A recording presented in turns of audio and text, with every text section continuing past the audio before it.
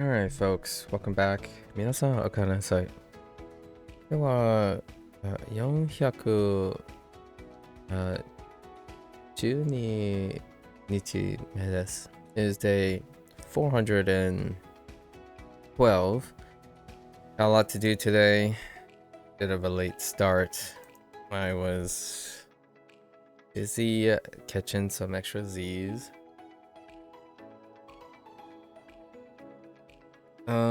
I thought about shifting the second half of level 39 the next day, but looks like we're just gonna nip it in the bud today, or in this session anyways, along with a ton of other things. We'll see how that goes.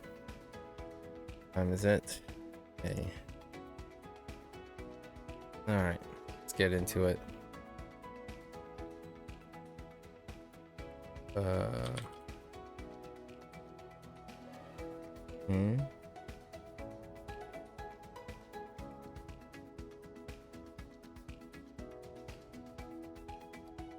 Ooh.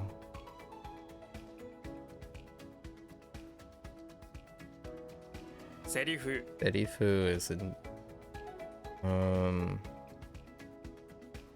is very different, rare.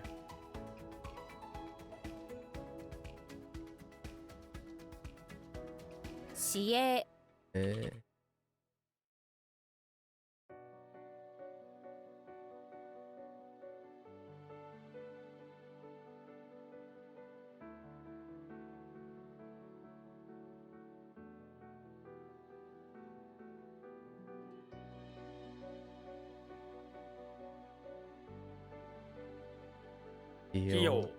Heal. Heal.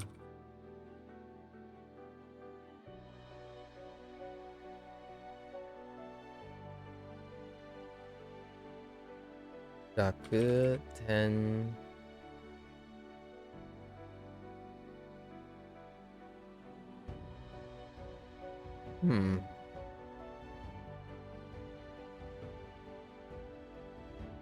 And Shugi. No? This is optimism.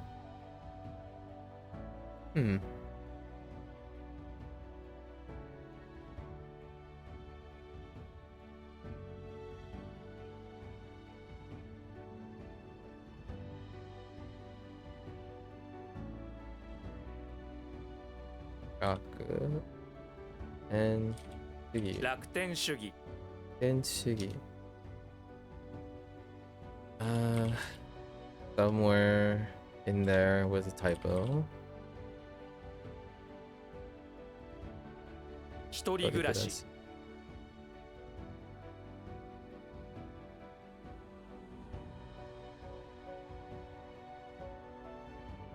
埋まる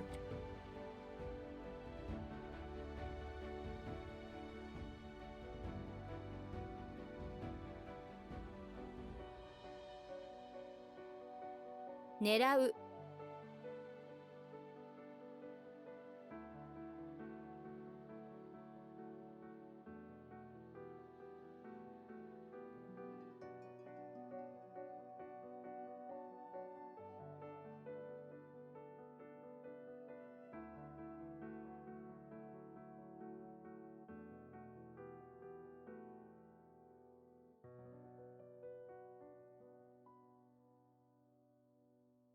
油絵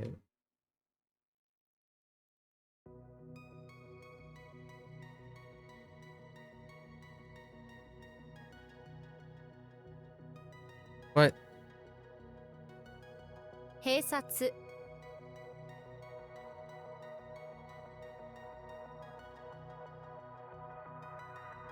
甘く見る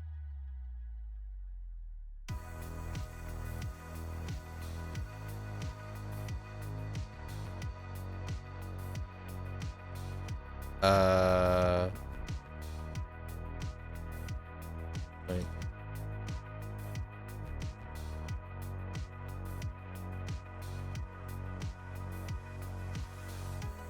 That's standard, right?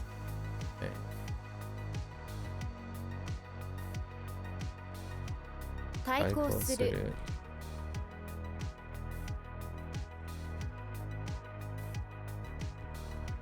唾液。昼寝。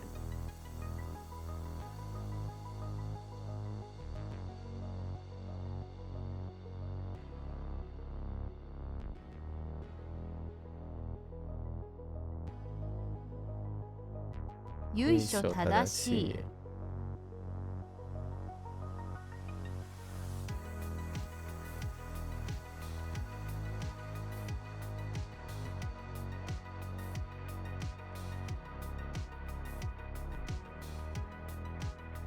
味噌汁。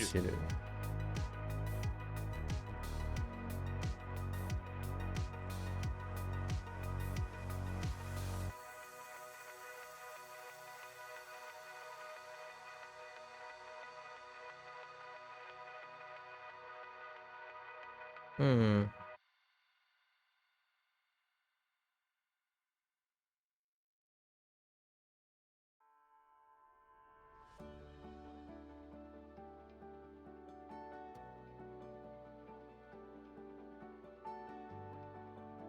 Yeah.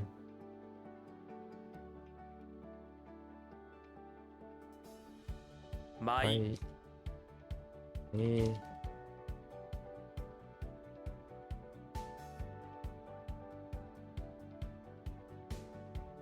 韓国。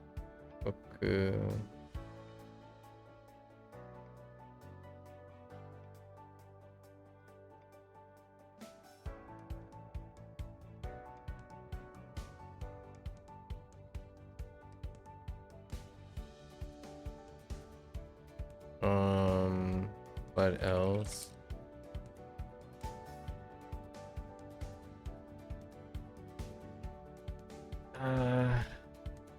Okay.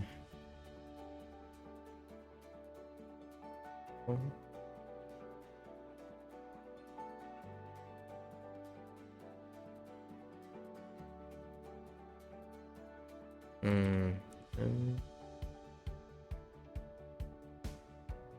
年賀状。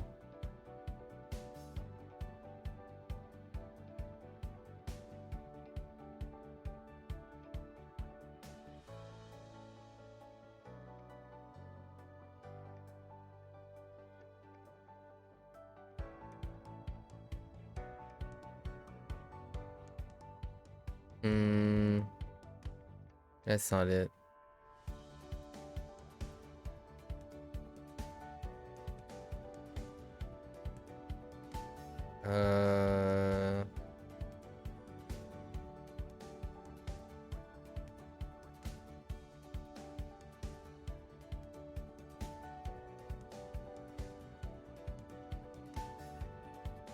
Logo.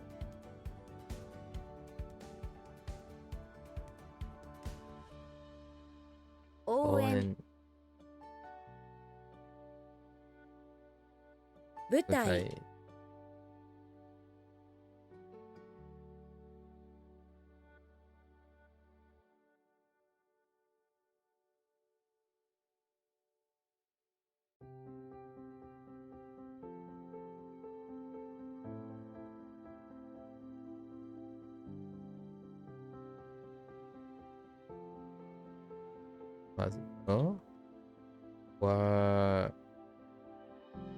Wazoo.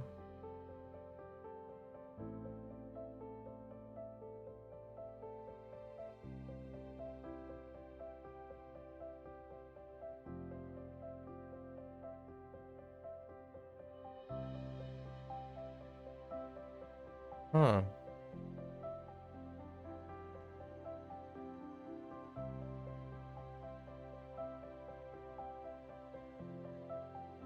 That's not. Oh no, it's waza. Wazato. わざと。 Wazato. No, I haven't added the.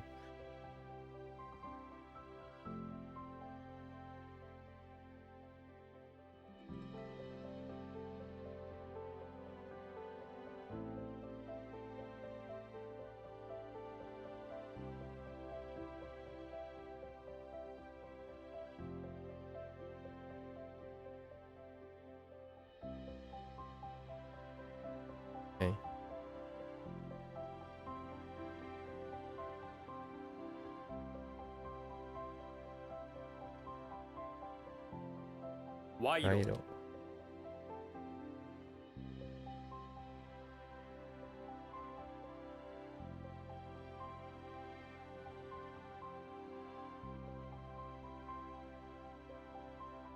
言葉遣い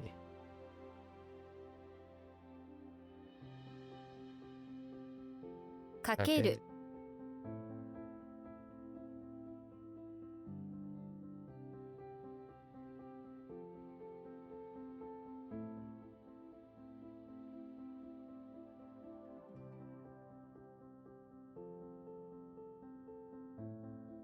うーん。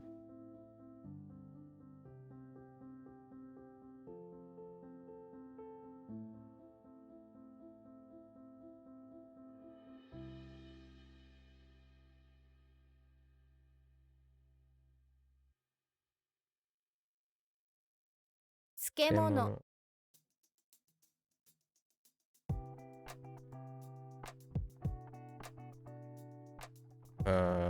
Pickled veggies, that's fine.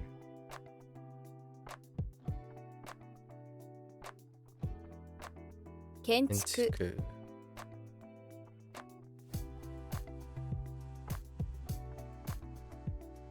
What? Oh, that's.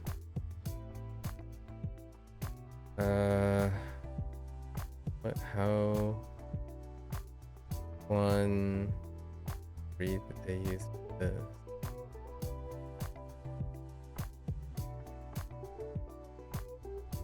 Great.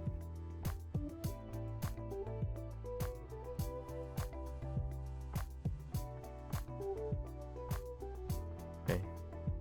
払い。 Right.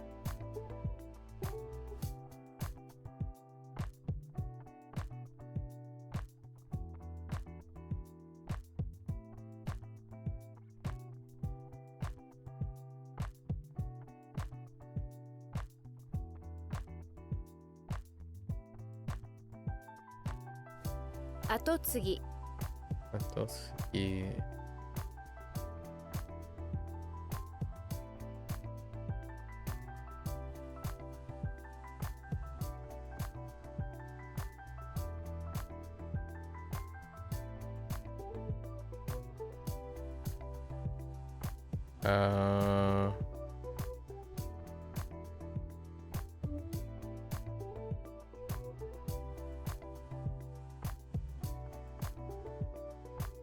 Thought this was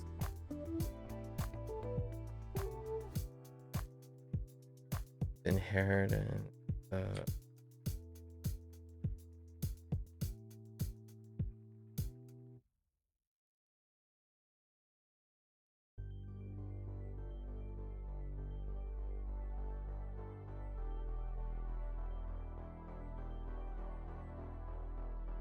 Oh, one is really. Rule is. Oh no, this is really. No, this is Itsu.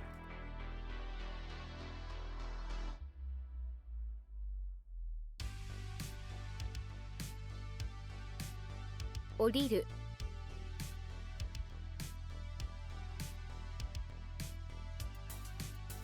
降りる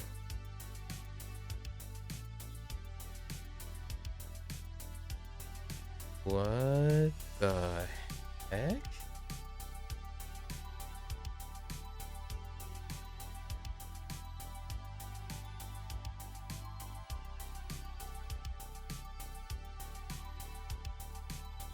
How in the...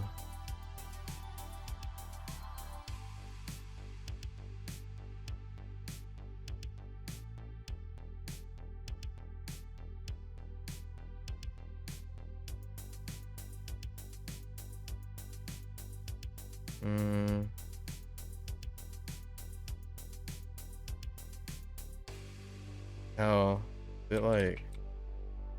No, that doesn't make...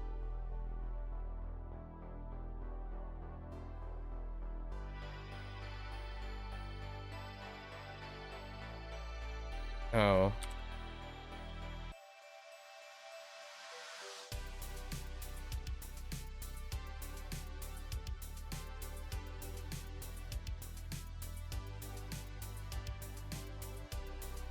Genshi 爆弾。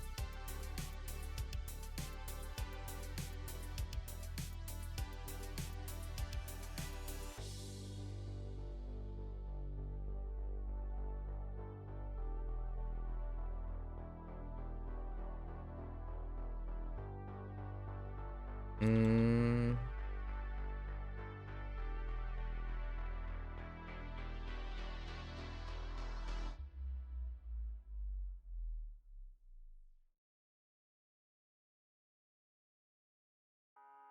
「高齢者」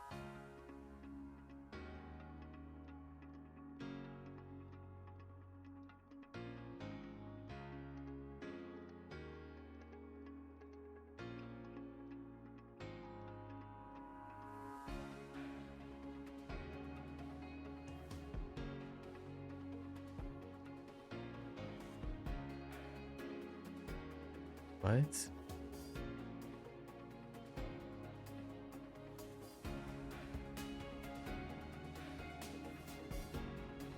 Huh, I don't...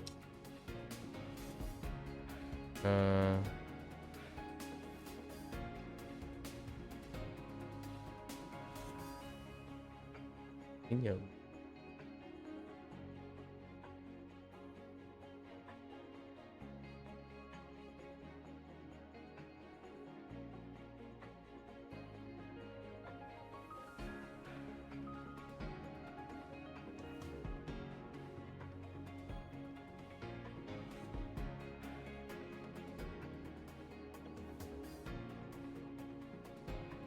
Hmm.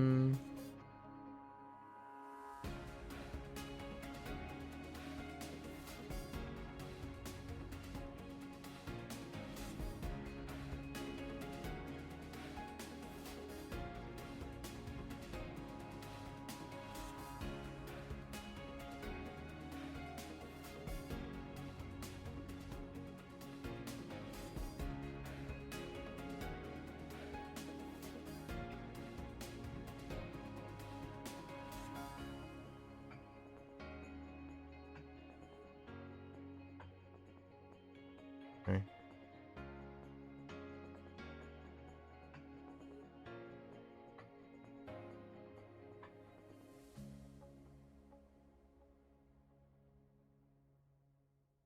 廃れる」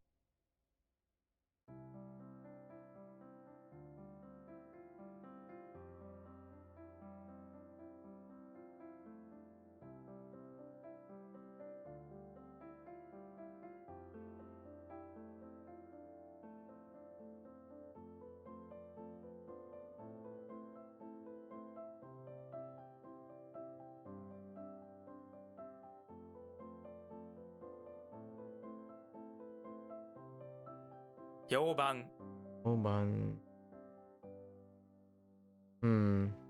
Hold on.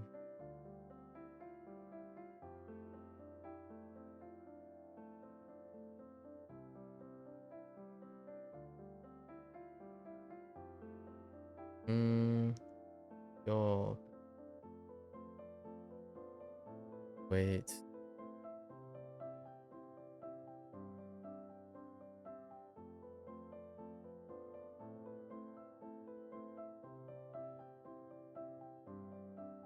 Wait it. Judge.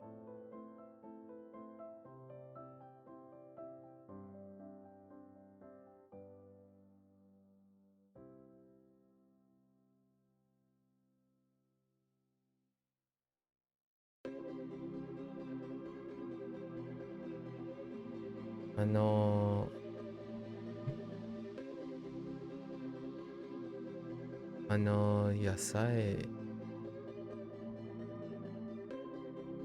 野菜、評論、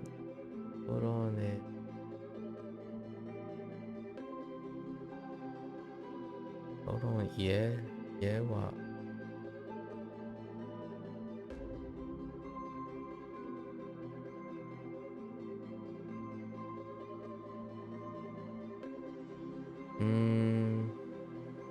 like appraisal? Hopefully some sort of evaluation.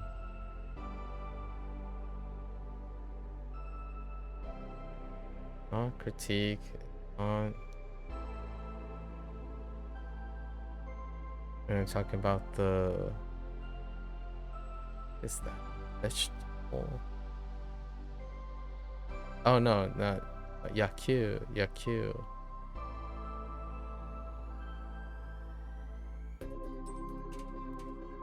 eerie house. Or it could be person. Lead.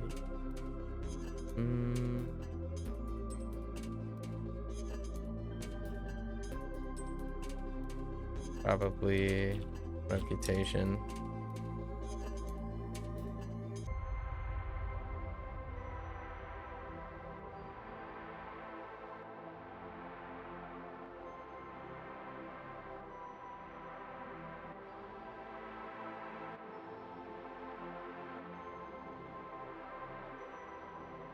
Koe. Or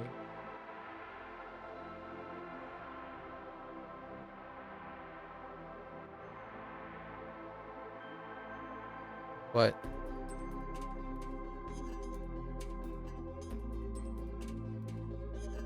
経済的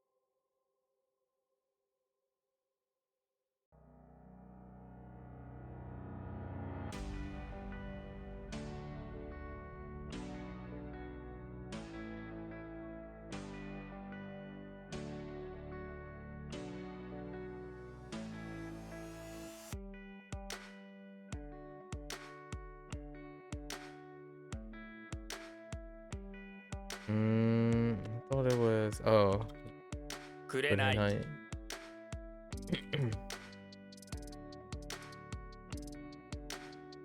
Kaban. Uh,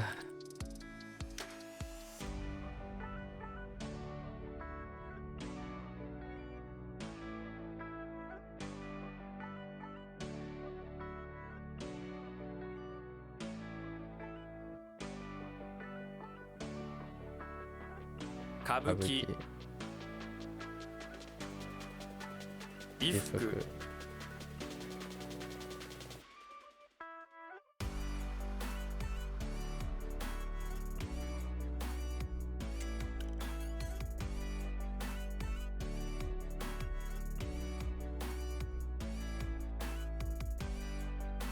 Keisai suru.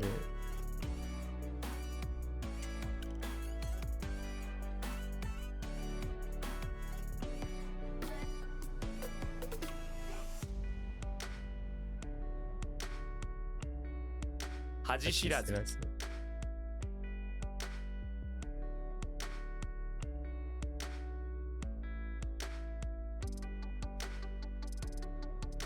営業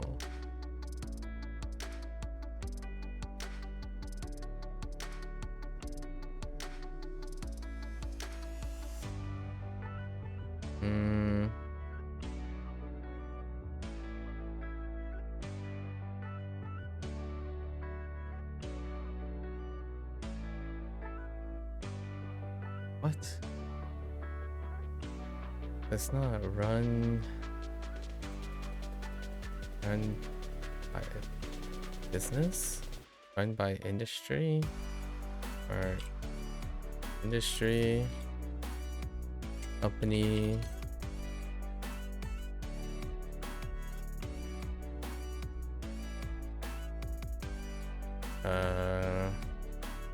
Huh.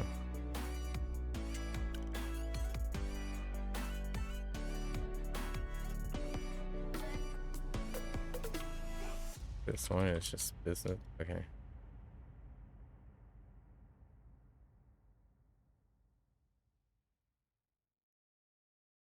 Frame. Where did you go? Frame.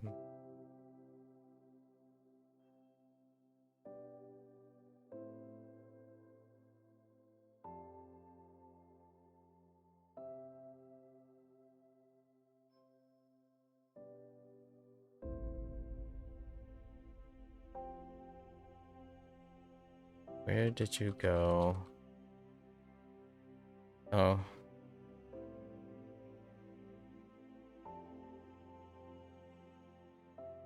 I 廃止 see.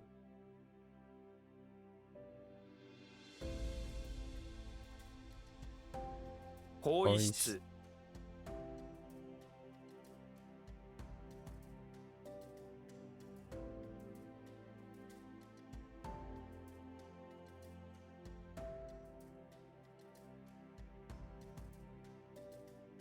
占拠する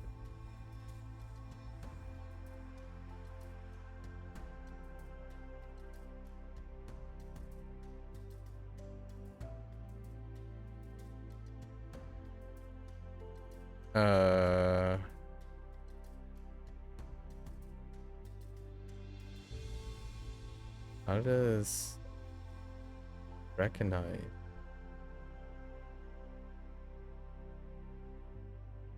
Oh.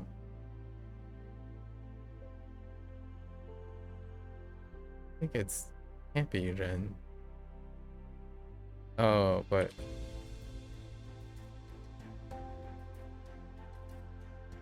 that's definitely.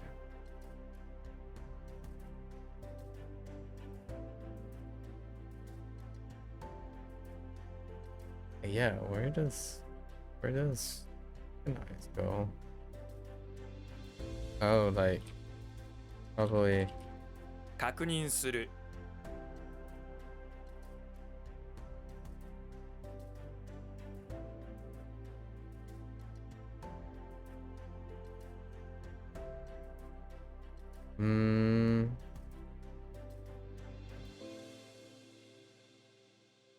really thought this was no, or like to confirm something like that. Okay. 儲かる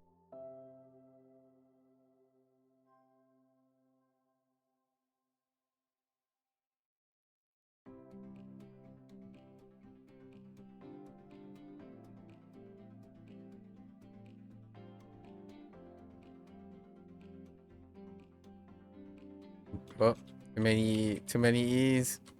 委員会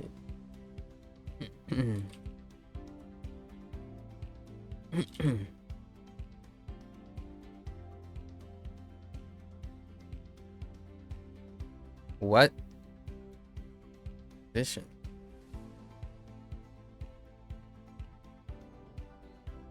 Hmm.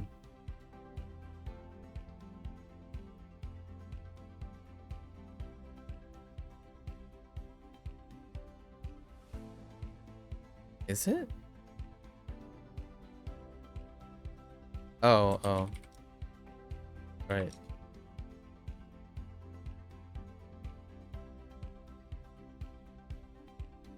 What? Oh. 状態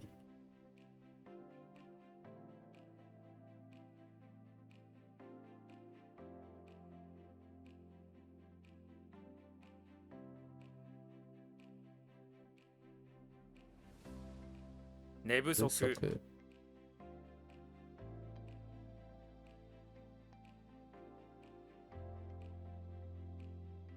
消費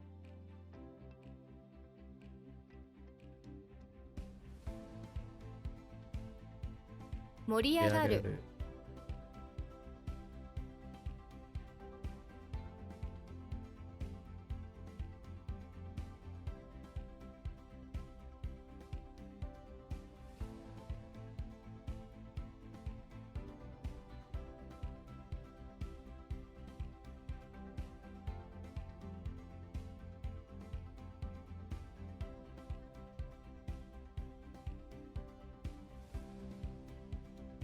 営む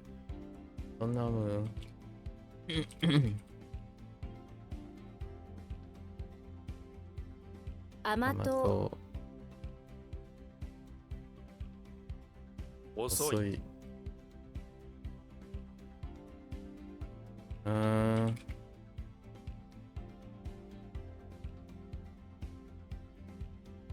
船酔い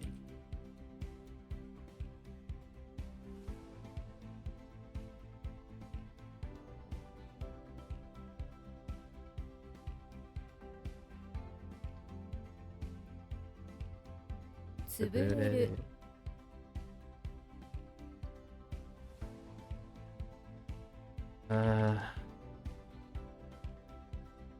温床。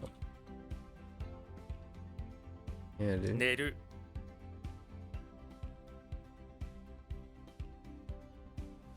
紹介状。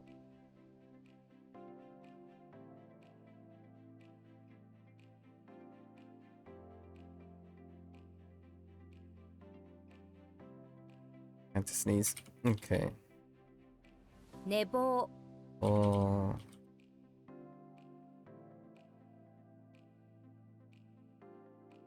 評論。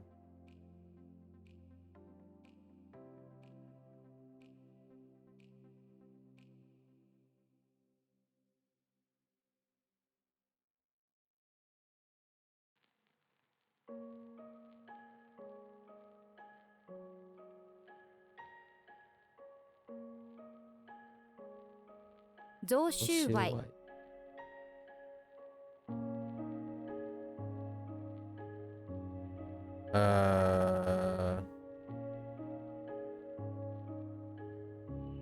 That's not what?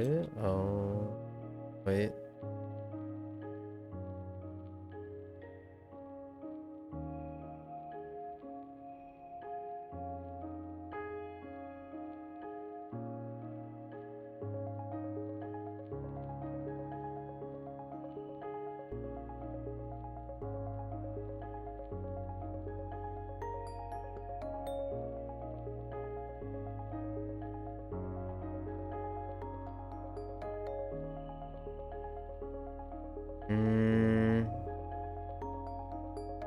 Definitely something wa.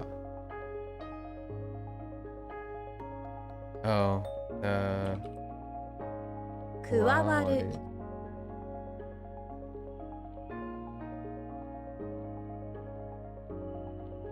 How do I? There's a more common meaning than something like to be added or something like that. Okay.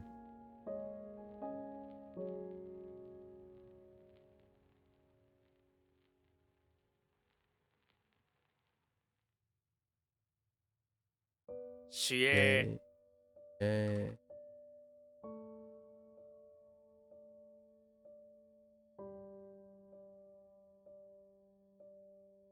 What?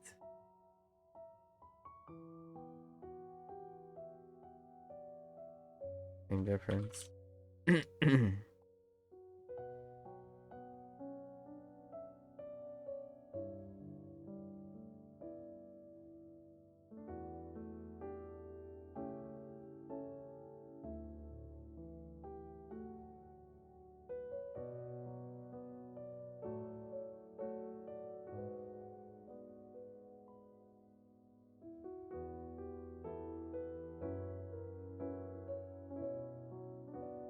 酔っ払い。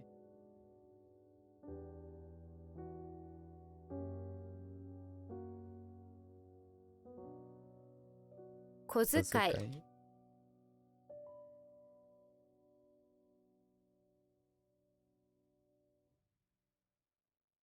懸命。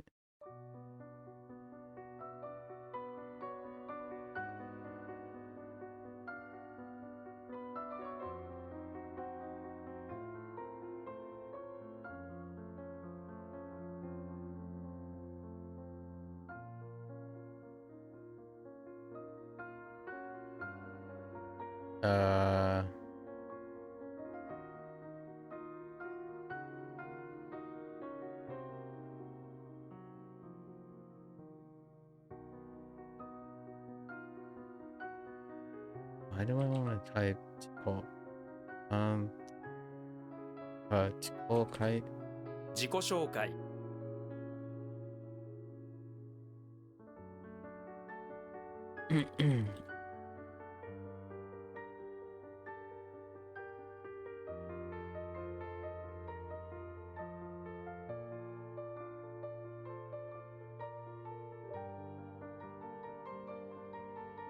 Oh, gotta move. 給油所。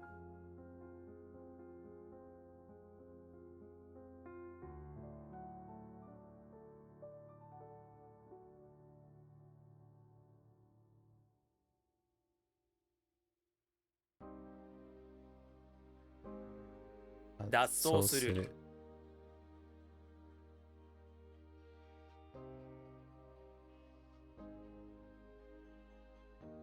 一一室。室態度。と。うん。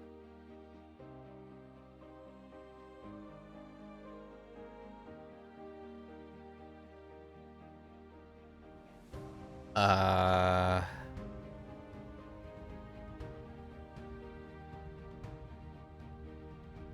書評。ー、表。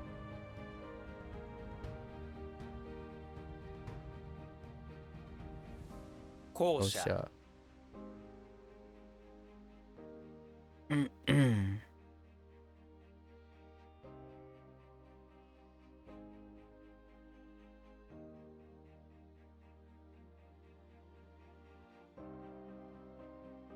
応募する。あ遺ー、伝。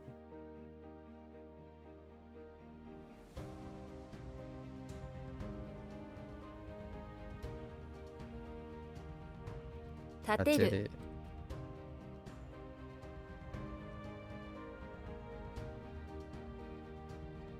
町外れ。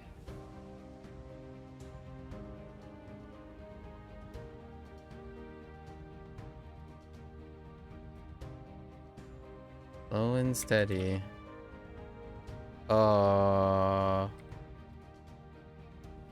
Oops. 評価。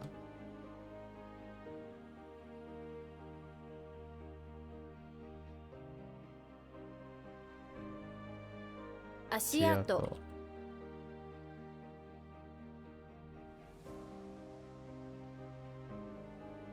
戻り道。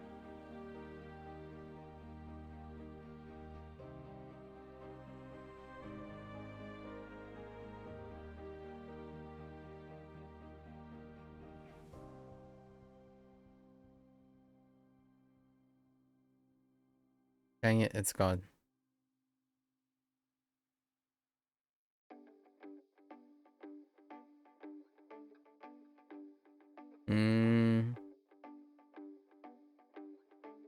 Uh,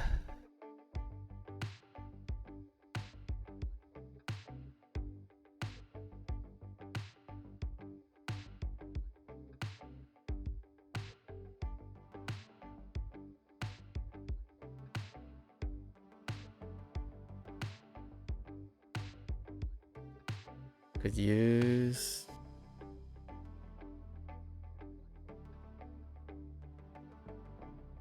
something.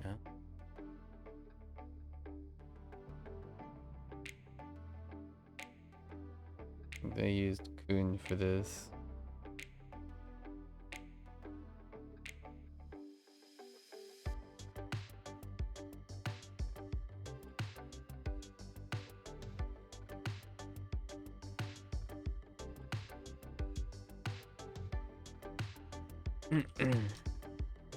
Maybe another time.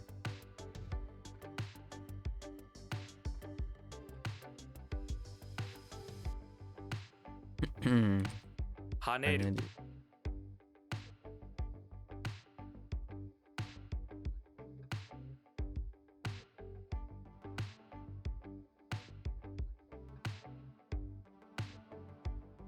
募集中。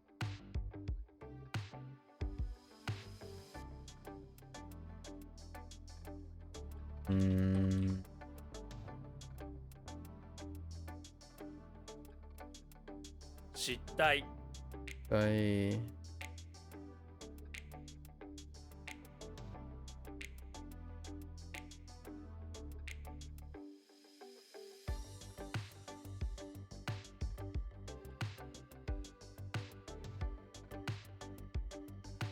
社費。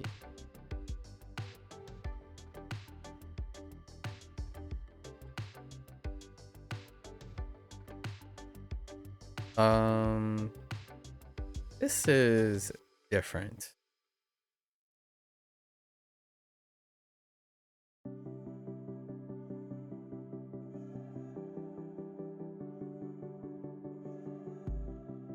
Yeah, this is different. How is it different? You have... It's definitely a meh.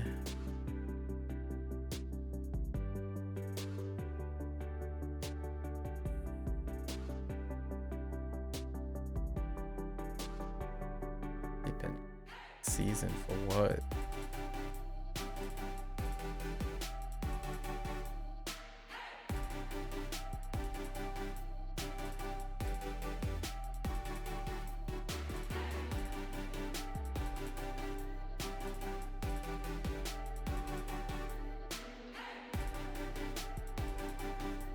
Ushime.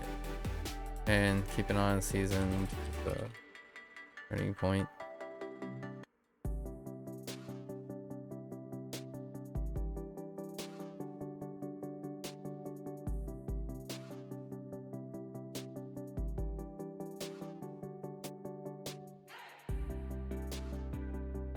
No. What?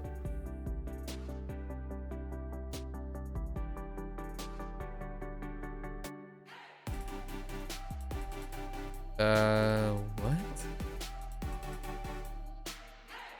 That's not right.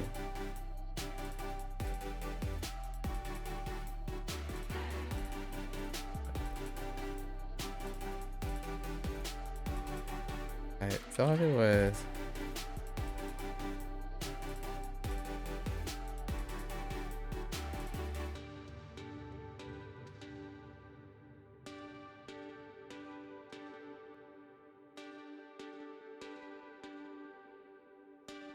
Oh, 配 I 慮 know.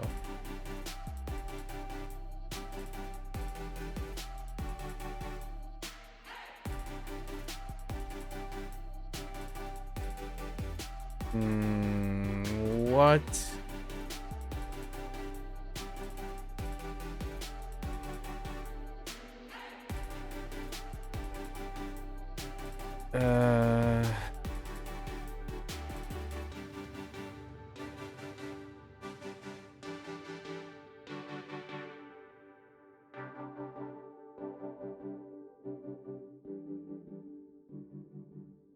That's not key.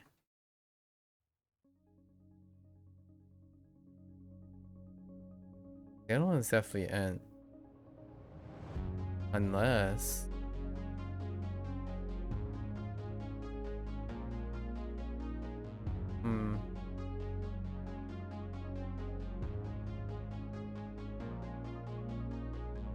Oh, wait.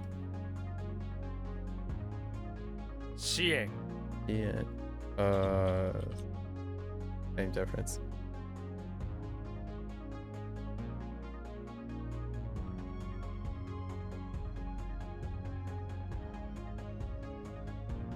Okay.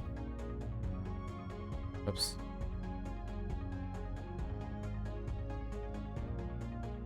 Okay.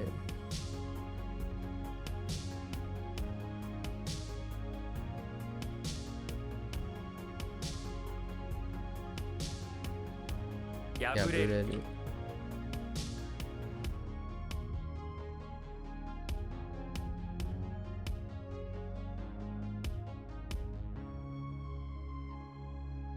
I don't understand why that's off. To get torn?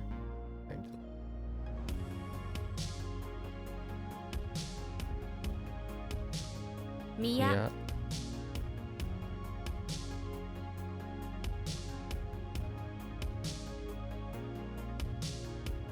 Tsuyu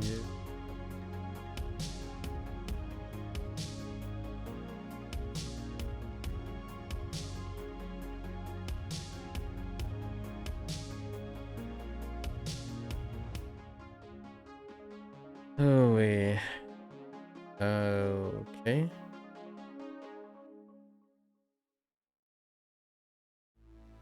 Oh wait. 提案 Yeah. Aeon.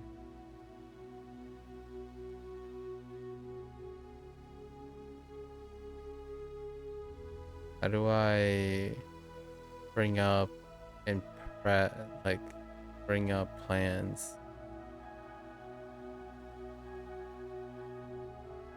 Proposition?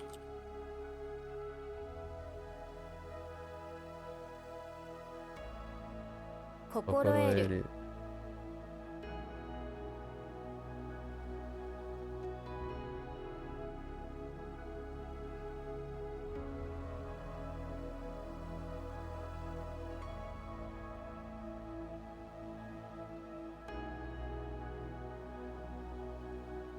心得る. Like, okay, fair enough. 依然以前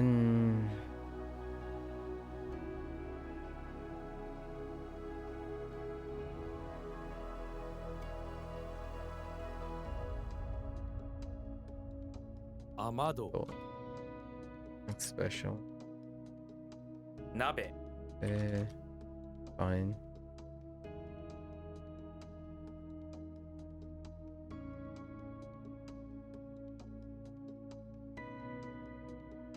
混じる混じる.「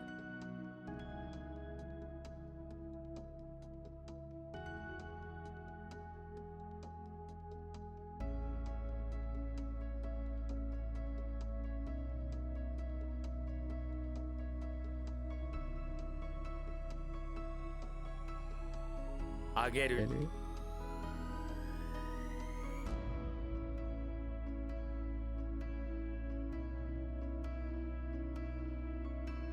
Same difference.「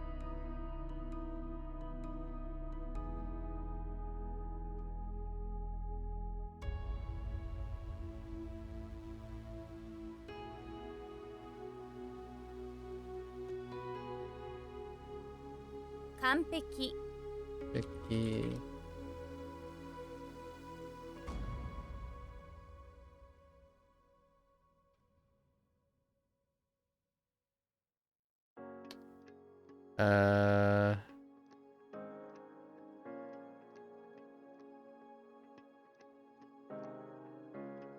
That's not it.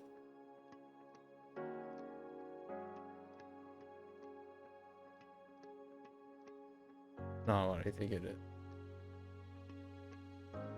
The right. Is it? No. No. Oh, Setsu.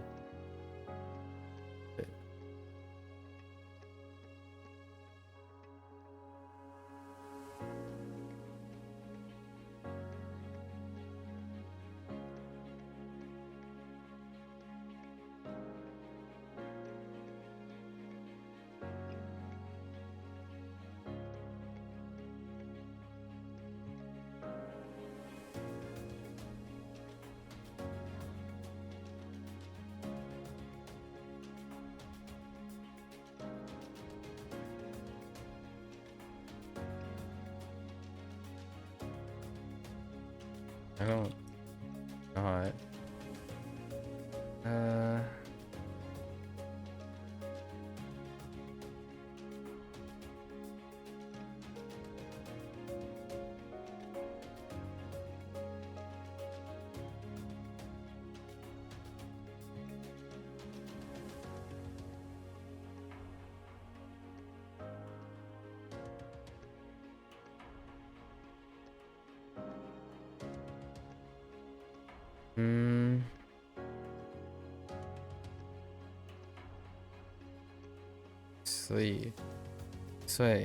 Sway. No. Yeah, sway. 脱 This is 税 it.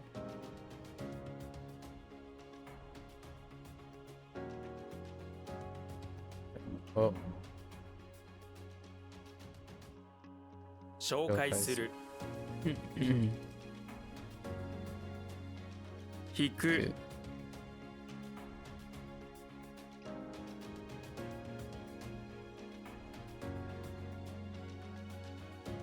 縄跳び Toby.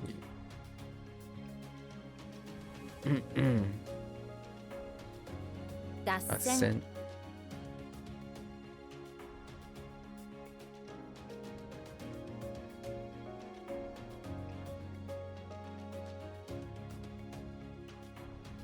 Hmm.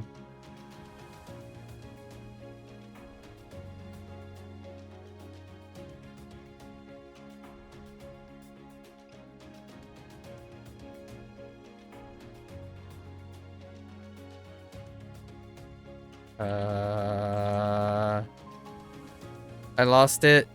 Oh no.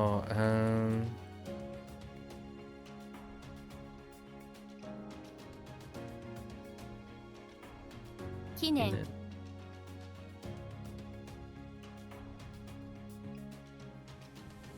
本類だ。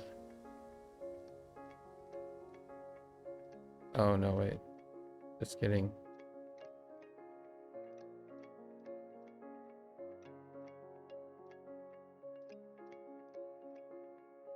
叶える。叶える。Hmm.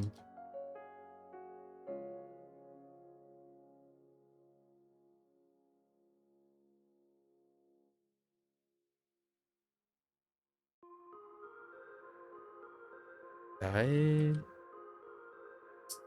と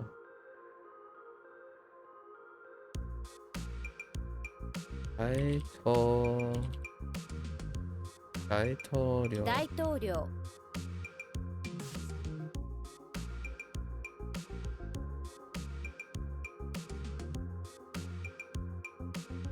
痛い。はい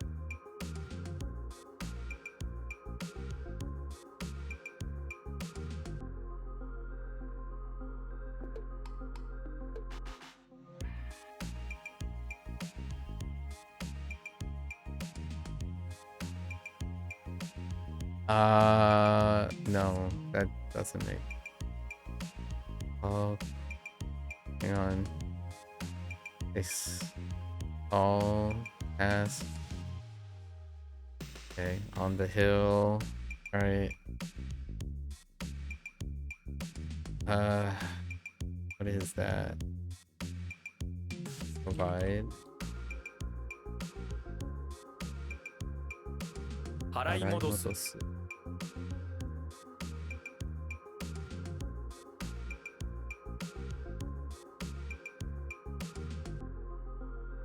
Oh.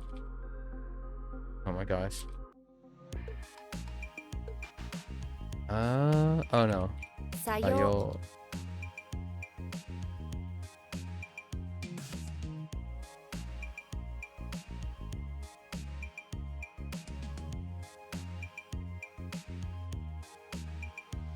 素晴らしい。素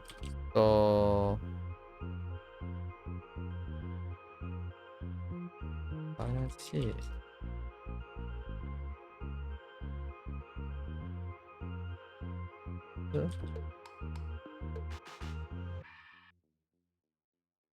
素晴らしい。素晴らしい。素晴らしい And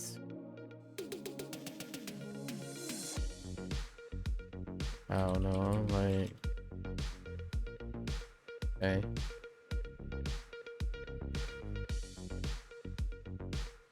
試験地獄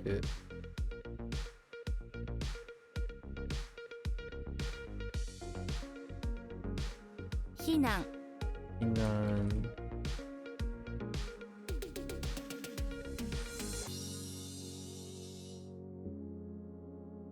Slow and steady.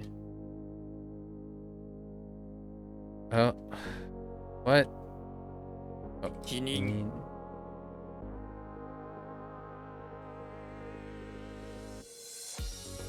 取り戻す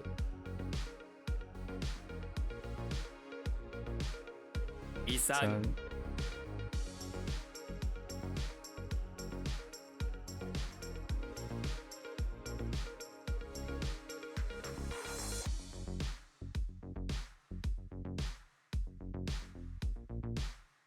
遠慮。遠慮。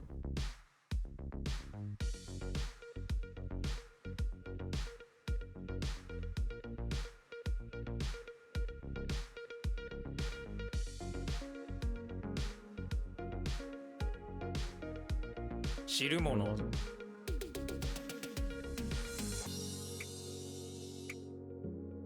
Oops.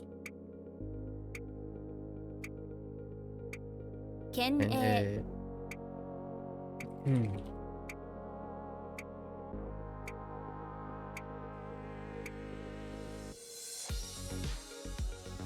考慮。 Audio. Excuse me.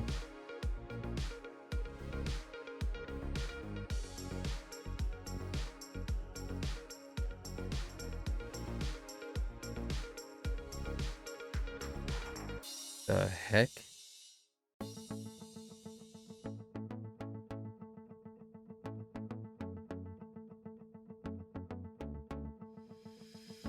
案外 Angai.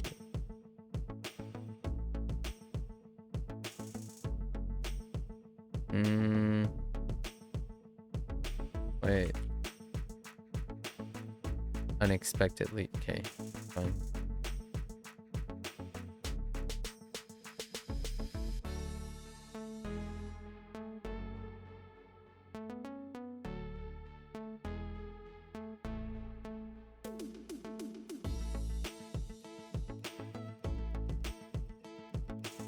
削除する。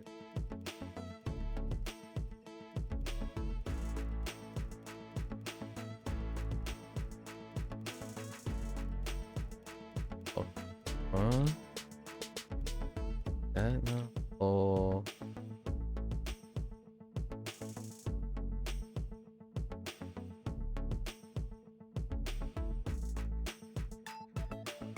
Oh, you. Oh, shoot. 保守主義 Shugi.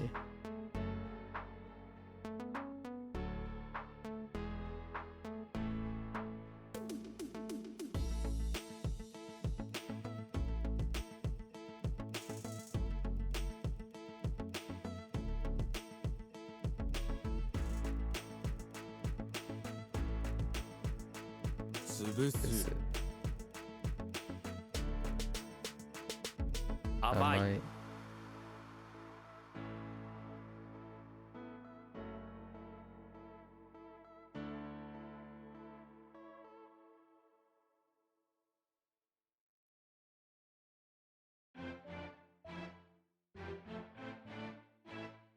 惑う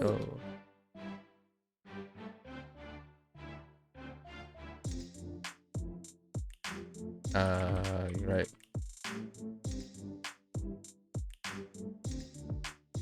Whoops.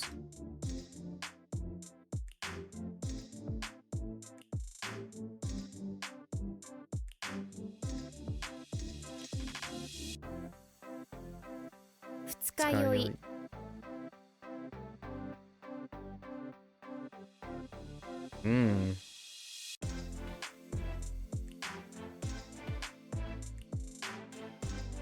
That's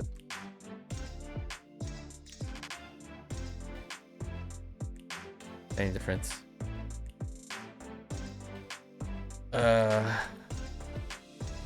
Hasugashigaru. Oops.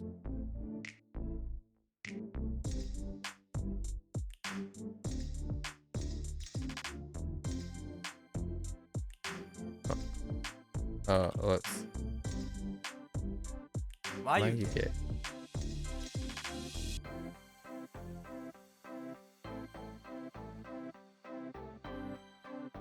Keizai-gaku.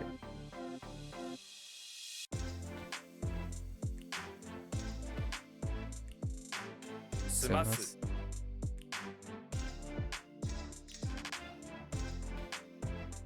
Really?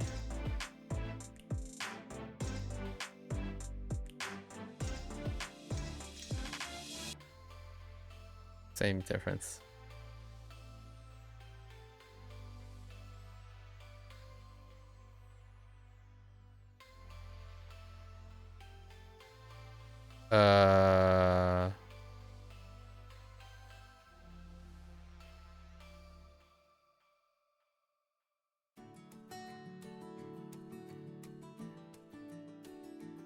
Oh boy. Urayamashi. 羨ましい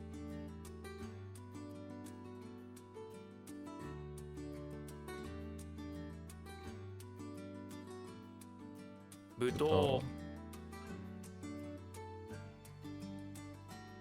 Mm.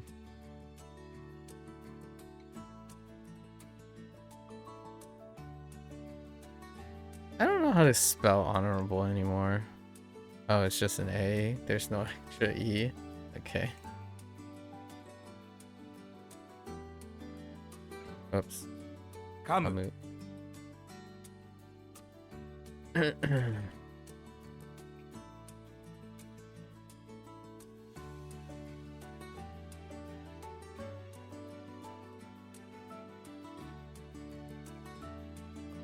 uh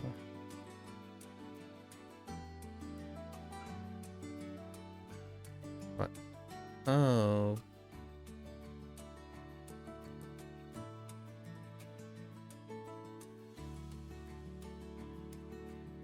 No. To compensate for it.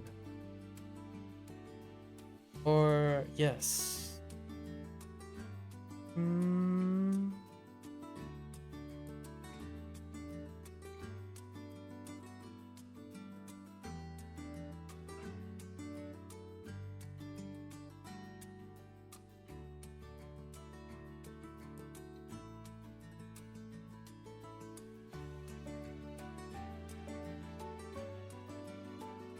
Oh.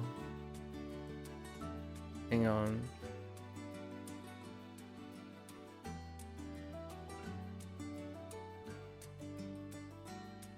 Is it? No, I don't think it is.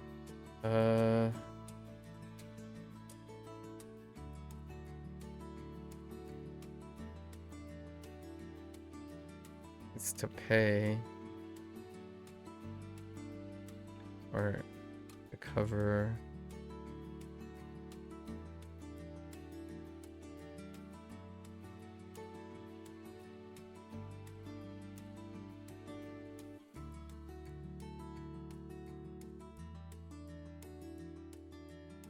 Makanau.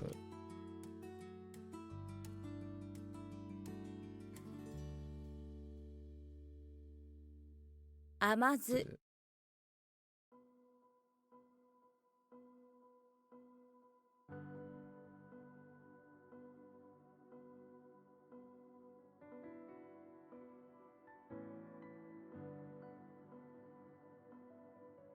Annai.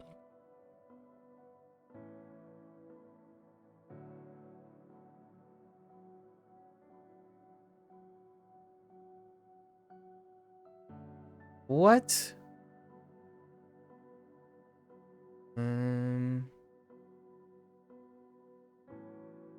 This is employment, right? I'm getting there, getting there.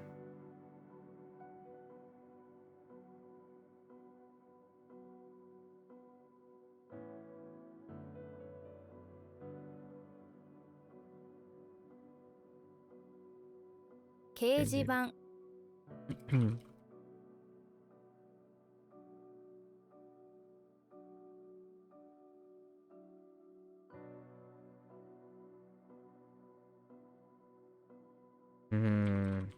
Sakini.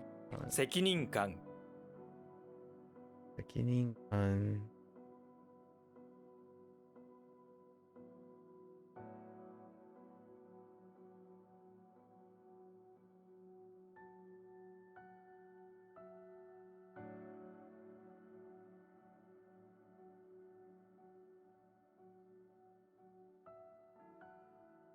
Healing plus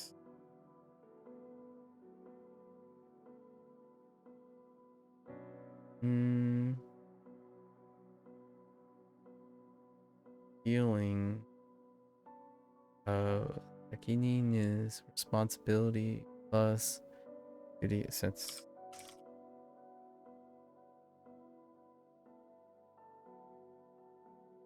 What is that?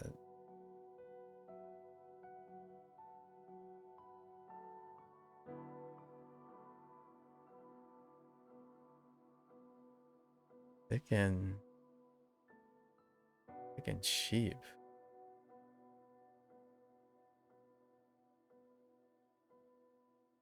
Hmm.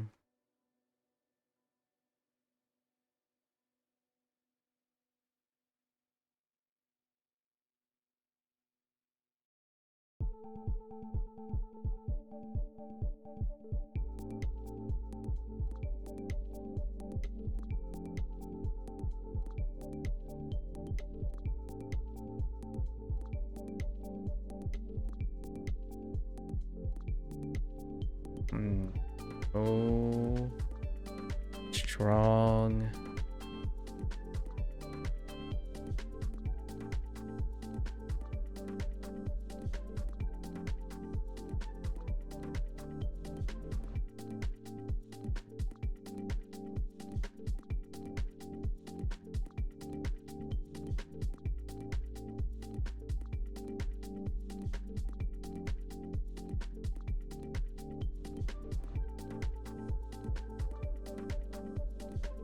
This, I don't remember this.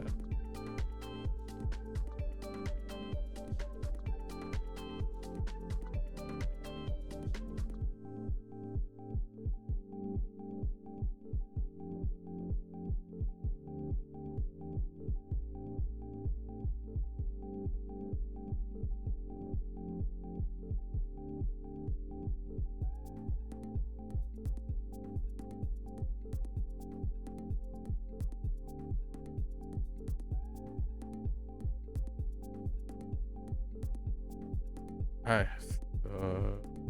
no idea.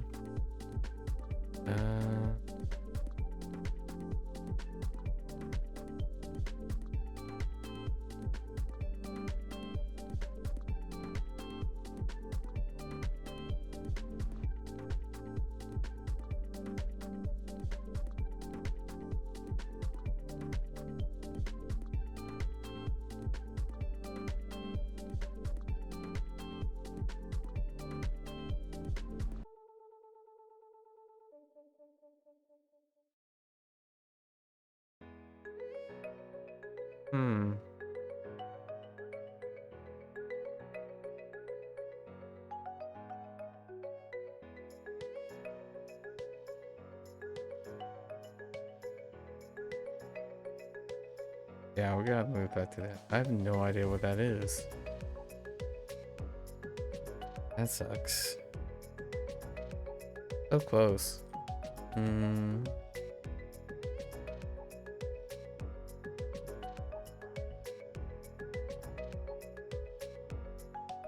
崩れる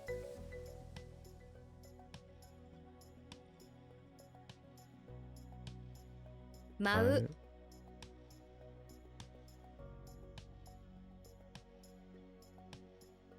年齢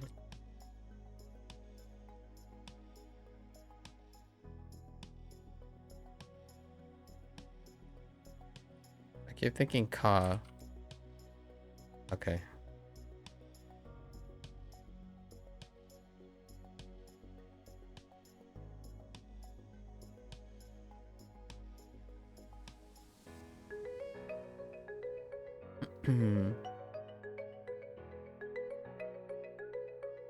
Do.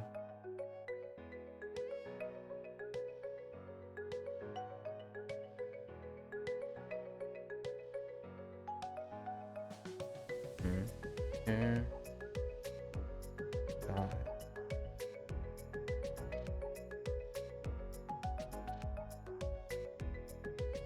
You dodged eat.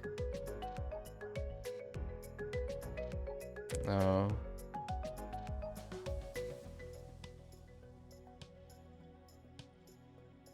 Oh, I got this wrong. 避ける Takeru. I think I have this written incorrectly. Yeah.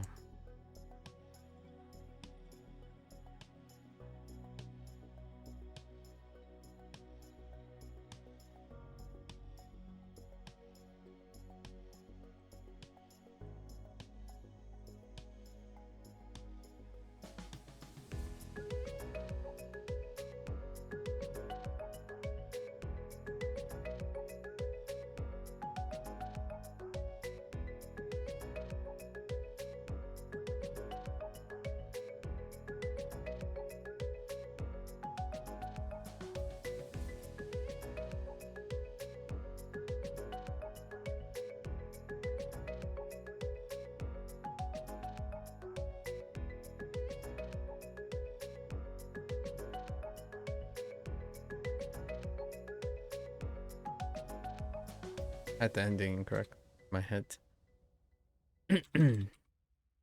香り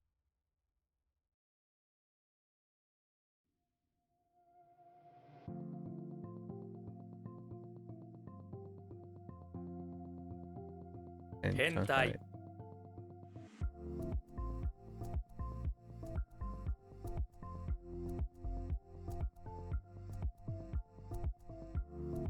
増やす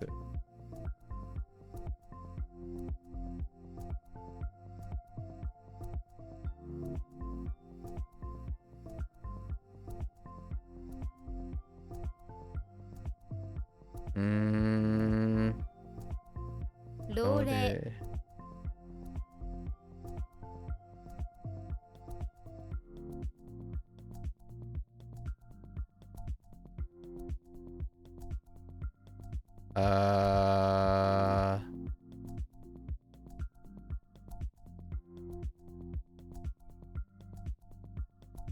Send help.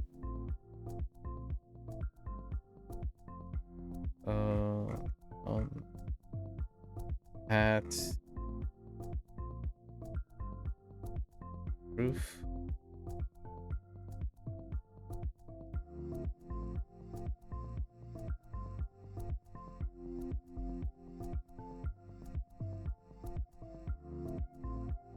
Wait.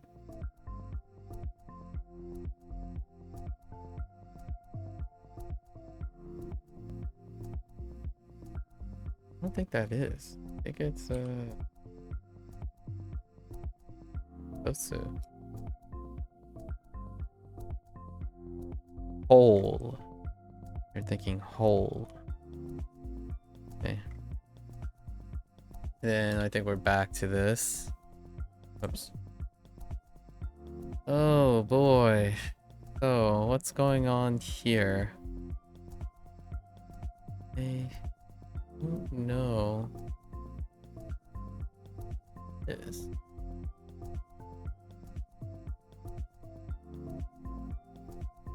Oh, it's probably like Iki? No.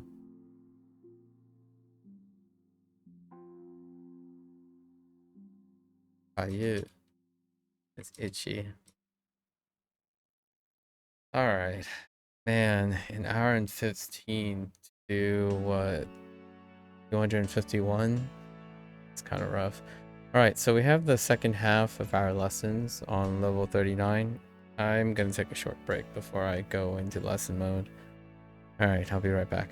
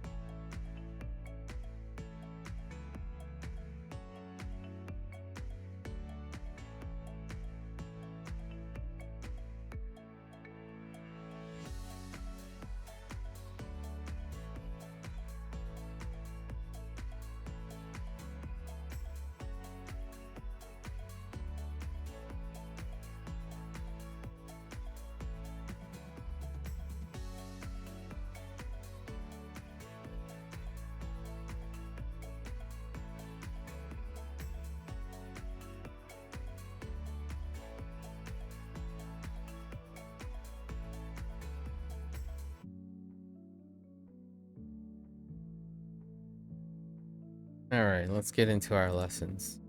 The live's off? No, it's not. Taking a break. Hi. Edit to anime, huh?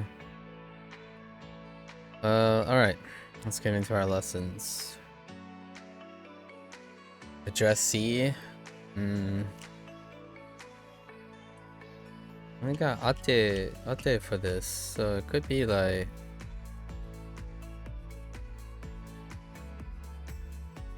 this is gonna be different. Probably a double kun. アテナ Ate no sounds about right.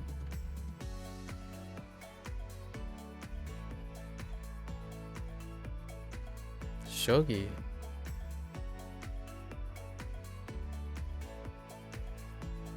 That's fair.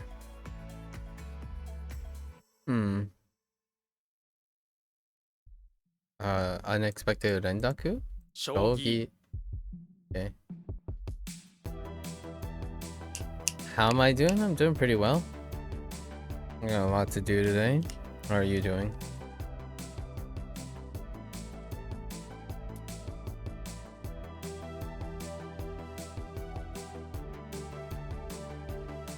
Alright. Home country. Oh, that's interesting. For neighbor? You're fine? Alright, cool. Sounds good. Interesting. 3 slides. See how you're going about that. Looking out the building that leads to your home country. What was this? Bang. It could be ban or han. Oh, okay. Where does the hole come from? Let's see. No, this doesn't carry any characters. I guess your home country is your hole. That's fine. 3 slides out this building. Not the greatest. You need some guidance related to learning Japanese? Yeah, and where are you getting that guidance from?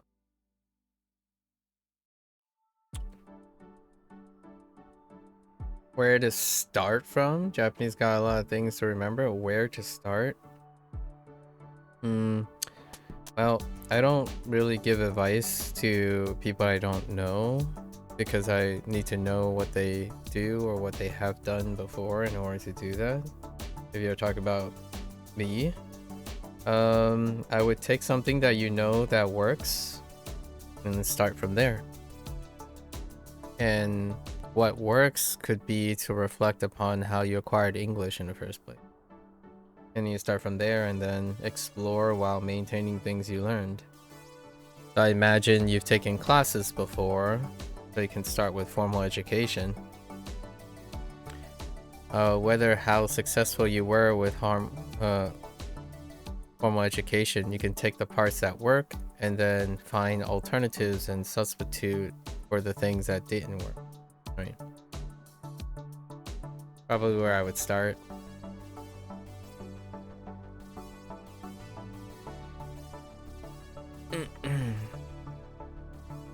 Let's see. Oh. It's home country.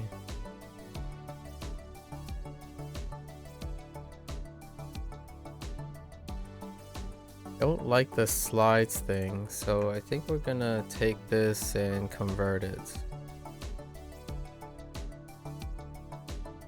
How do we convert this? Or guess that's a modified hand, probably. No, it could be like probably a grains. Oh no. Probably a converted B.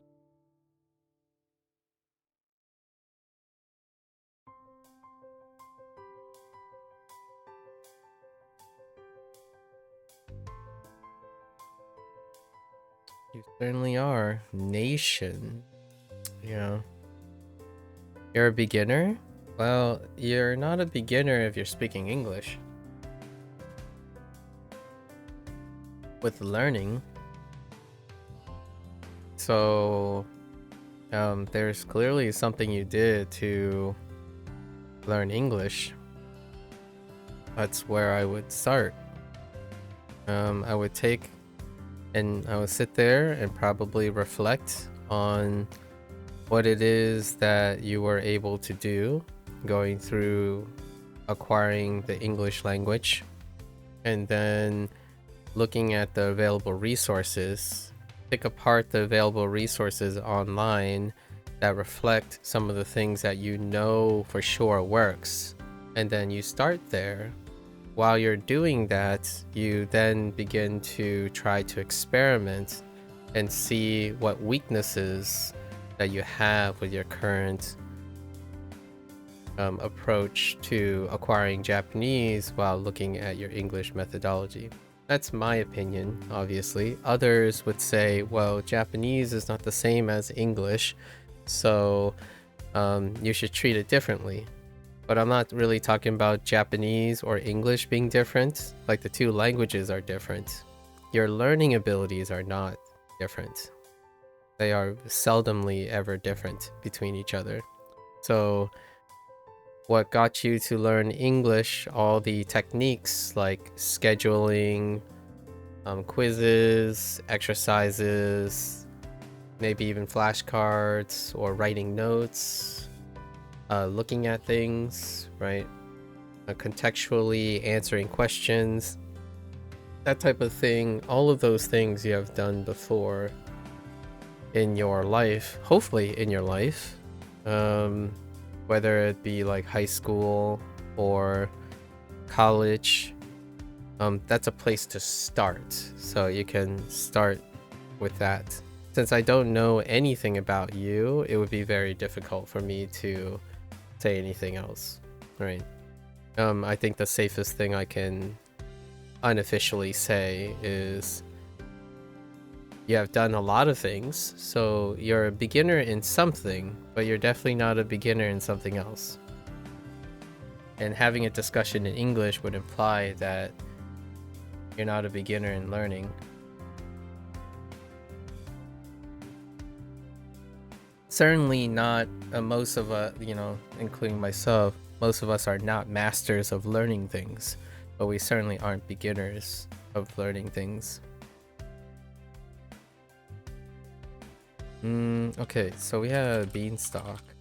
I'm gonna substitute beanstalk for that. And then I can do building. Or hill. Hill is fine. Let's do building. Beanstalk and building. Suppose we can go with a building that is stocked with beanstalks is my home in home country. Okay, go with that. Prisoner. Shoot and not Ren. Shoot. Shujin. Shunin sounds okay. It's a 50-50. Shujin. Alright, we went with our gut. Condemned criminal. So what it got? Shike? Shikeji? Shikeshu. Oh, interesting. Oh yeah, that's a shoe, not Yin or Jin. Right. Shikeshu is fine. Let's go. It's a special. Athena.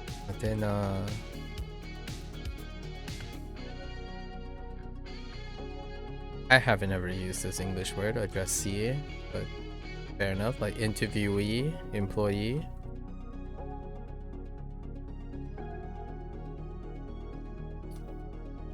Usually refer to it as like the respondent or the correspondent. Okay.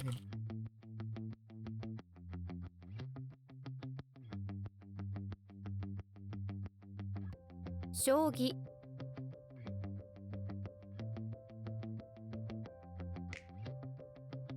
囚人 死刑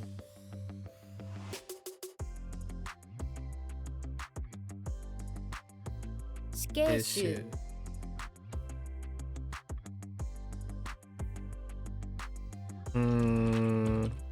Oh, I'm gonna sneeze.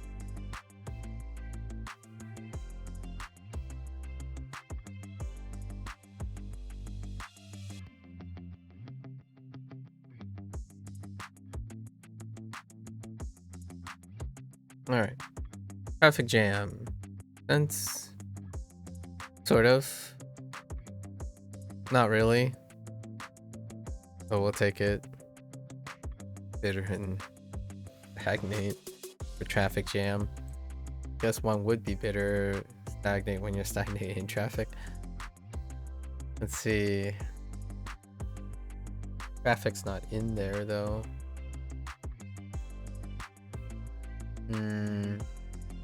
Jutai.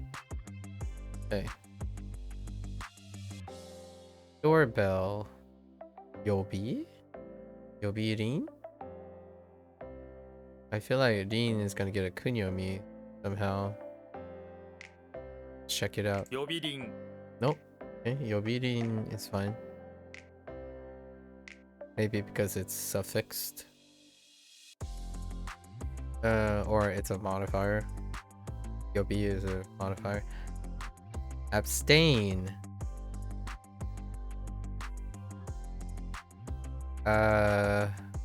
Abstain as opposed to control. Kong. Abstain. Okay. Fingers to the sky to symbolize that you abstain from something. Offers you a fur coat. Abstain.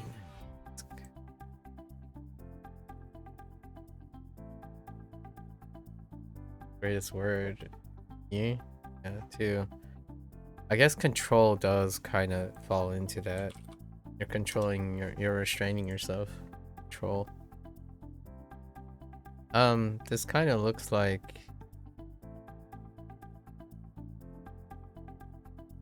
do we go with kun?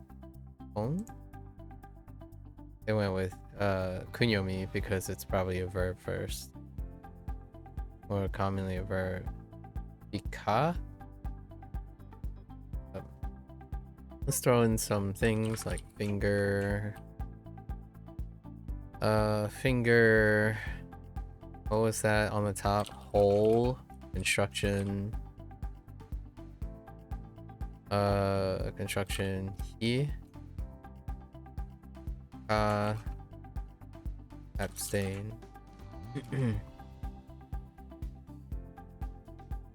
You.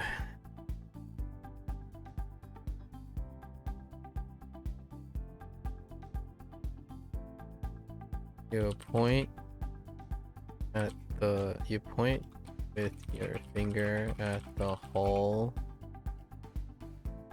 The construction.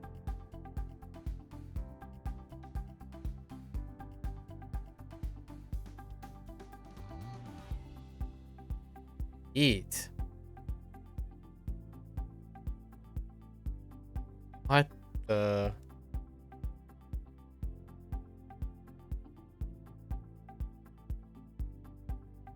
Maybe like in the hole in the construction, hole in the construction that is winning, heat from the car.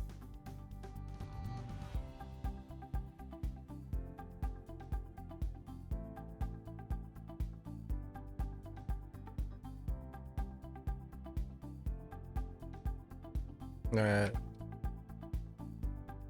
must be abstained.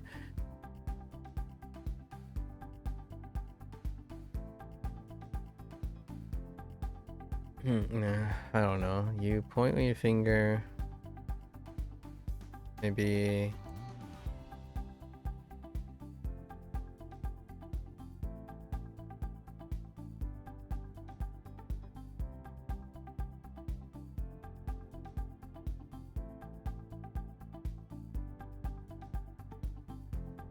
Okay.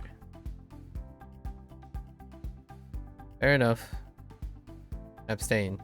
Sure. Small bell. Yeah. This is probably a rin too. Can I get a rin? 鈴 Suzu? Oh, yeah, it's an item. So they went with doesn't say what type of kun or on, but it's probably kun, yeah. So it's an object. Suzu, fair enough. There is a chance it's still rin as an onyomi. Let's okay. Suzu. So what do we got? Oh no, wait. This is rin. 鈴 Okay. So how do we do this? Rin. That is rin. I don't know what I'm talking about. It's vocabulary. Okay. Rin. Small bell is the same deal. So we got su, small bell. Ring from su is from the zu small bell. Okay. Okay.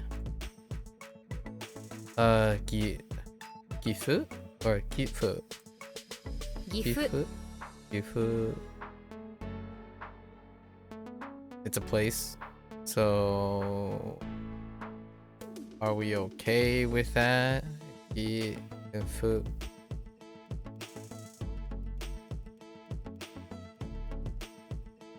How do I know that's gi? It has a different read.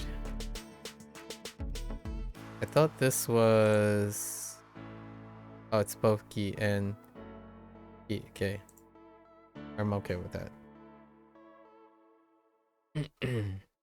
I am okay. Okie dokie.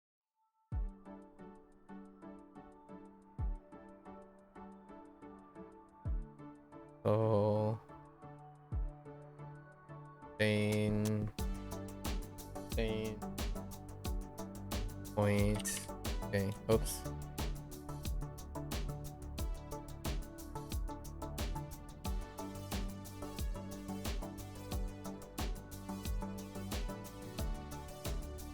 予備輪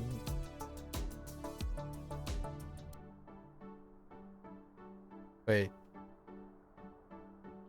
What the heck is a calling bell? A doorbell. Oh.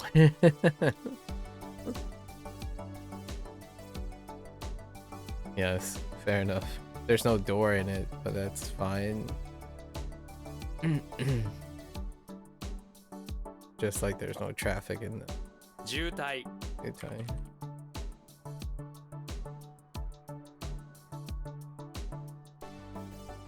Suzu.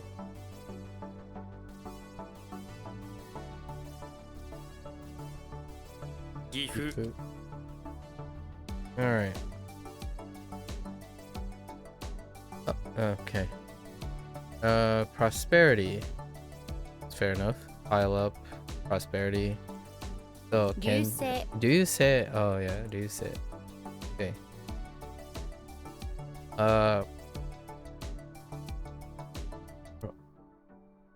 Protuberance. A bulge? Oh, protuberance. Oh, oh man, protuberance. Really? Man, that is not a that doesn't roll off the tongue. Protuberance, like protuberance. Or bulge. I can see why they didn't use bulge, but protuberance. Protuberance. It's interesting that it becomes protu despite protrude. Like protrude out, like protruding out. But it's protuberance. Interesting. More of an English thing. So when prosperity, oh man, that's okay.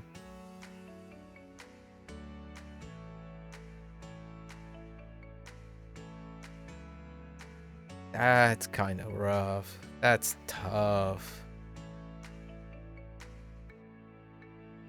Okay, so Ryuki. Ryuki.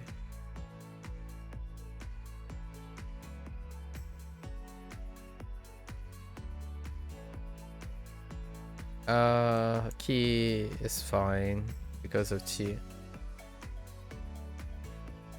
What's this? It's WaniKani.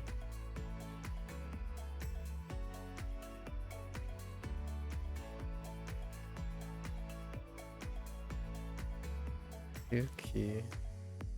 Hello. Yuki. Is that really the first instance of ki?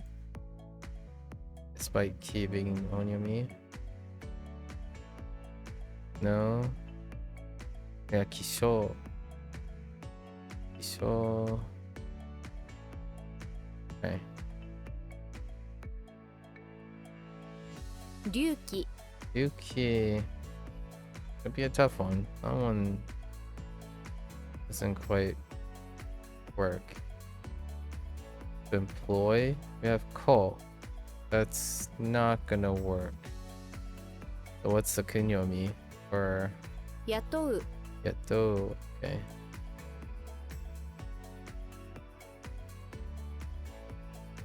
I didn't use yacht before, have I?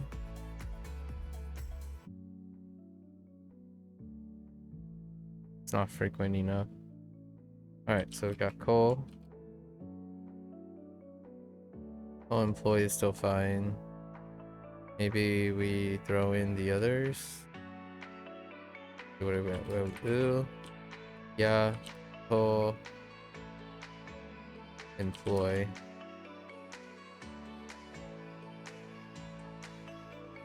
So coal and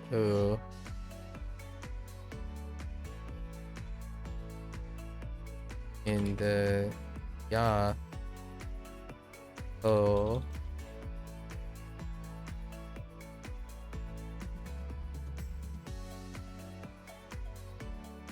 All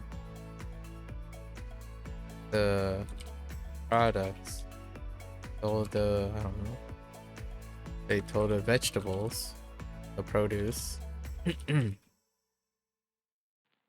by employing a to. Yato, okay. Not quite a person, but that's fine. Am I Vietnamese? I am not. 我是中文。中文人。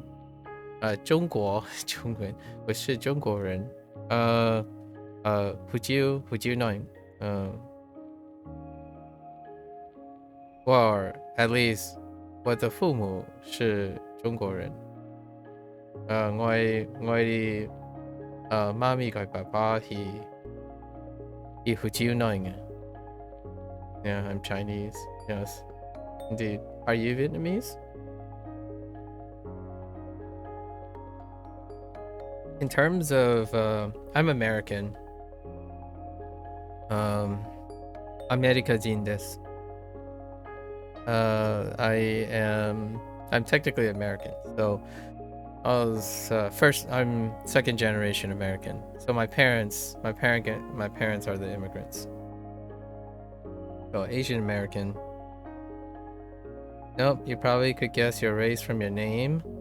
I don't really do that too much, but yeah, you're half Taiwanese though. Oh, okay. I see. Multinational or multicultural.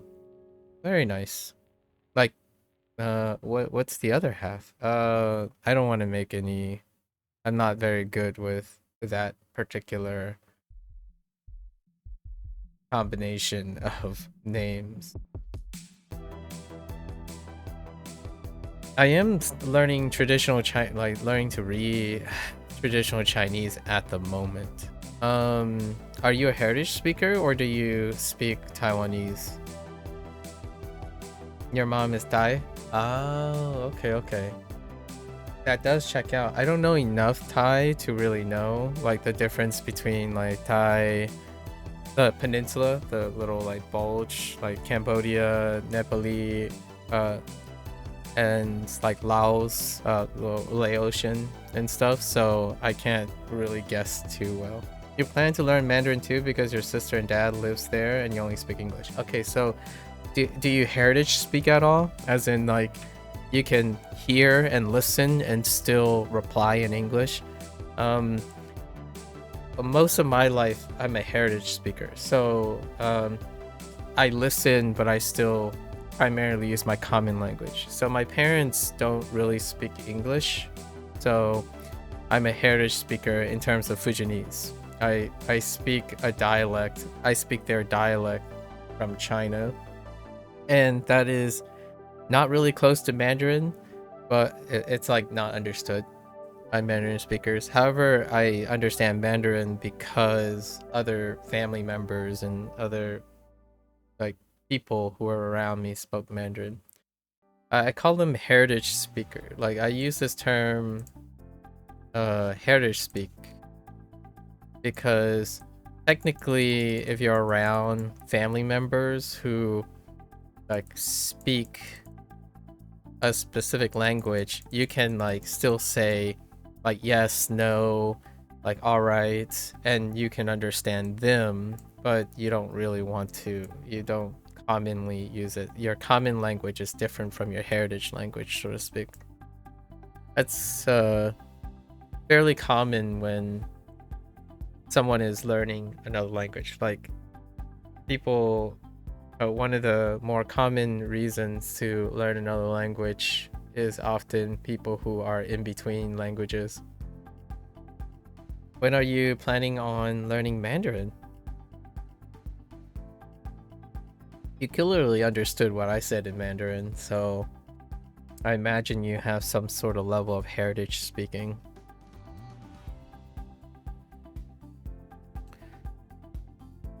Uh, 你什么时候开始学习中文？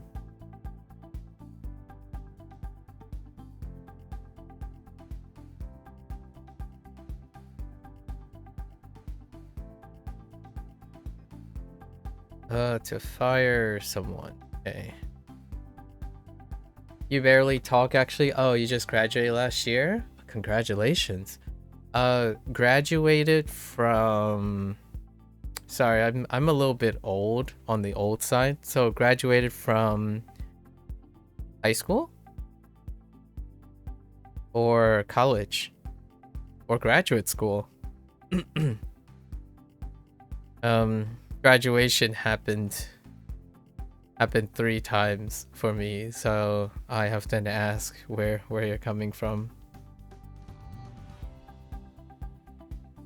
But you just wish to connect with them more and maybe live from uni? Congratulations on your is it a similar structure in Taiwan? Are you currently in Taiwan?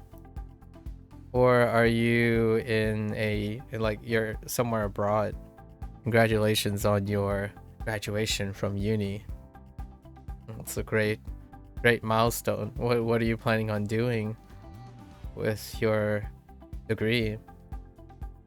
Maybe live with your sister for some months since you work remotely. Ah, okay. No, not yet. You're in Thai right now? Ah, okay. How does Thailand work when it comes to uni? Is it where you choose a field and then you had a bachelor's of something, like equivalence bachelor's of something, so like a 3-4 year institution? What was your degree in? That's really nice that you want to connect with your family, especially your sister. I mean, my sister is halfway across the world too. She's in Japan somewhere. So, and my sister and I have been like apart for pretty much most of our lives after we left the nest. She speaks English though. Bachelor's in CS? Oh, okay. Computer science. Any idea what you said you work remotely? If it's not too personal, what is it that you give me give me a teaser of what you do in computer sciences. Are you back end, front end, like data management, something cybersecurity, communication? CS is definitely the most proliferative choice when I have been interacting with other people. Where does your English come from? Did you go to an English speaking place at some point and then, or is I a mandatory requirement for English? You're full stack. Oh, okay, but you learned towards game development because you made a lot of games during your uni. Oh, you working on a game now?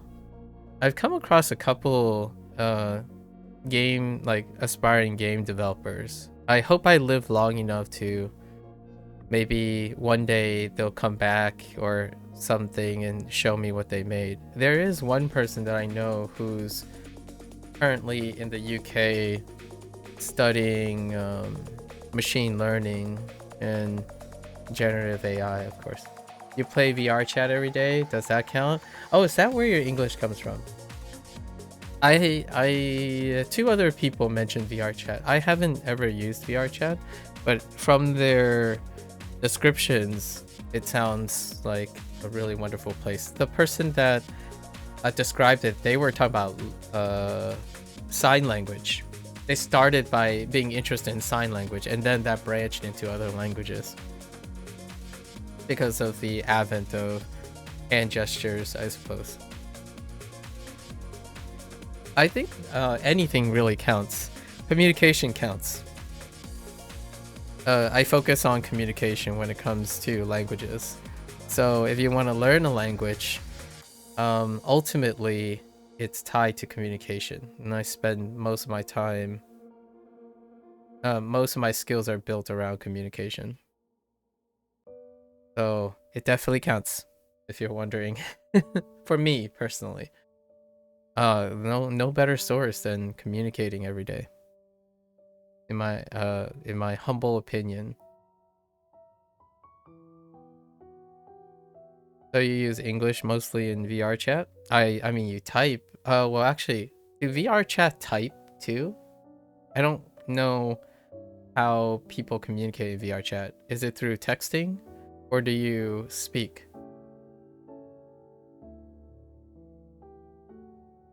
Let's see. Yeah, your plan was to take a the TO. Yeah, I don't know if people say it out loud like TOEIC or something, but TOEIC exam. But you got a remote job from Philippines beforehand, so you didn't. Oh, okay. Some people only text, some also speak. Okay, so texting still is like a competitive. Texting and speaking are like represented. It's not like entirely one-sided. I see. Very interesting. VR chat and your post college. So Gen Z, huh? Okay, it's so it's crazy. Like for me, I'm like out of the loop. I'm post VR chat, so I haven't really engaged in that part of Gen Z culture. The closest thing I have is like Twitch and YouTube, obviously.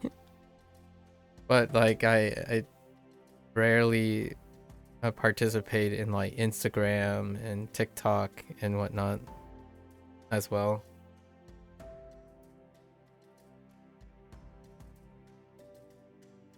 So, when are you starting? And are you able to use it? So, and you also watch Twitch and YouTube? Yeah. Yeah, that's more of the millennial period. Especially YouTube. You don't TikTok as well, apparently. Interesting. Kind of a trend. You're a trendier Gen Z. Obviously, we're using categorization as like a rough starting point, but it's, I think statistically, I think the vast majority of the population that use TikTok are either Gen Z or Gen Alpha now. So anywhere from like 25 years old and younger. And then millennials is a mixed bag.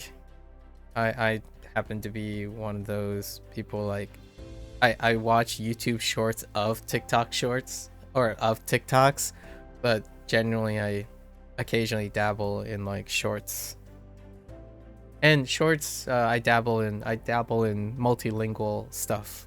So I enjoy hearing people like go back and forth between languages. So shorts can be really useful in that, being exposed to multiple contexts while going back and forth. Usually those types of content would be, you would have two sets of subtitles, right? And then also two sets, the person would be acting in a way where they would be answering and responding to themselves both in English and in Japanese or whichever language. Although, as you can imagine, Taiwanese is probably the biggest representation of Chinese, largely because anything out of the mainland is probably, you'll probably have to go to a different source. Either go to Taiwan, right? Taiwan, which makes sense what you're deciding to do, or it's kind of not trendy at the moment. It would be great to be trendy. I kind of like seeing the world appreciate different macro languages. Japanese is obviously trending and disproportionately trendy because of its effect on game development and entertainment situations.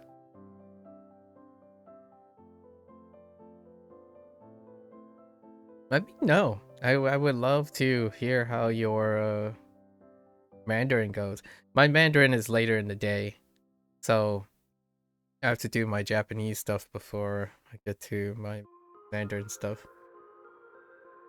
You only enjoy short videos regularly. In your opinion, they are good for news or jokes, but for many topics, they require deep information. I don't think it's a good source of knowledge. I don't think most of the internet is a good source of knowledge. I think when it comes to the internet, the information is not curated well enough yet. However, maybe in a couple years, since the internet moved fairly quickly, maybe in a couple years there will be like a pushback for vetting and curating information. I think the vast majority of information on the internet is, when you're saying good sources of knowledge, I'm guessing you're more referring to wisdom, and most information on the internet is not curated based on wisdom or experience. It's usually propagated by echo chambers. It's propagated by accessibility. So when the knowledge is incredibly accessible and trendy, it's propagating it largely because it's available, not necessarily because it's based on some sort of experience from like an expert or something like that. It doesn't go through experts. It comes out as propagation. So like you can start a rumor and it can become a source of knowledge. But that knowledge is not based on wisdom. It's propagation on rumors. Yeah, your friend also said that Japan is very good at making games. Yeah. The trendy nature. I mean, Taiwan, actually now I'm kind of curious. Taiwan, I don't know if I know any gaming studios from Taiwan. Gaming studios. Let's look at a list. No homegrown. Oh well, that doesn't count.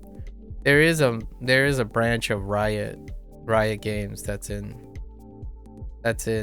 Taiwan, but that's Tencent. That's interesting. It would be lovely to see a Taiwanese game developer trend upward for it. Yeah, nowadays it's great to have an education outside of the internet, right? Again, congrats on your university, right? University thing. I think the security of what you said, a good source of knowledge, comes from the idea that when someone spends time with curated experts, right, like people who are teaching and people who have certain filters because of experience, then you can use the internet, quote unquote, properly, so to speak, for your own opportunities and gains, right? However, for others who do not have multiple different ways of curating information, it often doesn't necessarily translate into knowledge or wisdom.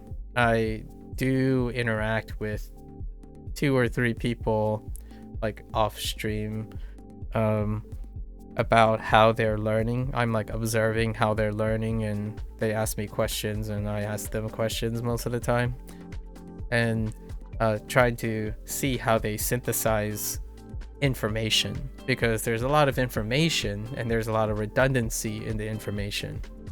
How they can leverage that to create knowledge and then use that knowledge to create wisdom. It's kind of a mixed bag. Quite a mixed bag. Language learning is no different at the moment. Like someone trying to explain to me certain things, but they can only explain it in the way they memorized it from the information that they acquired from the internet. So a lot of times when they say, oh yeah, you know, it's because of this theory that this works, and I'm like, can you explain the theory to me? And they would like speak about the theory as though they're reading like a text or a script of somewhere that they gathered.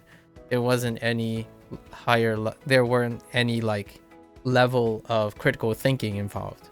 It was simply to echo whatever was given to them. Like for example, oh yeah, this works by leveraging space repetition to determine the optimal way of dynamically adapting to one's memory retention over time. I'm like, can you explain what that means to me? Because you are speaking and writing in a specific way and then talking with me in a specific way, but then suddenly you sound like something else when you described a concept that you heard and read from online. It didn't explain it in the words that you commonly use. So that's one of the ways to tell when someone is speaking from memory, because they memorized it and they internalized it by hearing it over and over again, versus they understood it, so they are able to explain how it works and what and why it works for them anyway. And that's the last like 2 years of language learning. It's really remarkable how well people remember things. Like, what I mean by remember things is how well they memorize things. They're really excellent at memorizing and echoing something. To me, I think that's impressive, because to me, that's not how I remember things. Like, it is very hard to memorize everything you see on the internet. That's not how I figure out what is important to me and what is knowledge and what is wisdom. You have to be able to synthesize the information so that you don't reach a scalability problem. And computational, like computer science, for example, And algorithms and ChatGPT, for example, they help you with the memorization thing. I think sitting there trying to memorize, like, for example, the quoting all of the dialogue from a video game that you love is a source of information. Understanding and grouping all that information and paraphrasing it in your own words, why that dialogue is impactful to you, is a way to remember parts of that dialogue. But memorizing the dialogue is the information. The knowledge and the wisdom that comes from knowing that dialogue is what you present. And I think nowadays that's kind of how information is being seen, or knowledge is being seen. So to be sensitive to people online, that's what they equate as knowledge and wisdom, which is, if you saw a fancy gadget, like for example, how do you start learning Japanese? Someone would say use Anki because 1 million people use Anki and they were successful. That's information. Like, you told a stat. You gave the person a stat. It doesn't explain how it works or why it works and how they would know it would work for you and how it would work for you. Right? And that's kind of what it's like, I guess, nowadays to talk about things online. Like, oh yeah, I heard this restaurant had a lot of good reviews. And I'm like, okay. So did you learn anything from the review? Like the reviews, did you look at them? Did you read them? Did you form a pattern with them? Because I don't understand, just because a restaurant has a bunch of good reviews, it doesn't necessarily tell you anything. It's interesting. I'm saying this because I would imagine that after going to college and graduating, critical thinking is basically the GOAT. If I had to weigh what it means to graduate from college and maybe even go to graduate school or get a professional career or work in a company or something, generally it would, to be successful, it would require critical thinking skills. So if one doesn't generate critical thinking skills in this era of information, rarely does that information translate to actionable benefits or opportunities for the creative process. You also believe critical thinking only comes from actual activities? Yes. Yep. Critical thinking requires the application and the output of applying like any form of creation. Even reinventing the wheel is a proper way to safely engage in critical thinking. So it's not about being served explicitly the optimal anything. It's to spend the time being able to actualize it. That's one of your assets as a human being. So if you go to college, hopefully that's what you come out with. The most valuable thing is right here if you're talking about information. So if you're going to compete with the internet, with the inundation of information, that's not the important part. Because when you make games in your uni, you found out that the only way to really understand how to make a game is to start making games. Yeah, indeed. You mostly spend time to finding out your own patterns to learn something because you found out most of the time other solutions might not work best for you. Yeah. And then it's not really talking about best or worse. It's more about sufficiency, iteration, and seeking the best. So like critical thinking skills are often the challenge for the person to seek optimizing. So you aim for the best at the moment, but your best will consistently be developed through your life. Sitting there watching and reading is the most attractive like beginnings of that, but one has to follow through the entire process. And you know, having a degree in computer science, process-oriented thinking is a must. So if you graduated with a CS degree, by the time you come out of it, I would say it's a high chance that one would end up appreciating what process-oriented thinking is, which tackles critical thinking and problem solving. Nowadays, when you're not in a, like, if you do not have exposure to like academics of that nature or activities of that nature, the process is lost most of the time. So there's no process-oriented thinking, therefore there's no incentive for critical thinking. Like, for example, when someone is told you use this product and you get a result, there's no attention to process. So they go and try to do it, and it's not guaranteed that the person would understand the process because the process was already presented to them. So they have no like input or output regarding the steps and stuff. They simply trust, trust the process. This phrase changed a lot over the years. Trust the process. And from my point of view, I graduated from college, and then I did a PhD in molecular biology at one of the top universities in the United States.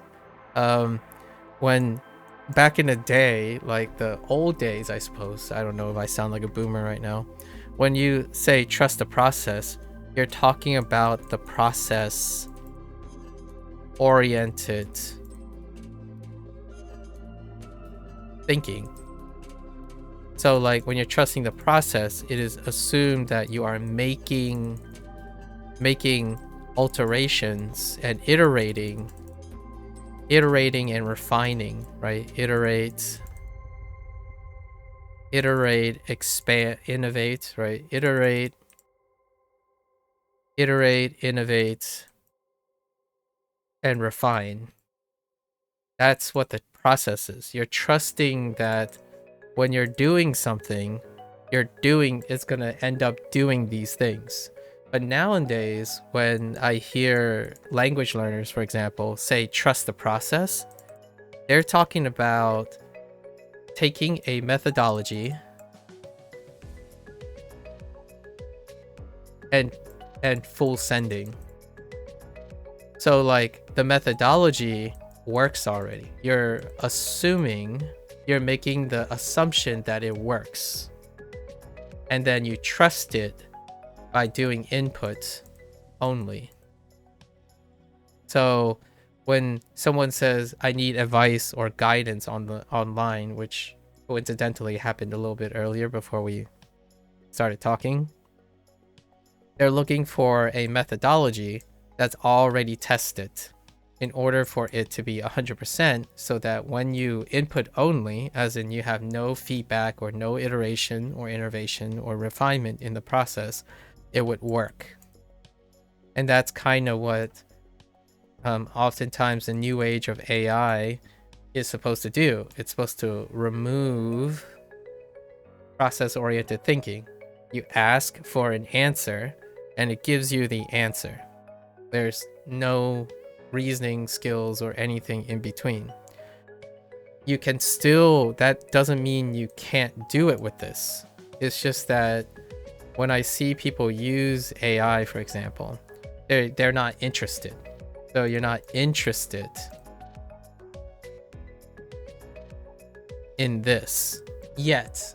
Maybe in the future there will be like different ways to try to encourage process-oriented thinking. But for now, what Google has created, like the search engine, right, and then Wikipedia and whatnot, is that you don't need to think about the source of the information or the application of the source of information.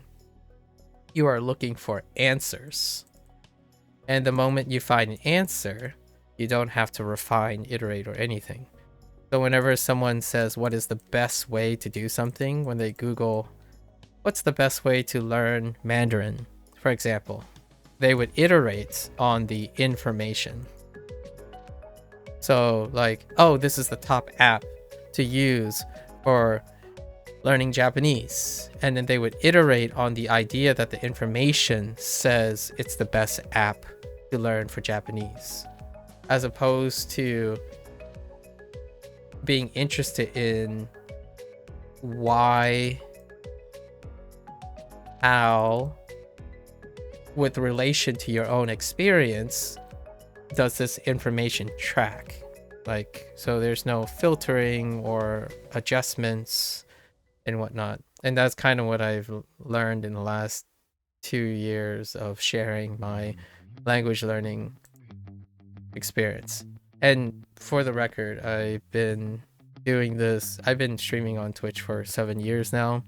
In the early days, I tried to use gaming as a source, play video games as a source to connect with younger people like Gen Z, and apply critical thinking skills to video games. I don't necessarily play video games first and foremost for fun or entertainment. I actually try to use video games, which is a source of fun and entertainment for other people, to have a excuse, sort of speak, a setup to try to encourage them to exercise critical thinking skills. Because if you're going to play a video game, maybe squeezing in a little critical thinking skills would allow them to find it fun, like find it interesting. It's a thing called I'm using habit coupling. Habit coupling is a way to get someone to think of something as fun when it's attached to something that's already fun. So language learning is very similar. So if we go back to learning language, or learning like a lower language like C++, Java, or Python, seeing something that you're already using is the foundation for how you would iterate on a new habit. So like game development is an excellent way to think about it. You play video games, then sparking the critical thinking skills necessary by looking at how a game is designed, like as opposed to you play games for fun at first. But then if you can encourage someone to think about the theories and the practical questions that game design has to answer, that can encourage that person then to explore game development. And that becomes more of a habit in the future, where game development thought is associated with the fun and entertainment of playing the game, which is what I was trying to do in the first 5 years. I still do it, by the way. And I use language learning as one of the premise for encouraging people to learn another language while playing the game. So recently I've been playing Kiwami 3, and Kiwami 3 is dubbed in 3 languages. So we sometimes talk about the game development side of things, but like the game theory side of things, I myself do not do like full stack things. However, I'm a bit downstream when it comes to trying to explain game mechanics in the way of behavior.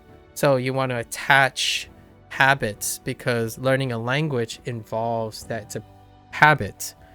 If you're playing a game and you actively know that there are different languages to compare, you can make it a habit that is fun.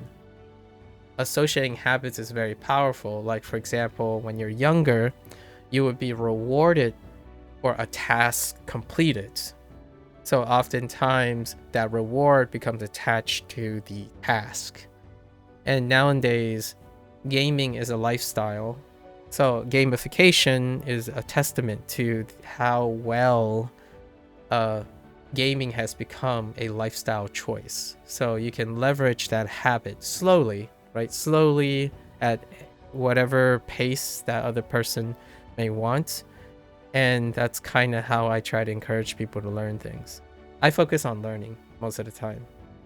When I was in graduate school, my romantic idea of a career was to continue teaching people while like doing my own thing. So this is not that too far away, but I'm not in science anymore. At the moment, not in science anymore. Yeah, it happens so many times, because one of the best ways to learn to make games is also to look into the other games and how they made them as well. Yeah, it's interesting. Anyways, I look forward to hearing about your language thing. is there a use case for you to learn another language while working on your remote work? Do you speak in different languages or anticipate to speak in different languages when you're gonna start working elsewhere? Or is it predominantly English at the moment? Let's and I'm gonna continue with these lessons here. I need to figure out how many lessons I have on WaniKani today. You're going to, okay, so let's we got what? Keiko? 解雇す oh, る kaiko suru. Hai for untie. Untie and then employ. Oh, untie the employment. To fire someone. Kaiko suru. Basically to let go of their employment. Kaiko suru. Kai. Why did I think it's ke? Okay. Employment itself makes sense. Koyo. 雇用 Okay. Can I ask, what was it that you popped in? Like, is it the language part?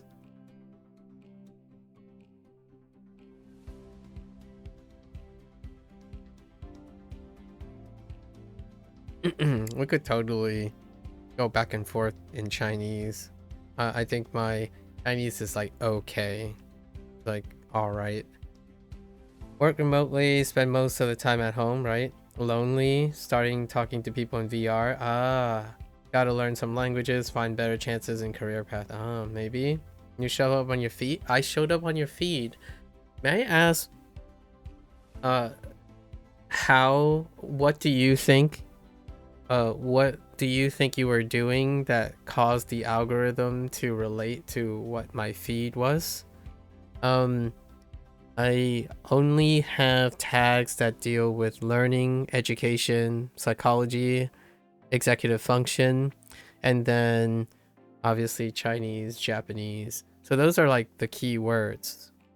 However, it makes me I'm curious how it showed up on your feed.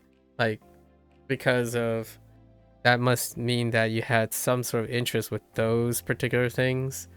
Largely because the random suggestions, like how like YouTube inundates or populates randomness in their consumers' feeds, their end user feeds, are actually popularity based, not necessarily. Well, algorithm does it work well? Yeah, the idea is what I'm saying is, was there any tether that you could have discerned that would suggest such a feed? Like oftentimes when I think about how my feed works, my phones are here. I have Google devices on my table, and I'm unapologetically, I know that my phone's is receiving whatever I'm speaking here. So whenever I look at the end of the day, a lot of the stuff is related to what I speak about. So whenever I talk during the stream and doing things, it tend to direct me towards the things. So I don't actually have to necessarily remember when certain subjects come up. I remember them by participating in it. So like if we talked about a show, for example, and we would say something like keywords like Taiwanese drama, and then at some point when I go on my phone in the evening or on YouTube or something, there would be something related to that, and that would help me remember the details of the person I'm talking to. So I remember people because of the context that the devices provide for me. And it's interesting to hear how other people seemingly, there are many feeds that would probably overlap with whatever I'm doing here. And The algo just happens to suggest that. It's interesting. Like some people say like it's unrelated, completely unrelated. So they would say something like, "Oh, you know, I was looking at like cat videos or something, and it's because at the very moment I was talking about cat videos, but there wasn't anything that I provided that had anything to do with cat videos." Game dev, programming, architecture, self-improvement, finance, investment, and business. Maybe some of those tags are related to your content. Oh, yeah, I talk about nearly all of those things. Probably self-improvement is the quickest one, but I do self-improvement. Lots of the theories in finance and investments and businesses, or operating businesses, is involved in self-improvement. And then game dev and programming is my backdrop, the backdrop in order to relate. So yeah, most of those things. Architecture, I haven't really talked about architecture in a long while. It was a French person that I met who was learning Chinese. Haven't heard from them in some time. They're working on their degree at the moment at uni, and they talked about architecture, specifically like the contrast of French architecture and like Eastern architecture in a way. That definitely hits most of the notes. I talk about finance on occasion, and in businesses because people would ask.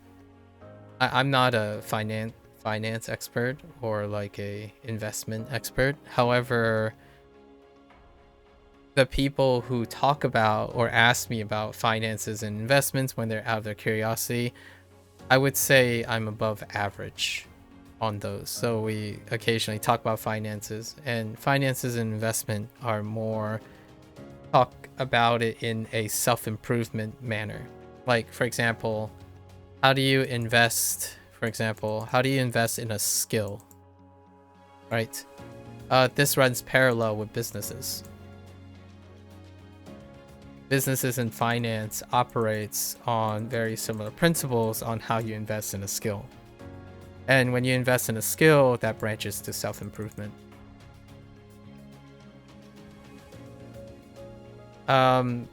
This often is the self-improvement side is on the branch of self-help. So the concept of self-help, because a lot of individuals are seeking sustainable ways of self-help. Self-improvement is a bigger sphere because self-improvement could be optional. It could be voluntary. Self-help is non-voluntary. They're seeking something that they need, while self-improvement can include something that's non-voluntary and optional. And then investing in a skill is even more optional than that, right? Investing in a skill doesn't necessarily have to lead to self-improvement. It can lead to business, finance, business and finance, which is dealing with optional gains. It's not out of necessity, but more like optional gain. And one of the business and finances branches is game development or game industry. And then occasionally game industry, there's other forks like fitness, nutrition that would come up because that's the colloquial way of interacting with the internet. These are very common things. Game industry, nutrition, nut nutrition, and fitness. Sometimes education, seldomly education. People are not very interested in education. Or communication, seldomly communication. I make it about communication though. That's where I come in. I throw in communication skills and critical thinking skills.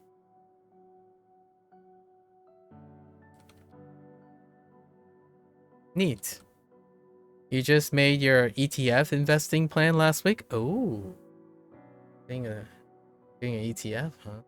Split 2 out of 4 of your salary for investing, another 2 to invest in skills and living. I see.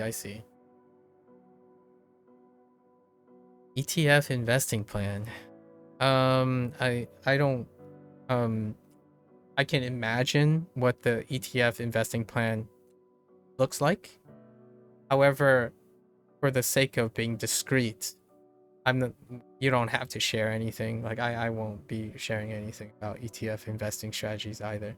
It's nice to know that you're like forward thinking and you're looking at investing in your future, right? And then you're doing a split 2 out of 4 is 50-50. I mean 60-40, right? The 60-40 ratio for investing. It is certainly an interesting speculative time for ETF investing. Like very interesting. I'll do a fun little joke in case maybe this will hit. Those precious metals though. Am I right? I haven't said that at all, but people aren't interested in investing obviously, but those precious metals though. Or I guess we can throw in like the AI not bubble situation. The arms race. You spent and then another 2 to invest in skills and living. Yeah. And then most of my consistency stuff that I talk about is the investment in skills and life skills. The basic principle that I often talk about is life skills.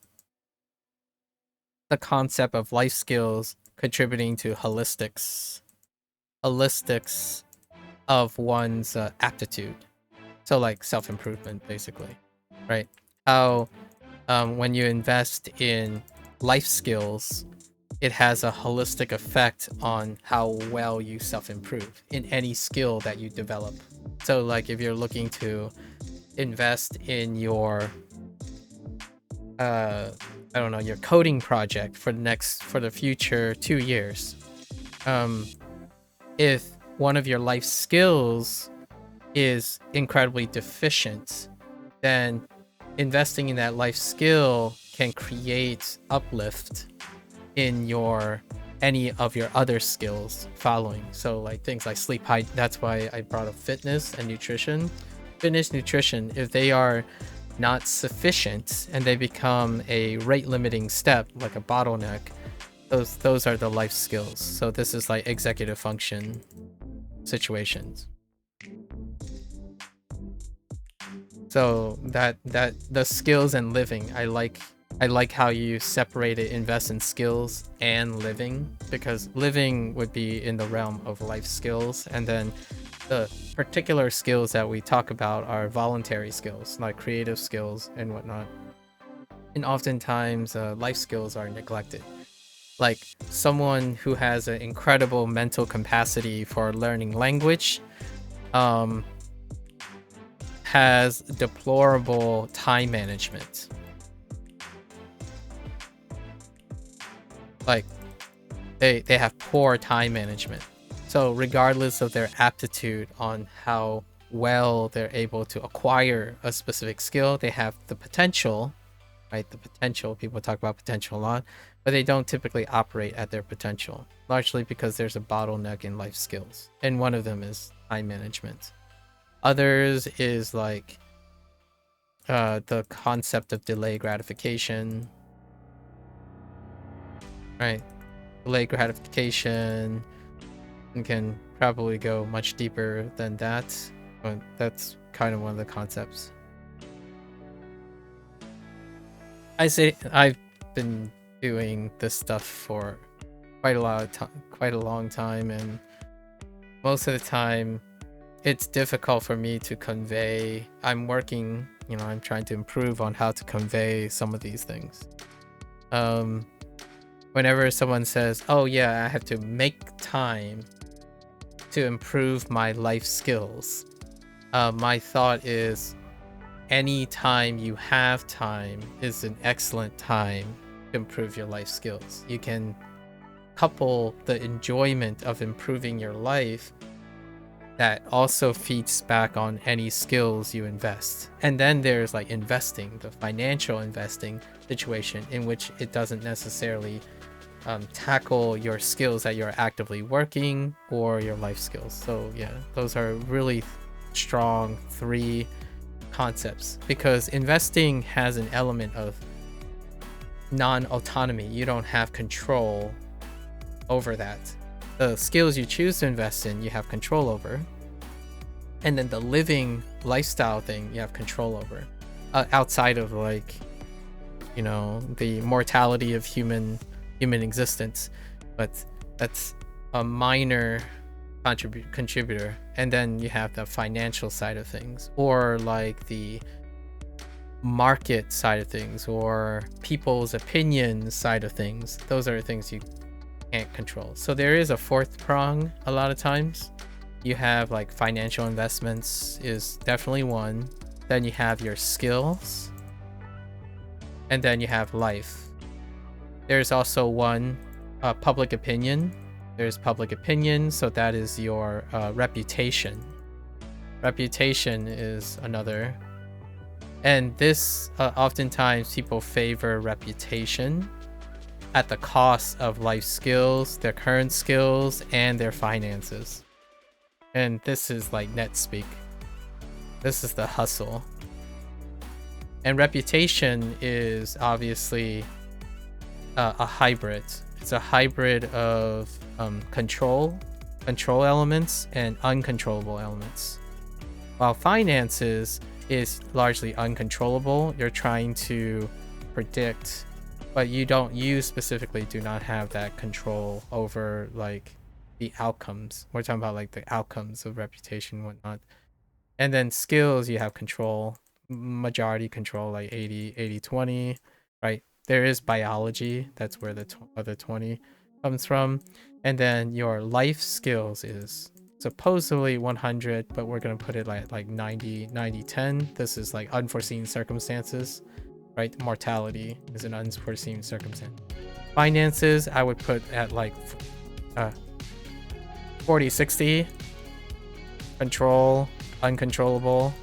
And then when your reputation is even less, it's 60-40.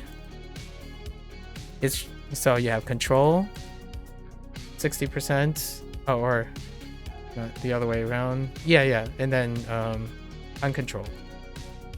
So these are like the 4 things that would, at some point when I'm talking to someone about skill development, it involves all of these.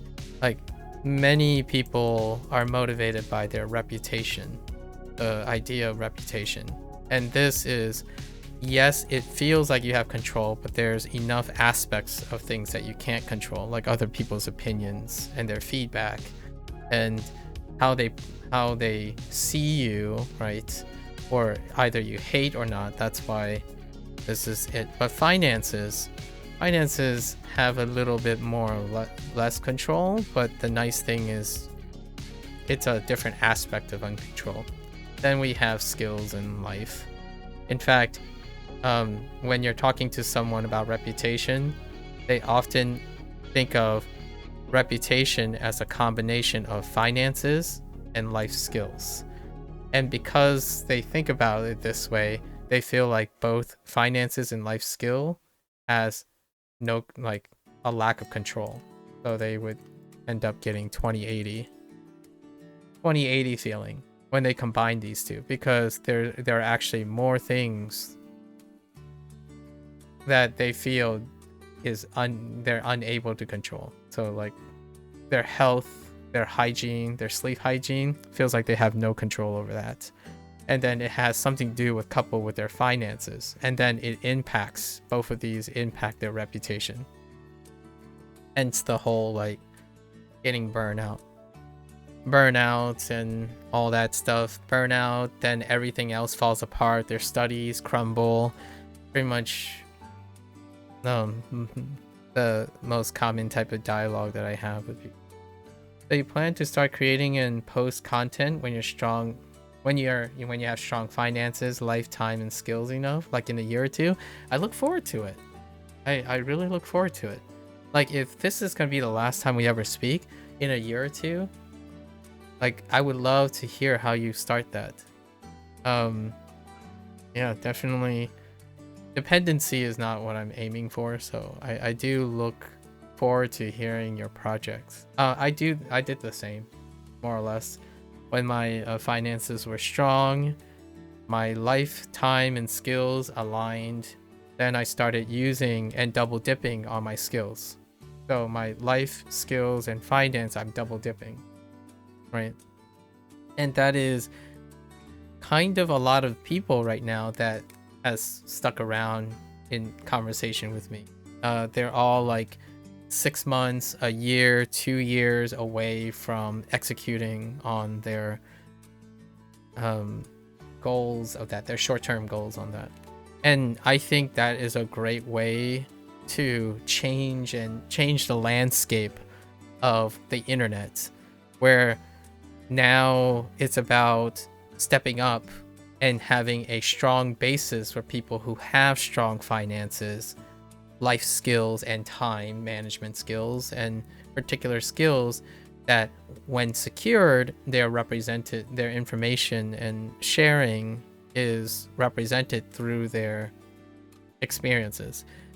I think the times of reiterating on information is coming to a peak, as in like it's descending as opposed to increasing, right? As you probably have noticed when you're watching YouTube shorts and stuff, at the moment it's still very strong. It's the most dominant form of monetization and or a creation. You iterate and echo information, right? Like whether it's part of your routine or not, the side hustle is to iterate information, to spread information that favorably promotes your content. So you trend information as opposed to you trend things that are filtered through experience. I feel that that's becoming less and less trendy because of exhaustion or human behavior that is iterated, right? So for example, like if an info becomes viral, right, it feeds back on itself, right? That doesn't mean that I would say greater than 80% of the people are not attached. They are not attached to this information. They simply propagate it. That means that the information that's being propagated is not reliable.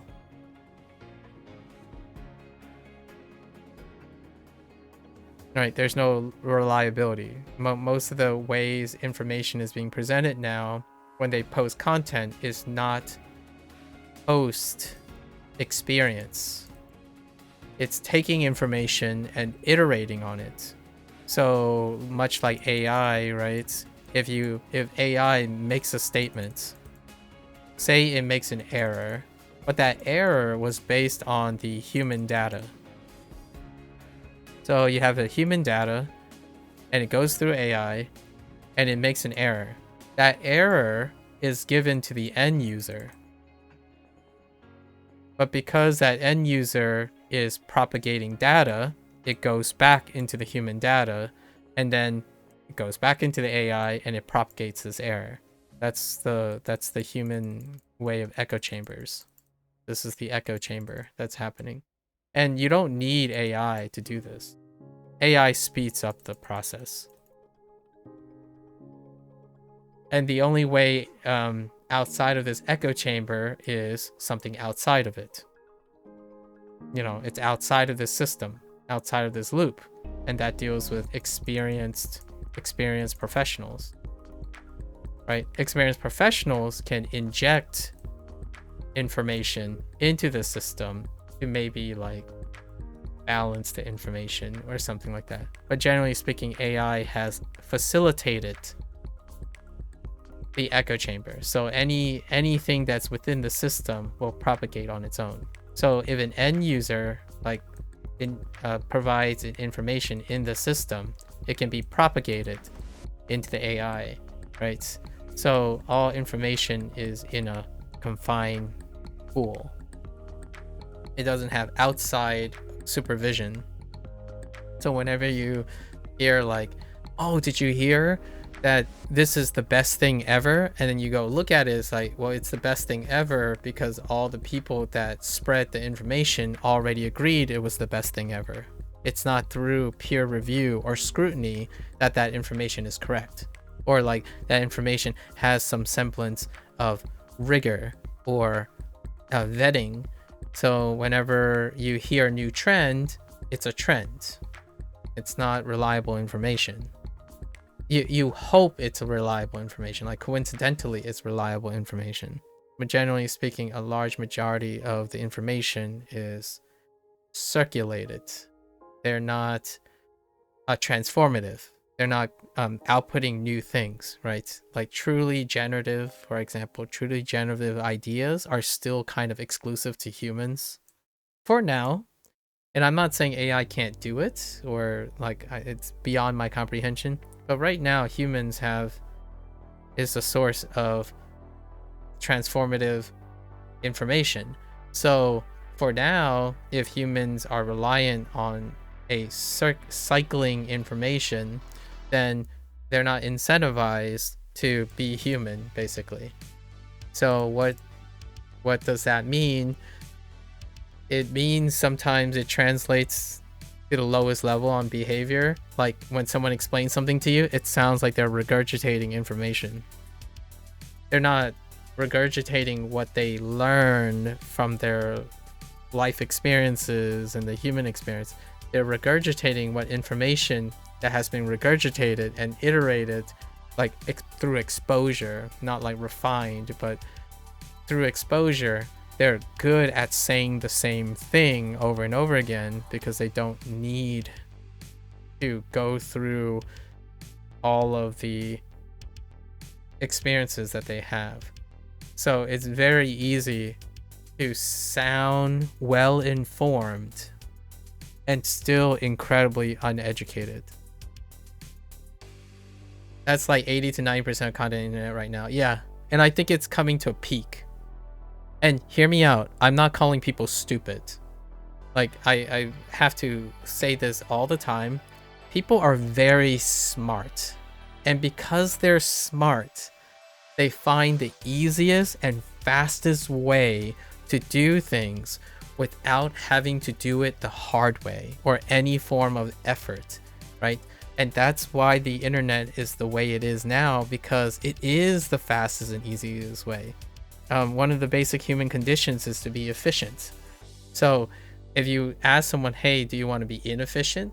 Let's go and solve this math problem. It's like, but I could just ask ChatGPT to solve the math problem for me. Like, yes, both of them are part of the human experience, right? Like the human condition is that you're smart enough to make everything as easy as possible for yourself. That works as a counterbalance when you have experience to learn how to self-improve and solve problems. It is not sustainable when you're young and all you do is that. So if you spend all your time growing up knowing that 80 to 90% of that content is cycling existing information, how are they ever going to enter the process of generating new novel ideas? Especially when you have to solve a problem, right? If the problem becomes outside, if it's not in the cycling of that information, that problem, to solve that problem will require the generation of novel ideas. It doesn't happen if you're young and you didn't have an opportunity to do that, right? The young people need opportunity to exercise the other part of being human, which is constructing novel ideas to solve problems. Most of the problems are quote unquote already solving for them. Yeah, and I earnestly do feel this is a very reasonable argument. 80 to 90% is cycling information. And it works to my benefit personally. And I'm gonna be real with people. I use this concept of 90 to 80% cycling of content in order for me to break the ice. I start by breaking the ice using this concept. And I've challenged this concept over and over again. Like I keep telling myself, okay, well, if I believe this to be true, what's my null hypothesis? My null hypothesis is to challenge to see if they do not adhere to this. And what is that? Use trends. Use trends to create profiles, right? Use trends to create profiles, and then use communication skills. Whenever I meet like a stranger or something online, this is why I stream. And then I challenge the null hypothesis. I tell myself like, okay, so I'm assuming people do not adhere to the bias selection of content, and the content that is devised based on trends. It turns out it's still about 80 to 90%. Like I meet about 1,000 people a year, right? That's a modest amount. Other people meet like 10,000, 100,000 a year when they have conversation. I meet about 1,000 a year, and 9 out of 10 times, usually between 9 to 8 out of 10 times, that person would adhere to the 90% of trending content. So what happens is it gives me an efficient way to create a profile at any given time in order to break the ice. And then I use this icebreaker as a way to develop human experiences. So hopefully that in a matter of 2 or 3 hours when we're conversing between strangers, I'm able to effectively break the ice using what the algo is. I'm not sure if it's becoming really obvious why I asked you about like how did you come across my feed and all that, because I want to learn where you're coming from based on your profile, and then I can get closer to you by asking about your human experiences. Because all of this stuff, that's like the first step. You don't learn about someone using the first step. The first step is to break ice. So as a communication, at least I'd like to become a communication specialist in the future when it comes to interacting with human and human contact in the landscape of automation. How do you break ice? You use this to your advantage. You understand that trends and exposure, mere exposure is what I'm talking about in psychology. You use that churning effect to determine what the trends are on mere exposure, and then you can find a very effective way to break the ice. And then the moment you break the ice, you spend more of your efforts developing the human experience, because that moment is missing. It's lost now. I think a lot of people spend a large majority, like over 50% of their time. How do you know if you've actually break the ice? By the inherent voluntary sharing. So you shared your ETF plans with me. I asked what you were planning to do, but these are specifics. You shared all, like, the way you understand. If you're able to know when the ice is broken is when there are specifics that the person is providing that you did not request. So I did not request what type of specifics. You offered it voluntarily. So that's when ice is broken. You don't have to say anything. And hear me out. My success is very low, by the way. When I said 9 out of 10, 9 out of 10 times, people behave in their profiles, like the trend, because of mere exposure. That also means that of those 9 out of 10s, conversation ends. Conversations end without voluntary information. Without voluntary information. So often I would ask something like very general, right? Like, so what are your prospects after graduating graduating university, right? You could have said like the the other 90% that, oh, you know, stuff. That is not breaking ice because this person is still on the outer layer of communication, right? So there's various layers of communication. Generalities are at the surface. If someone persists when you ask a question, persists to provide generalities, then you're on the outer layer. So you have not broken in. You can consider this as an onion model. I typically use an onion model. However, you could also consider this like an ice. So the surface of the ice is on the outside and you're trying to break in, right? You're trying to break the ice. So when you're getting into here, there is certain levels of voluntary things. Like you can probably tackle academics. I typically use academics personally. And then here would be something personable, like relations, parents, motivations, inspirations.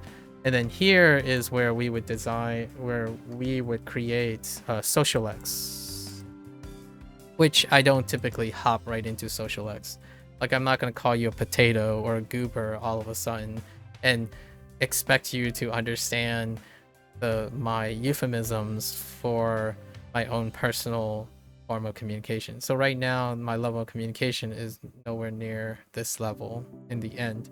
But you did volunteer that on your own. You have volunteered information, quite a lot of specifics that I would say 90% of the time people don't even say anything. Like the person I talked to recently, right before you, said, "Hi, I want to start learning Japanese. Need guidance." Right? And my response was, "I don't know you. So I'm only comfortable in telling you what you already know. So look, how you start Japanese is to look for you, what works for you, and start there.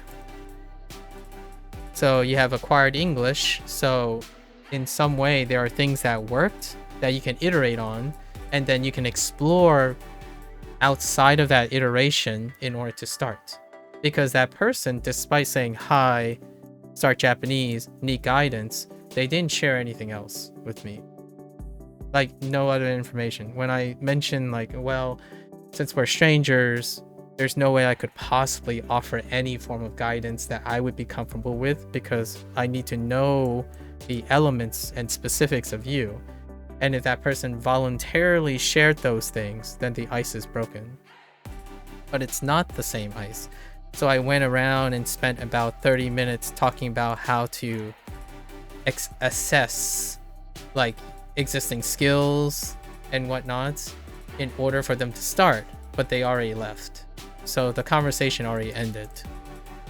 It ended without acquiring anything new about the person other than they want to start Japanese. I happen to be someone who have started Japanese 2 years ago, and they needed guidance, but they didn't really need guidance because they were looking for information that I can't provide without breaking the ice. So that's kind of like the whole idea of consultation. I'm not a professional consultant, by the way. I don't consult professionally in any capacity, so take it with a grain of salt. I'm not a communication consultant either. These are like commentary based on my past experiences. So in this way, no ice is broken. This is what 90% of the conversation looks like after like 7 years of streaming, right? While applying what I learned from teaching college students and interacting with my peers and whatnot, my colleagues in science. 90% of the time, this is surface level. That's as close as you get. You feel me? So most of the people stuck in the process of trying to break the ice. Yeah. And it sucks. Like what I mean is, I wish that's not the case. I think humans are far more profound and awesome when they're able to break the ice. So if you are able to take advantage of that, like for example, I've gotten this question before, and it's going to involve language learning, right? Eventually you have to talk to someone. Like the sole purpose of you learning a language typically revolves around interacting with other human beings, not a machine, right? I mean, you could interact with a machine. There are minor people who like to simply be loners and consume content on their own, right? Even though that content is generated by humans that they're consuming, that would require an understanding of the human spirit. But most of the time, like someone asked me, how do I make a friend? Right? And usually I would ask them, what have you done before? Because we're strangers still, so I need to know, what have you done before? Did you learn anything? Like, you know, why, how, learn, etc. from them. And a lot of times, the things they describe is that they can't break the ice.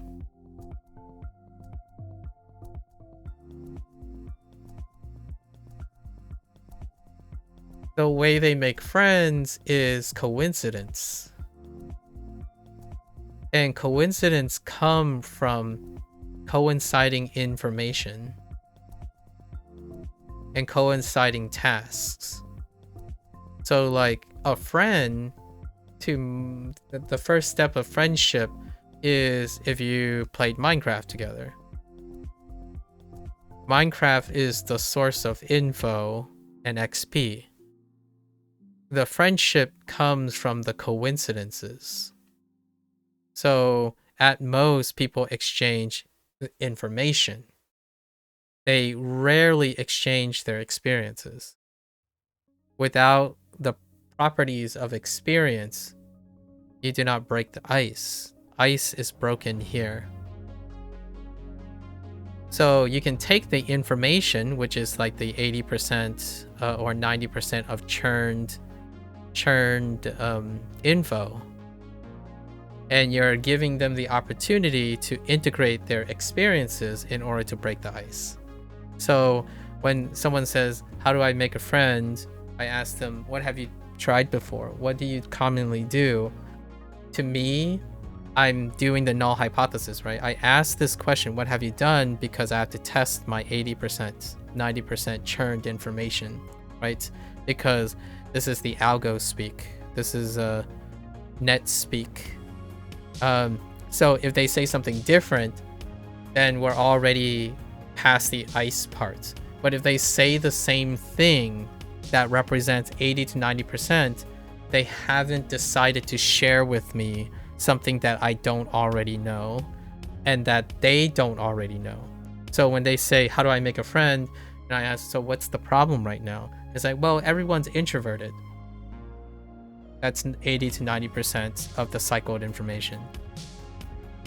And I would ask them, so what about introversion makes it hard to make friends, right? Do you know what it's like when you talk to an introverted person? And they're like, well, they're all introverted, so of course they're not going to want to talk. And my first thought is, can you imagine or envision what it's like of two introverted people being friends and talking to each other?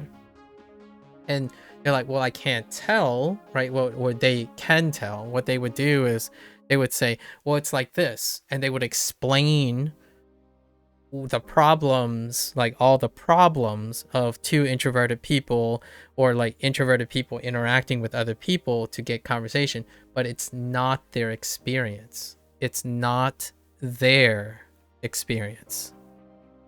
It's this information that's being churned.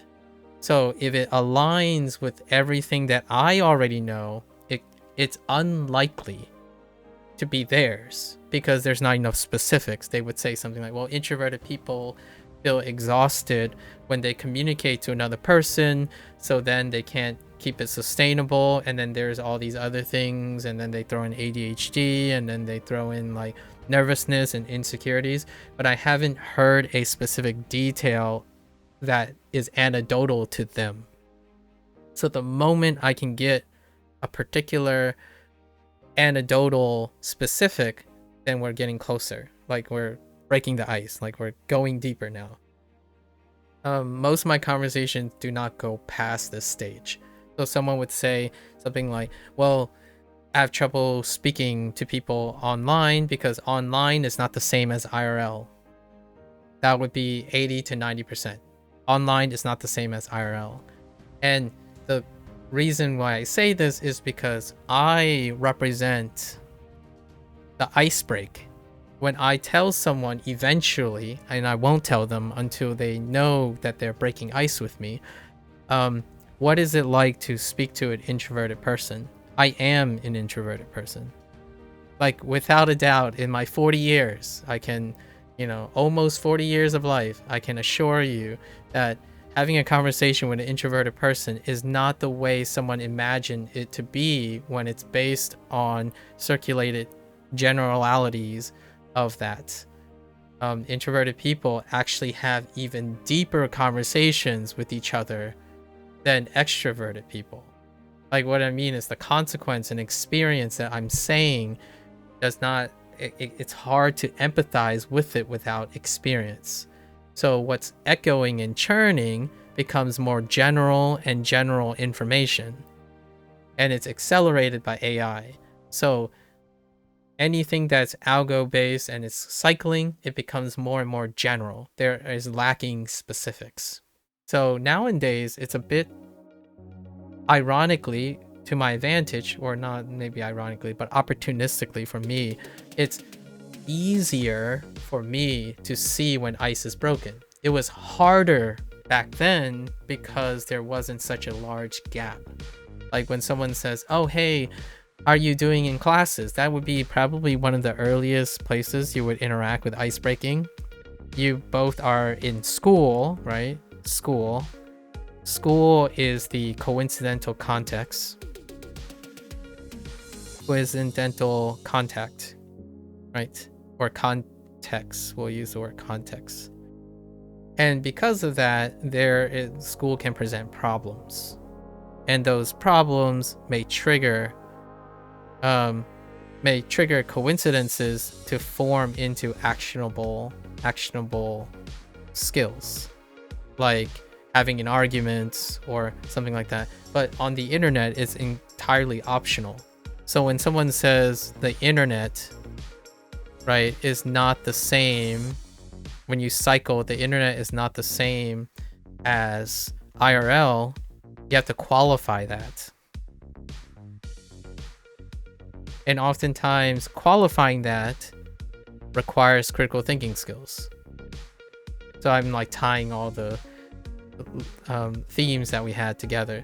Critical thinking skills. But if you spend most of the time and you never get this, then there's got to be another way to try to tackle this. So the tackling this is, can I ask them? So basically I would ask questions, can you qualify this, and hope that they would volunteer specifics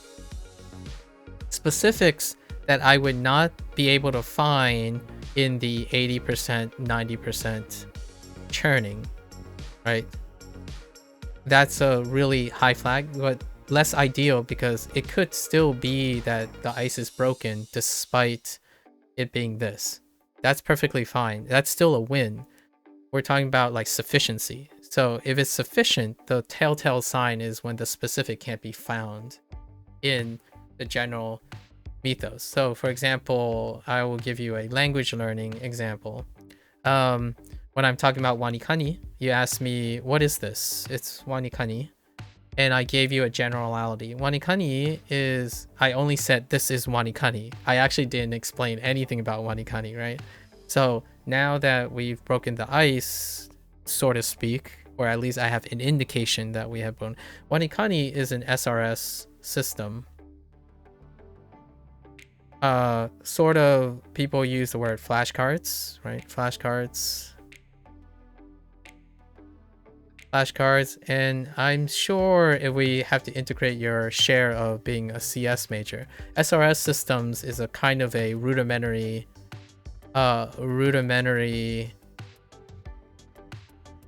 like recursive kind of like a schedule. We'll just say a rudimentary scheduling system.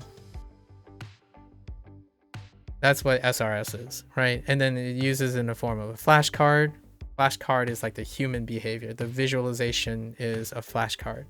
So what it does is it plays on recognition and memorization at the very fundamental level. So this is the first level of thinking. And that's where most people start when they think about language. They use recognition and memorization in the form of a trigger stimulus. So this is triggered. The flashcard triggers your memory, right? Triggers your recognition and your memorization. And the SRS system is the foundation of why WaniKani is popular. So what makes WaniKani popular, along with Anki and any other form, is this SRS system, which again is a rudimentary system to help people schedule, like schedule exposure. So it's scheduling basically mere exposure. How does this relate to all the internet talk that we had? Mere exposure is the foundation of how information is remembered online. So WaniKani and Anki and Hanzahiro, by the way, the thing that I'm using afterwards, I haven't ever used flashcards or SRS systems to remember things. Like in my 38 years of life, or like 36 years of life before I started all of this, I did not use this system. I don't use repetition anymore. Like maybe as a kid when I was 10 years old, there might have been recognition and memorization. I used that as a default. But nowadays I use critical thinking skills like mind webbing and logic and rationality to create retention and understanding. However, I'm participating in this because this is the 80 to 90%. SRS is excellent because most people lack a rudimentary way to schedule their system, and it uses mere exposure, which is what most people who are chronically online use to remember information, to remember things that are online. So that information translates to 80%. This creates a logic loop. So what happens is when someone says this is the best way to learn something, like Anki and WaniKani, which is SRS, to me it is not the best. It is simply the best because it's in a loop. And it is the best, like when I say it is not the best, is I disagree, so it makes it not the best to me. However, because it tackles mere exposure and it compensates for the lack of scheduling. Scheduling is a life skill that we mentioned earlier. Time management. Life skill requires critical thinking skills. Most life skills require critical thinking. So in order to create an adequate scheduling system, like your school, when you go to school, that has been enforced on you.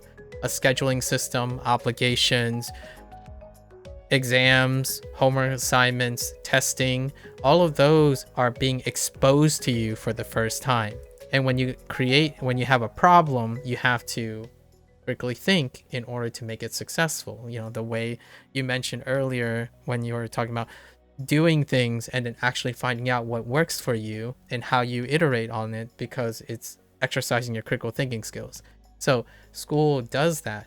However, when people are chronically online, the strongest way of learning, like the most practiced habitual forming, so now we bring into habit formation. Habit formation is mere exposure. You see the thing over and over again, you get blasted and targeted over and over again. Like if you want to convince someone to buy new shoes, serve them an ad on all of their favorite habitual programming, and they would more likely to buy the shoe. If they don't, they would more likely bring up the shoe with other people that they speak with. So this is the churning aspect. It is the most effective way to do business. And what I mean by business is not emotional. If you want to make a profit, you use mere exposure because the system iterates on itself already through mere exposure. So then I would tie all this up to the internet hustle culture,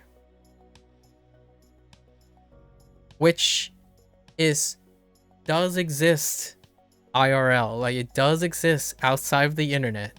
However, there is significant enough noise when you take into geography, human interaction, like accessibility, that the hustle is harder. It's more difficult to do. Like when you go outside and you visit one bar and then you visit another bar, the idea of having all the bars echo each other is very difficult. It's far more difficult than what you can do on the internet. You don't even have to move anywhere physically to develop your own echo chamber. And that's how you do business. Yeah. That's kind of my running model right now. 7 years of streaming. I'm trying to like summarize at least 7 years of streaming as quickly as I can. You can see my point. I like the way of asking questions, but where or events would you recommend to go in order to find someone that you can have a conversation breaking through the ice? Where could you find it? Recommend go in order to find someone, like a networking potential, right? Networking privileges. For the internet nowadays, it's tied with you saying you want to post content, right? If you're talking about networking opportunities, so chances of networking, especially nowadays, like if you're taking, like, let's just say you want to leverage technology. Yeah, you're thinking about networking. Like, it's very difficult to compete. Like, if you want to like remove technology, it's very difficult to compete with technology. So let's use technology, right? You have to leverage technology. And networking nowadays is mostly projection. And that does deal with your posting content. Projection is how you would reach the highest. So it's not really about where I go, is getting people to come to you. And this is kind of like the new wave. This is like the post-internet world, right? Post-internet world. How do you network? You spend, like, for me personally, this is anecdotal in a way. 80%, if you're doing an 80-20 split, you're getting people to come to you 80% of the time, and you're going to your superstars 20% of the time. So creating that's why we had 4 prongs, right? Reputation, finance, skills, and life skills. Reputation, when you project using like technology, leveraging technology, like a social media presence, whatnot, if you're gonna compete with the networking possibilities of other professionals now, like the current Gen Z professional, projection will go a long way, because technology amplifies your ability of your presence. And the idea is you're gonna try to get people to come to you. Now, that's where all your effort is coming for. How do you communicate your projection? So your public image, your behavior, so your communication skills, your, hate to say it, but your advertisements, right?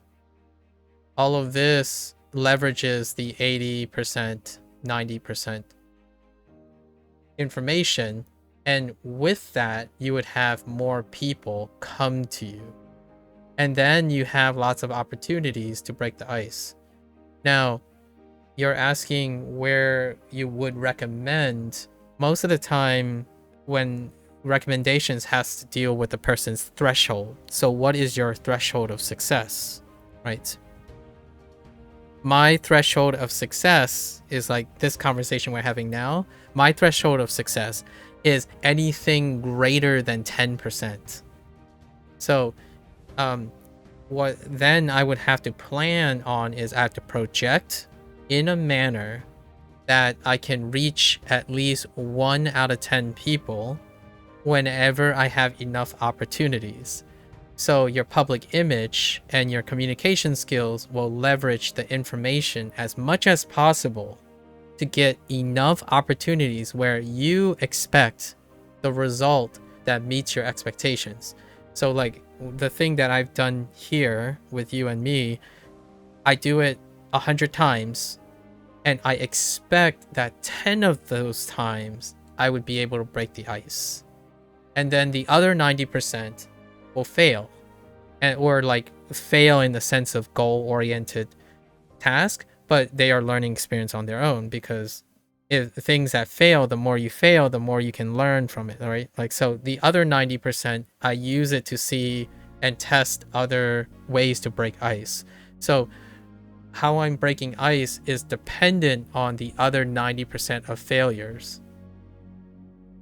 Anytime I fail, I've tested something else that didn't work.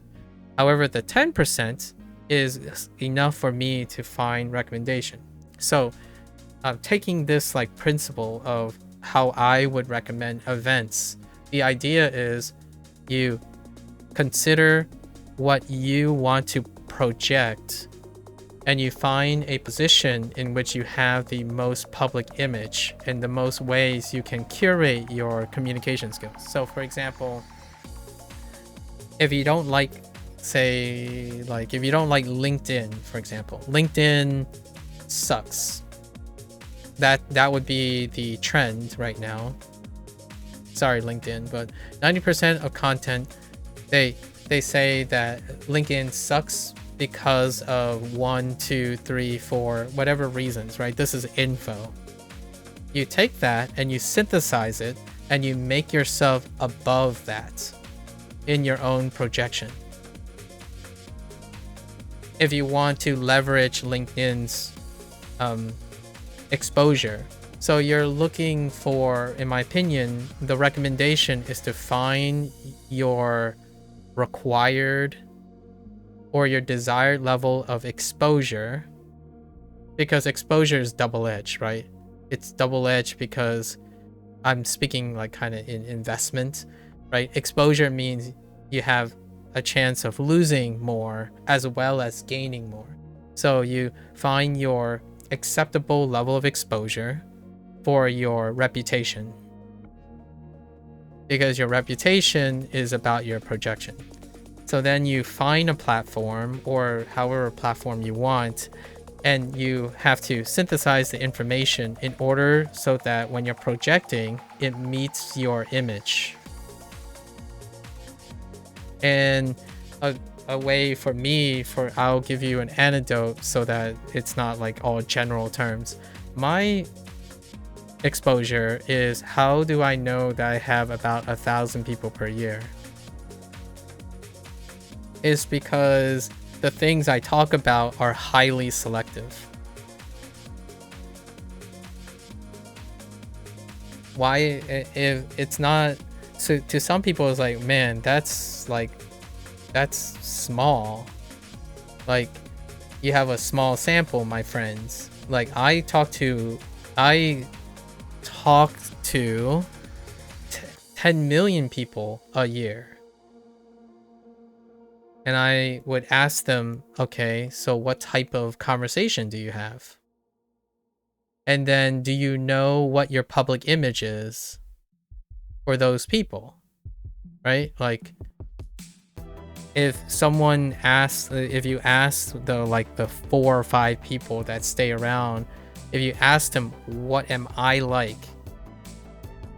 Then you would get the idea of a public image.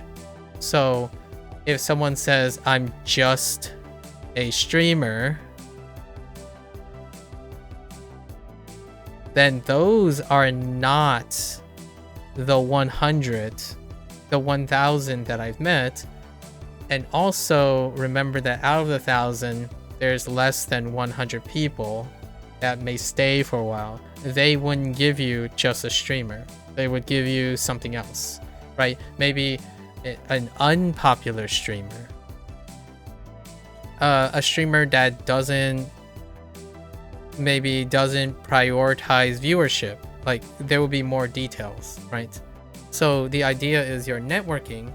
If you're talking about trying to get more exposure, you're increasing exposure through networking. Exposure requires that you alter your projection online, at least in my opinion. Your projection that leverages the most amount of information, but it doesn't compromise on your image of yourself, and then constantly making compromises over and over again. So how would I compromise what I'm doing right now? I could pick Anki. The moment I stop using WaniKani, Anki has a far bigger exposure.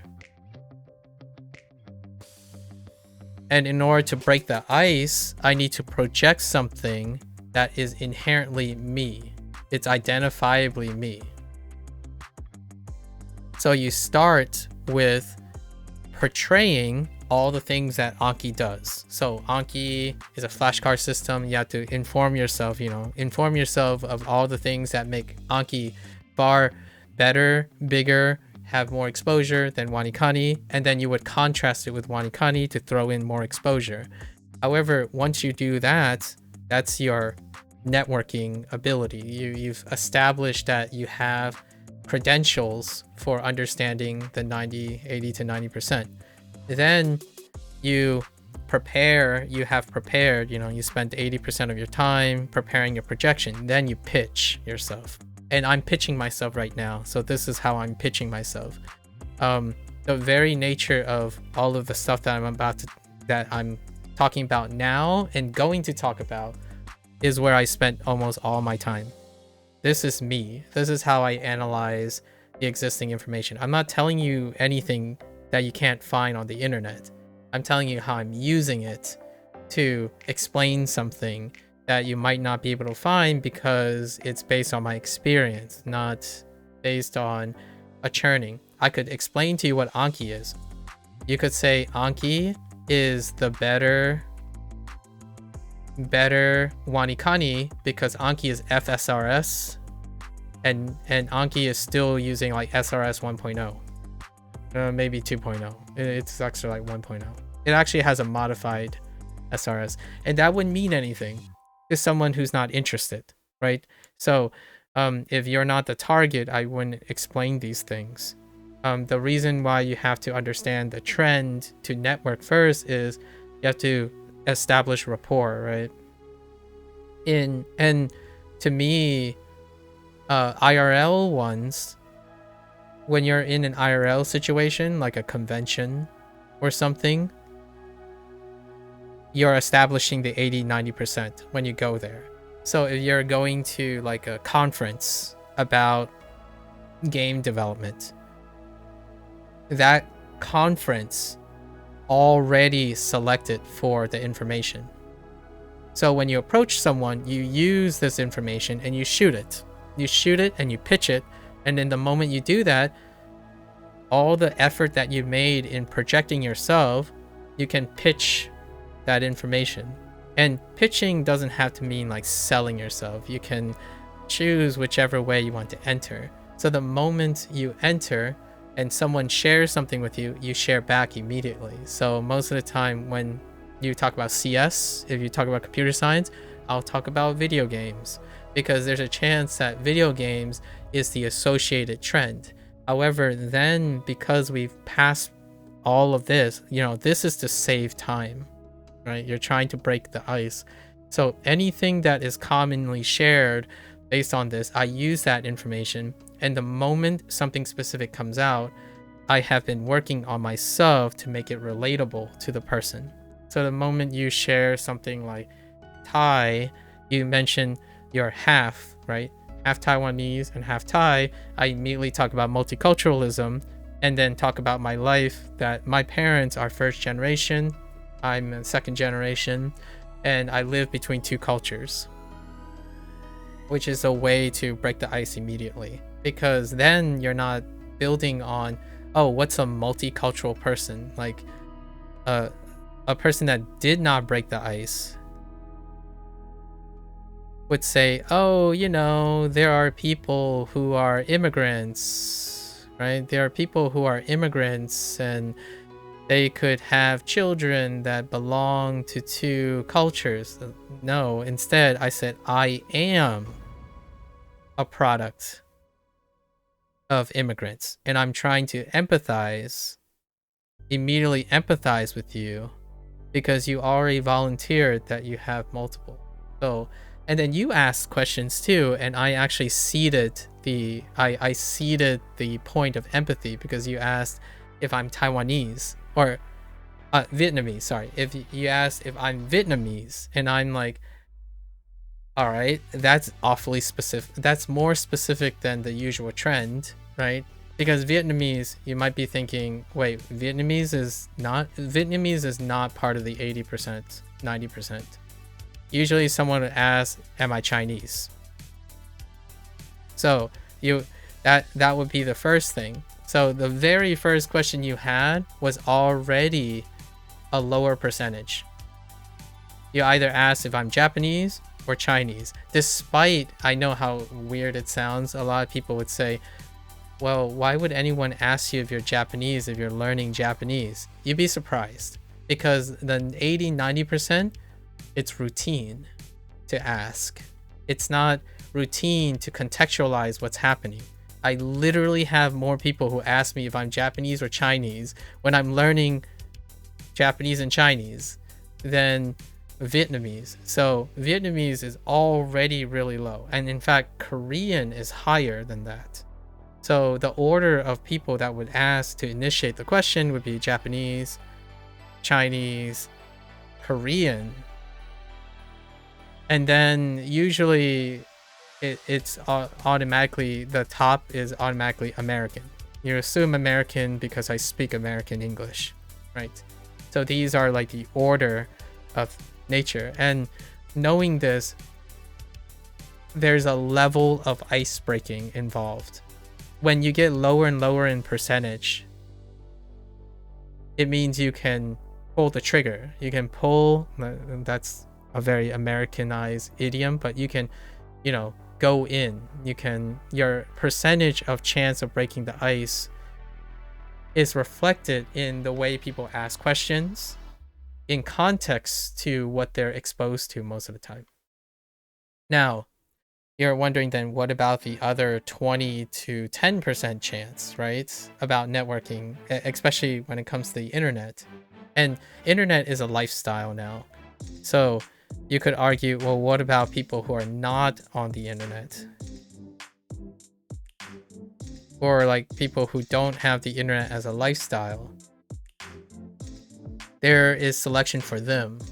So it could be the workplace, right? It could be the company, the country. So those are their own, it's not as reliable, right? It's not as reliable. The idea about this is you're leveraging what technology has done, but that I didn't come up with this method or this thing because technology suddenly made it happen. It happens to be more efficient. So when you're breaking ice on the internet, it's incredibly efficient, largely because of the technology. However, you can still do it in the workplace, the company, and the country. Like if you have to pitch, you have a startup, right? And you spend 80 to 90% of your time working on your startup. However, that moment when someone comes in which you have to pitch, or you go to them when you have to pitch, the first way you would have to do is establish rapport. And to establish rapport, you must do your homework. This is the information gathering part. And then you pitch. When you pitch, you have to have worked on yourself so substantially well that whatever they say, you can turn it into something that is impressionable. So when someone asks me, how do I learn Japanese? Like, how do I start Japanese? We have to establish rapport. Have you tried Anki yet? Well, really, I ask, what have you done before? Right? What have you done before? And if they do something general, they're like, I'm a beginner. This happens a lot. I'm a beginner. I don't know. I haven't done anything. And my first thought is, well, since you don't want to offer anything to me, maybe I can glean something. I can tell you that you're not a beginner in English because you spoke to me in English. Now, do you know what you have done to learn English? How did you learn English? And then I wait. Are they going to tell me something about how they learn English? 9 out of 10 times, the conversation ends. Right? However, 1 out of 10 times, they would say, oh, you know, I still remember the way I learned vocabulary. It's like, okay, let's start with that. Right? Like, eventually they will reveal something that I can use because I prepared a lot of things. They might mention vocabulary. It's like, oh, well, here's where WaniKani could come in. WaniKani is used in a manner that is very appropriate for vocabulary. And when we're talking about vocabulary, I'm assuming that they're going to describe a process of memorization without context. Memorization without context, right? Like in English, you drill a bunch of vocabulary words and then it will become a meaning. However, now is where I break the ice. I'll break the ice by describing how you can leverage WaniKani for character development and vocab, and then use that to bridge into sentences. Because the goal is to offer your experience. And my experience is that, okay, so I started with WaniKani, and then WaniKani helps me recognize these things in a way that reflects you. If you want me to describe what they are, I can describe this process. And I've actually done it already every 100 days on WaniKani. Then I would say, so where do I go from there? If you're interested, in the future, I'll be breaking into sentences. And I've been working on that with Boom Pro, which is coming up after this session, right? After the session of WaniKani. And that would be then breaking the ice, or my attempt to break the ice. And then that other person will say something like, oh, well, thank you for sharing that. And it's like, so what are your plans? Have you decided on what you're going to do? And basically fishing, right? We're on a fishing expedition, not the fishing with the PH, but the F fishing, I suppose, in this case. And that would be probably a way to network. But generally speaking, when it comes to networking, I would say my personal recommendation for myself as a projection to another person who I don't know very well, right, which is you, the first cause for concern is what type of network are you looking at? Network creates opportunity, so you have to decide on your network, and your network decision is like 10% of the time. Like you don't really have to look too far for what type of network meets you, and then you spend 80% of the time deciding on your projection. What are you going to project and build as an image the moment you decide on a network? And then the network will tell you how big, right? It will tell you how big, and you don't have to spend, like, you spend so much less time now, because if you chose something on the internet, all that information is iterated. And there is a double edge to this. Because it's iterated, it also changes very rapidly, right? So at any given time, you would have to reiterate on this. However, it's still disproportionately less than working on your public image, the image that you're going to project. So when you're working on your finances and your skills and your life skills, those are your leverages, right? So this would be your finance, skills, and life skills. Those are the things that you would have to organize and be ready to use. So that's where the idea of self-improvement comes in. So for me personally, from an emotional and a psychological standpoint, the better you are at this, the lower percentage you can tolerate when it comes to opportunities. So whenever someone says 110 out of 100, that sounds awful. And my first thought is it's bearable, because the moment I get those opportunities, I seize them. I can immediately execute on all the things I've been working on. I have a low percentage because I'm not focused on what is readily available to me. This is easier for me. It's easy, it's available. Choosing the network, finding out corollary data, that is something the internet provides already. Do you want to work on skills competing with technology and how quickly they do that? I don't. So then naturally my rate is low. The thing is, I'm increasing the quality of my interactions. So the moment someone asks me a question, they get a 5-minute TLDR, or technically I give you like a 30-second response. Then it would develop into a 5-second response because I would follow up with a question. And then it would be 30 minutes to follow up with my first initial pitch. And then it would expand to 2 hours for my spin, right? My product. And my product is, we're on a live streaming service, right? YouTube and Twitch. So my skills are designing this skill, drawing arrows, creating a flow of logic for networking purposes. And my networking, as a full disclosure, my networking purposes is to have people come to me, and then I can test and invest in them.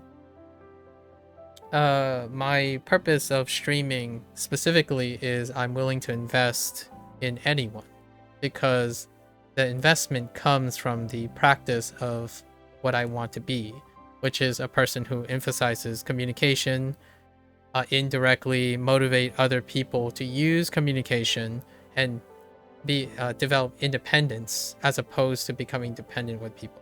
So I turn over people all the time. So the 10 people that I say that are successful, their longevity lasts less than a year. Some might last more than 2 years, but generally speaking, those people become independent on their own, or they are already independent on their own.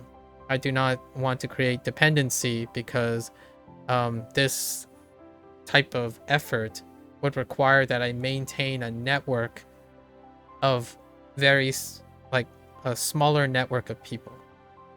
You can customize your projection to you can tune your projection to adequately determine if you're reaching your goals. My goal is, I don't expect to see people every single day. I'm trying to get them to do things, and then every month, every year, every 2 years, hopefully we can catch up and talk about how great your things are. And if you produce a product, right, or produce a project, if I live long enough, I don't take life for granted, so my life could end at any moment.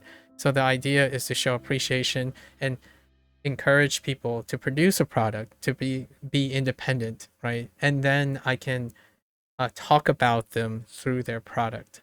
So I'm kind of waiting on that. In the last couple of years, I've had maybe like 20 people who are maybe within 2 or 3 years of realizing whatever their career paths are. And it'll be really, I would be privileged. I would feel very grateful and privileged if I get to see what they have produced. And that's kind of my projection. So no, we're not going for views. We're not going for like whatever top creator of the month or creator of the year. We're not doing that. I want to be that person that gets to see someone grow up if they wanted to grow up or mature into the thing that they want, because that's what my original vision was. Like I went to get a PhD in molecular biology, and at some point that was kind of like my own self-development, right? My self-development. But what I really fell in love with was seeing people effectively come of age. So most of the stuff I talk about is about that transition. Like, and one of them is networking. Networking is one of the major maturation points for a professional. You learn to maintain a public image. And I can say that it's kind of a mixed bag for people on the internet. Public image is the stage in which they develop critical thinking skills. And the internet is not all that forgiving, right? So that's presenting a problem right now where the internet doesn't provide second chances, or it creates object permanence. So when you're doing public image, it gets tested the moment you become a content creator, for example. So that is something that I would advise with a grain of caution. That's largely why I would say 80% must be contributed to the idea of your projection prior to finding a network that you want to approach in. Because your public image in this day and age is very powerful for networking. And as the idiom goes, with great power, right, comes great responsibilities. And that's probably what I would say, just to balance it out. Getting people to come to you because you spend most of the time focusing on what you're going to build, what you're going to share, what you're going to do is probably pretty goated right now. It's leveraging the vast majority of things that are happening right now, especially when someone is technologically inclined like yourself, who has a degree in computer science.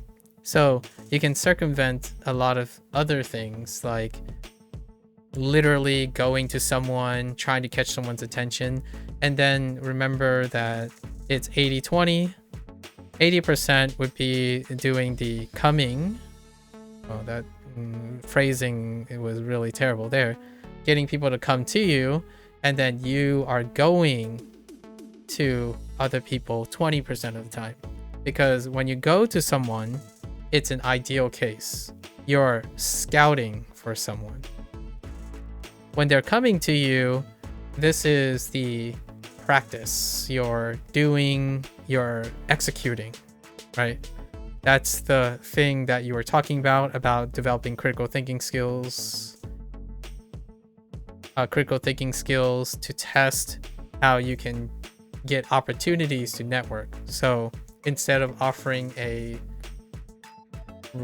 strategy, a method to success, it's more offering the idea of what type of process would greatly increase your ability to network. And that's kind of what I would say in a conservative way. Find a network in which you have opportunity, work on your own projections, which can be the internet, and do that. I think now, after 7+ years of doing this, I know what I'm looking for now. So whenever someone asks, what would I recommend in order to find someone? all that experience knows where I would find it. I don't know what it is for like any particular person because they would be looking for something different. But when someone asked me, a person did ask me this before, someone that I know quite well, like, what would you look for in X, Y, and Z? And my first thought is like, have a seat. Well, I'll tell you where I would look for such a person, or how I would project either scouting for that person or having that person come to me. So whenever someone asks me, oh, like, would you ever be interested in editor? And I'm like, I would be, but we have some conditions to go over because of all the experiences that I have. I have a very long specific list that's very descriptive, and it's leveraging that most of the applicants that you'll have or the people you want to work with, they are built around the internet now. So information is king when it comes to how well you remember that. Breaking ice comes after you establish that all that information is clear. In before, I would say maybe like 15 years ago, it would be largely about experience. So you would specifically go right ahead and talk about everything that you're getting, not, and then you'll be discussing about the information as you're going. But nowadays, information is up front. So like, for example, when I'm applying to something, if I were interested in a job or if someone is here to hire me, they're going to try to scout me. The first thing I would do is I would analyze how they scout me, because they would have to fulfill all of the existing standards established by the internet or established by word of, whatever the internet has. And then they would have to be also able to demonstrate that there's some sort of specific thing that I have that they're looking for. If they don't go beyond that, then it's not icebreaking. They're not trying to network. You're expendable. So whenever someone asks me, hey, would you be interested in playing this game? And my first thought is, okay, well, what do I know about this person? And what do this person know about me? If they are not even able to establish the current trend, like for example, someone's like, hey, I have a game that I made. It's a Souls-like game that builds upon Elden Ring. Pass. That's a big pass. I mean, I've talked about FromSoft games before. However, I would pass on someone who isn't there to network, as in they're not there to establish a relationship, a working professional relationship with you. You might be thinking something like, well, what if you need the thing? Like, what if you like, that's where you have to understand what the level of success you're looking for, right? You have to gauge what is your tolerable amount of success. If you only get 2 opportunities in a year, then you have to reframe the way you network. And then the idea is understanding your level of success will allow you to also develop your projection to meet that.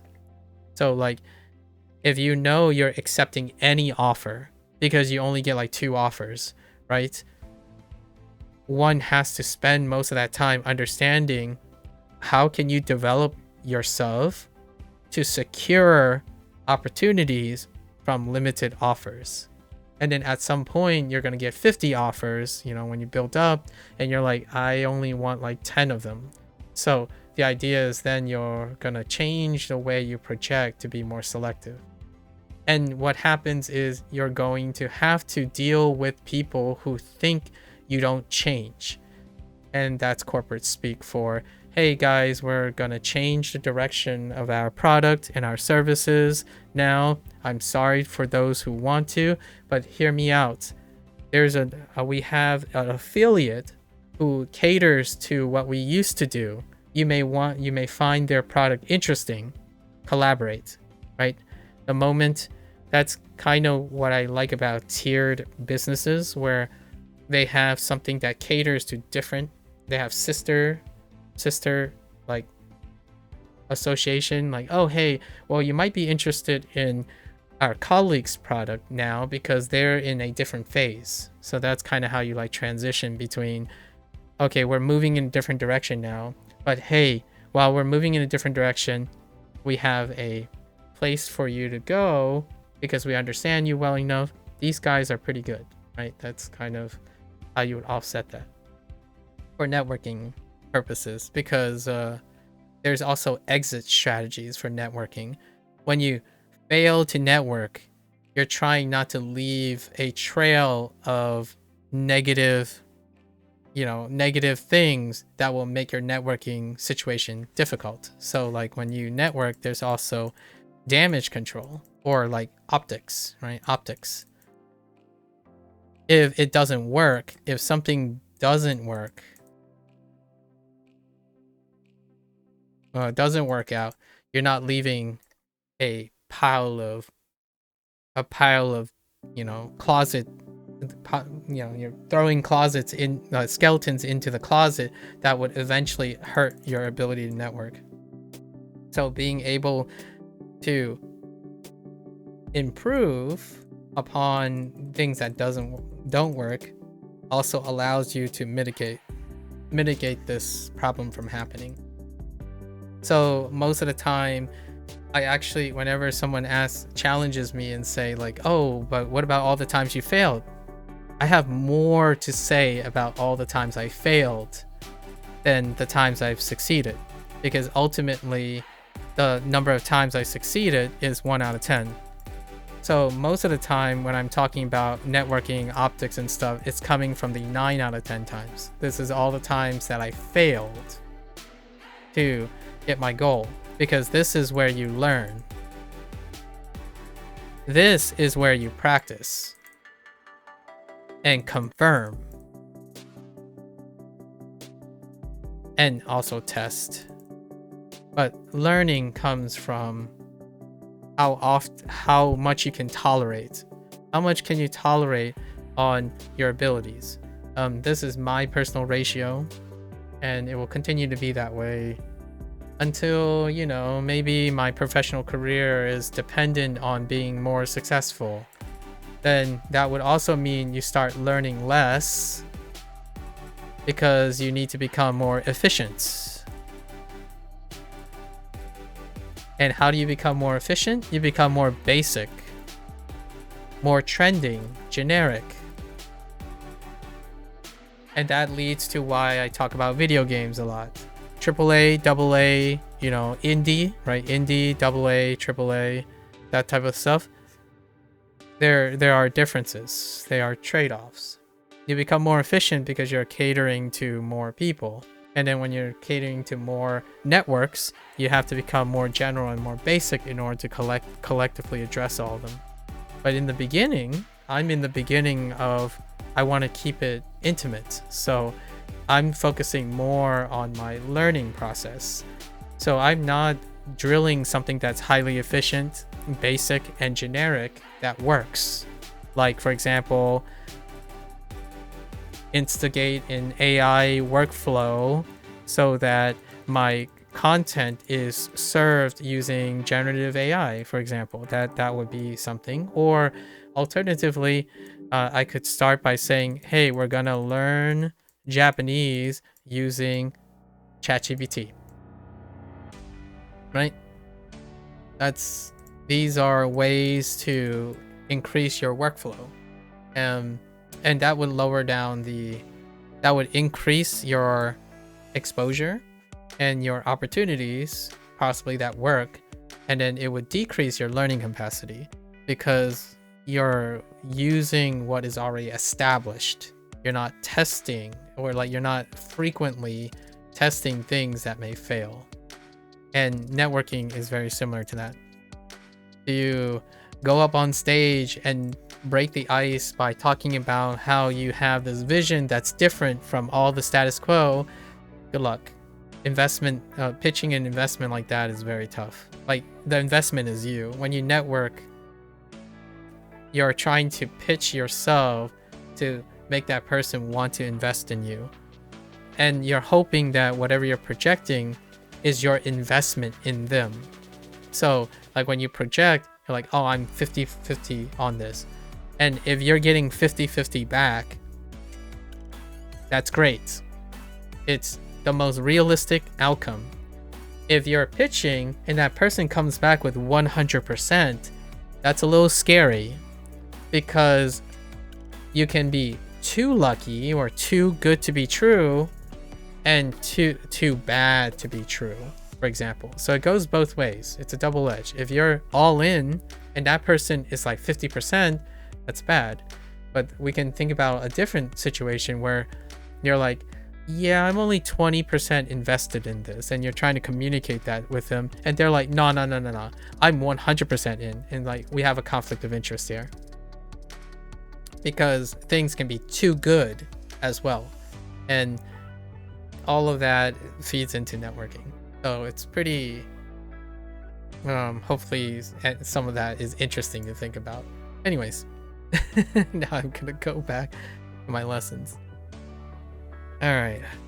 Thank you for the opportunity, by the way, to answer some questions and think about these things. I absolutely enjoy talking about this all day long. So if you're ever like, if you're still here and you're maybe like 6 months down the road, you're starting a new journey, I would absolutely love to see what your approach is to networking after like asking around or synthesizing info. My conversations are probably where I demonstrate them pragmatically. So over time, whenever someone knows me already and they see me interacting with another stranger, my goal is that they would be able to explain all of my actions. Because if that's stuck, that means they understand how I network. Or they understand me. I'm not sure if I've ever asked someone if they find it comical or not, or like if they find it funny, or they notice that I use a very consistent routine, because I iterate on that a lot.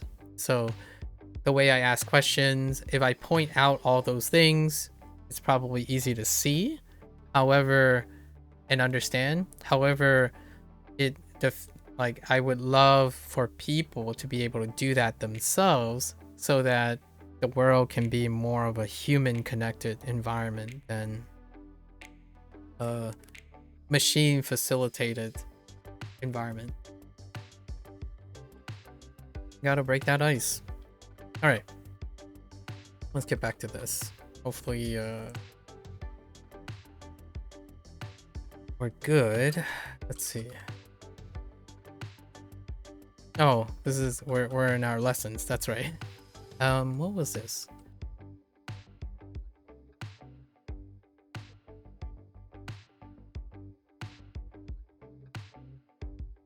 Not Kensei. Oh.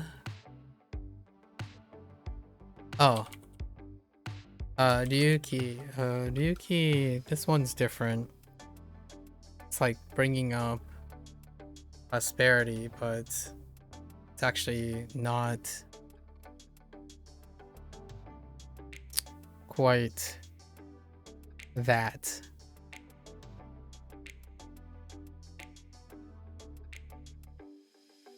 I don't quite know what this is though. It's Kyuki for sure. Or no, Ryuki. There's a pivot here. I don't know what the pivot is. I'm gonna say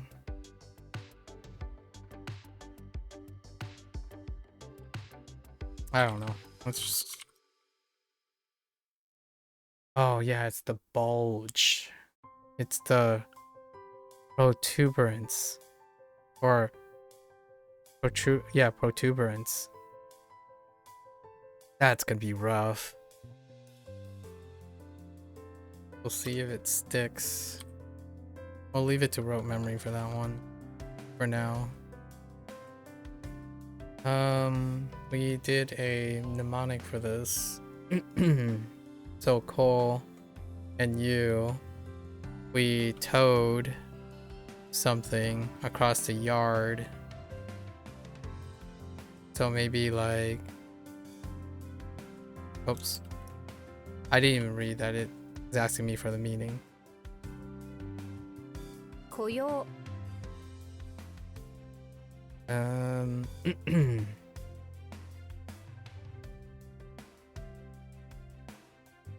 Oh, it's asking for meaning. This one is okay, I think. It's still kind of like prosperity, but it's becoming prosperity.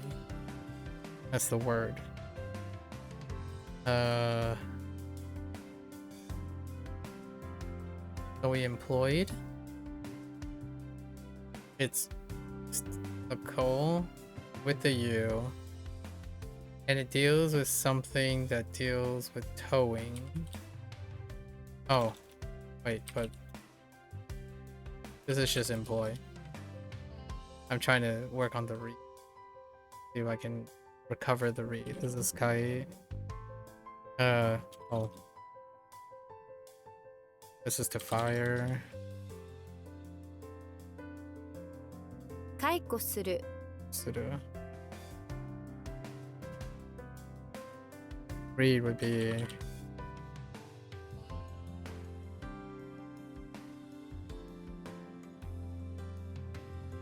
that's a typo. And boy in use.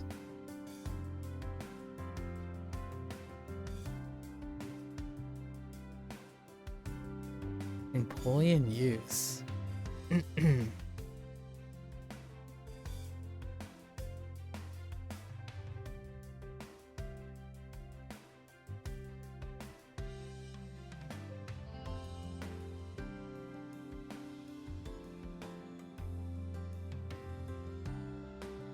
Like employment? Okay. And what was this? Protuberance. I don't know how to spell protuberance. Oh, ER. Okay. Yikes.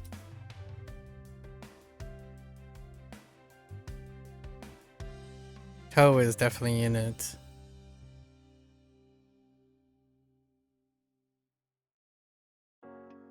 I think it is yato. 雇う Okay.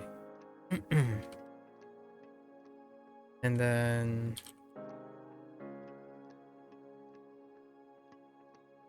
隆起 Yuki and 流星 Okay.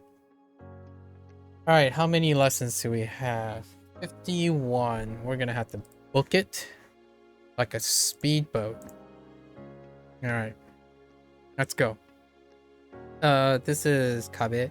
壁 We learned that as a default. Wallpaper. I'm kind of curious if this is double kun. So it could be kabegami. 壁紙 Yep, kabegami. All right, that's fine. Wallpaper makes sense. Flock. Ugh. Flock. Buddy the sheep is part of a flock. How do we get? I don't know if I have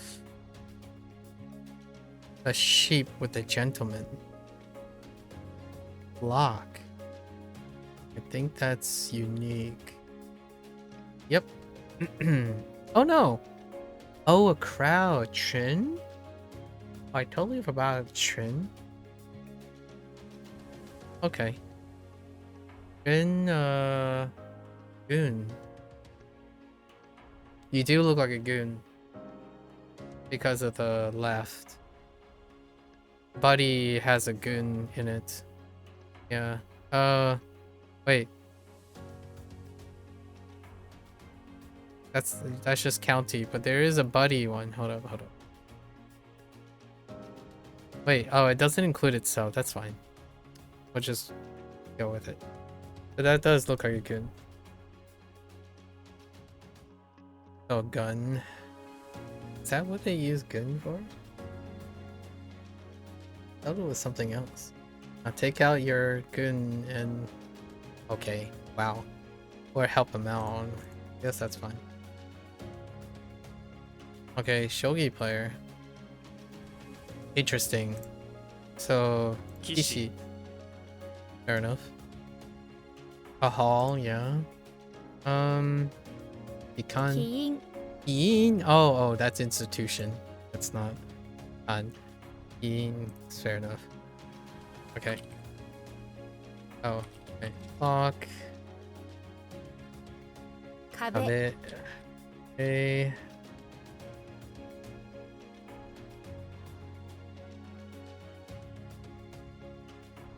壁紙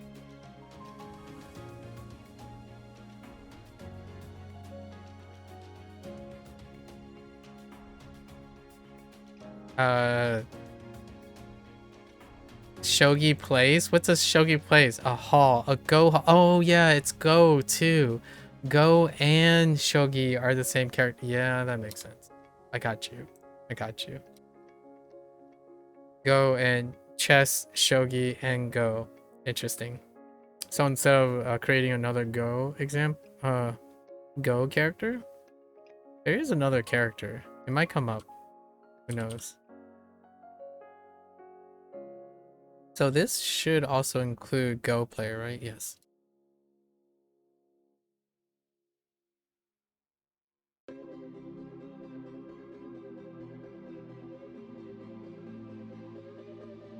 Kishi Yeah.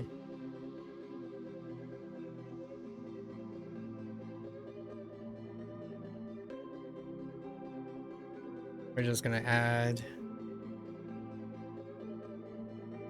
that because it doesn't really 起 matter. 因 Yeah, all those things don't actually matter too much. It's a go. It's a place where you play Go at the moment. Okay. Okay, so bitter flavor is kind of tough. Unless it's supposed to be... No, I doubt it. Maybe not... 渋い Oh, I thought it was gonna be like Nagai or something. Ooh, Shibui. Alright. But yeah, Jew... Bitter... E... Just go with Jew... E... Bitter... She... Boo... Bitter flavor.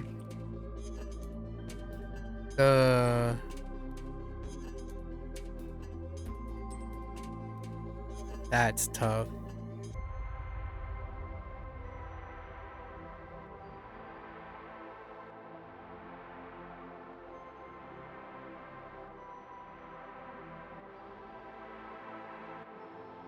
Hmm.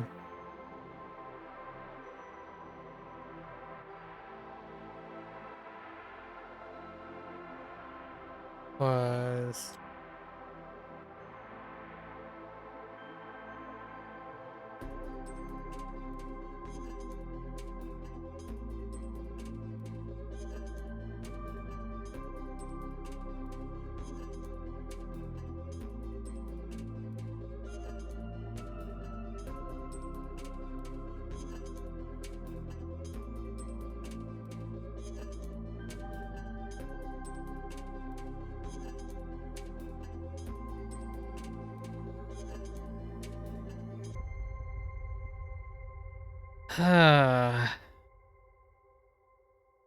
Hmm.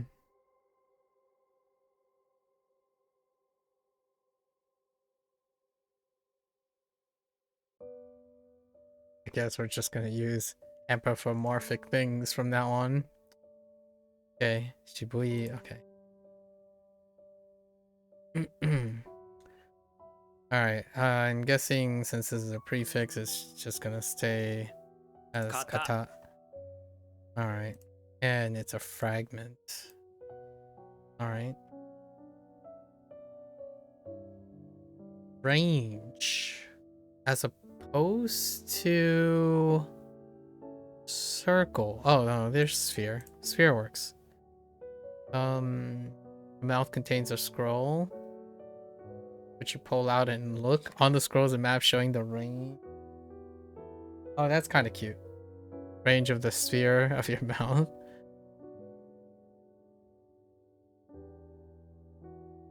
I'm not sure how I like that. Mouse scroll.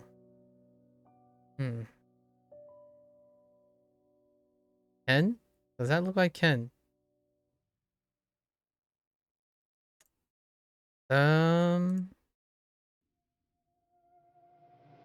Yes. You will look like Ken in the future. Alright, so we got katate. Katate makes sense. One-handed. Oh, kataben. Katagen. Katagen, not kataben. 片言 Katakoto. Oh no. So they're using the kotoba situation. Interesting. Or yeah, they're using the kotoba. And then there's no rendaku either. Katakota. Katakota. Katakoto. Why does that sound so? Katakoto.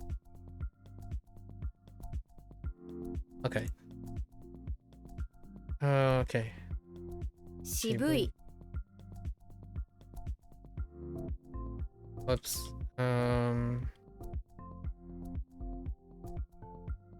Mouth, scroll, range. 肩 片手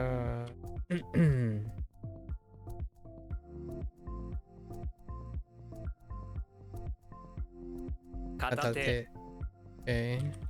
Oh.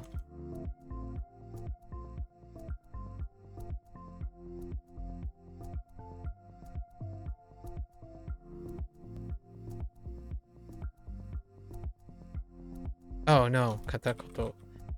片言 Okay. Okay, katakana makes sense now. Interesting. Sign kind of katakana. カタカナ Katakana. Okay. We got katamichi. 片道 One way. Interesting. Wait, what's kata kunyomi? Yeah, I knew that, right? Yeah, I knew that. Humility. Humility.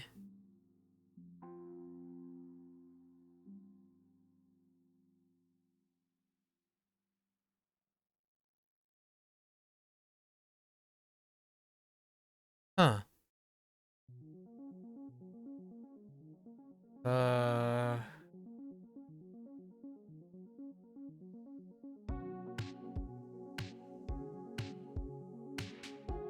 No. Humility. No.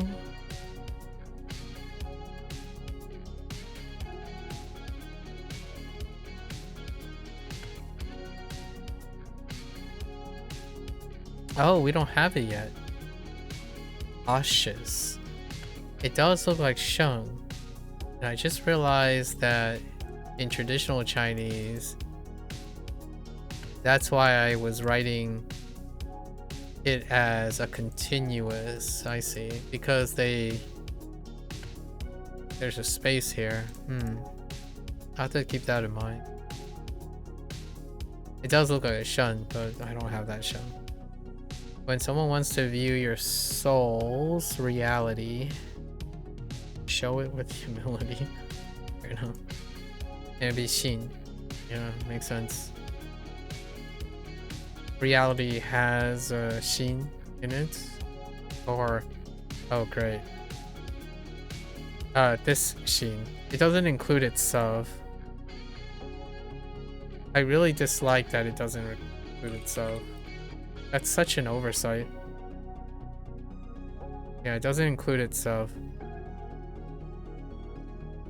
Unless because it's burned, it doesn't show. Maybe. Who knows? But it does look Koichi. Okay.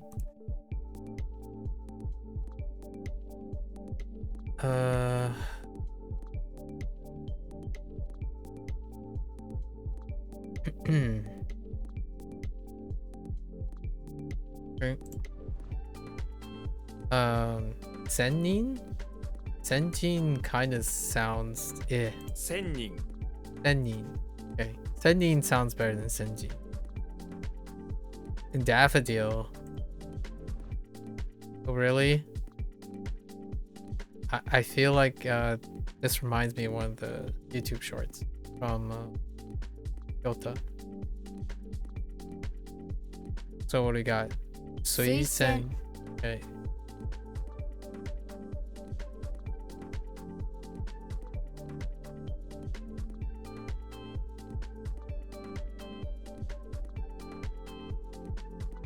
Okie dokie, Suisen it is. Okay.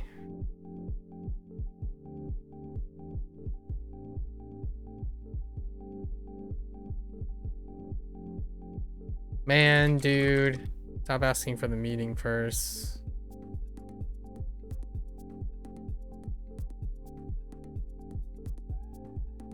Except for that one. That one didn't matter. 片道カタカナ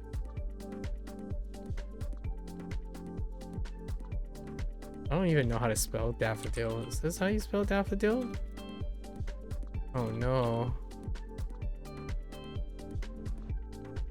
Okay. 千人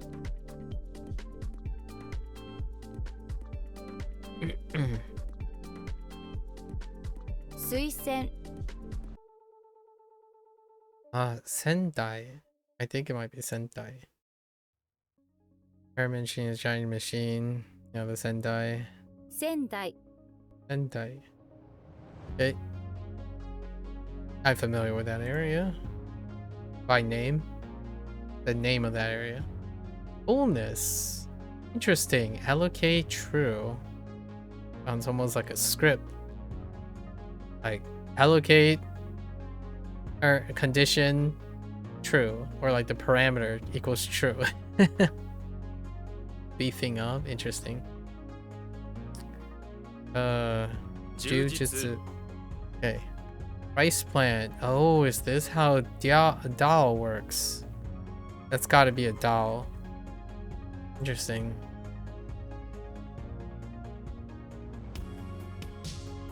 Interesting. So now I know. Yeah, that checks out.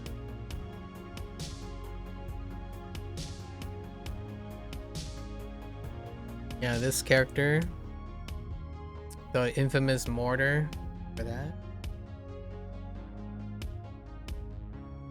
Alright. Got you. Rice plant. How does doll line up with this?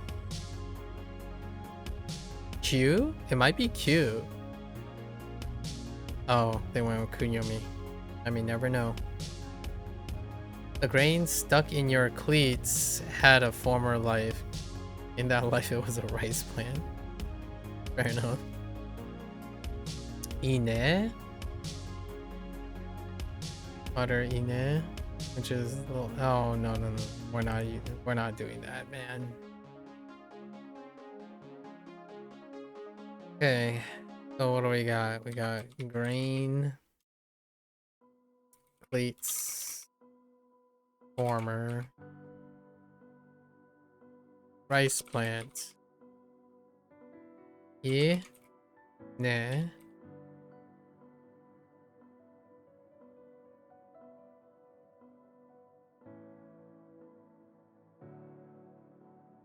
Grain in your cleats, right? Or formally 20 rice plants that you fed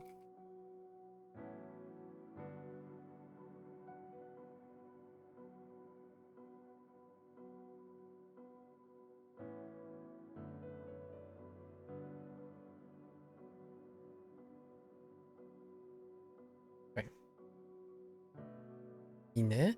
Okay, Ine. Sure. Recharge. Yeah. Right. Allocate electricity. 充電 Juden. Okay. Resupply. Interesting. Supplement. Means filling in the gaps when there's a shortage is used for things like restocking supplies. Fair enough.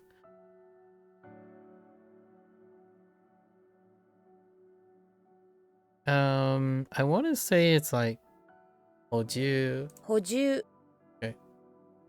Fair enough.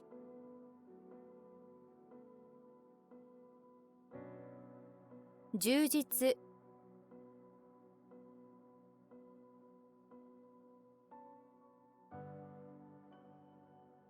仙台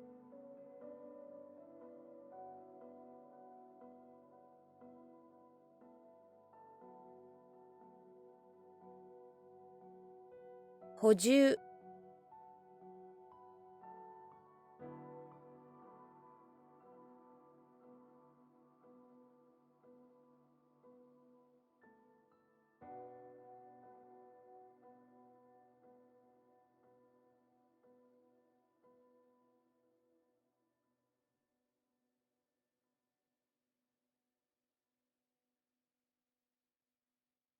充電 Hey. To escape something. That's not men, right? Although men is kind of special. It could be. No, menderu sounds disgusting. So it's gotta be something else. Oh, do I have an escape? Maybe something like holderu or something? 免れる Manuka. Oh my goodness gracious. Or Manuka. Oh goodness gracious. Alright. Alright, men. Excuse.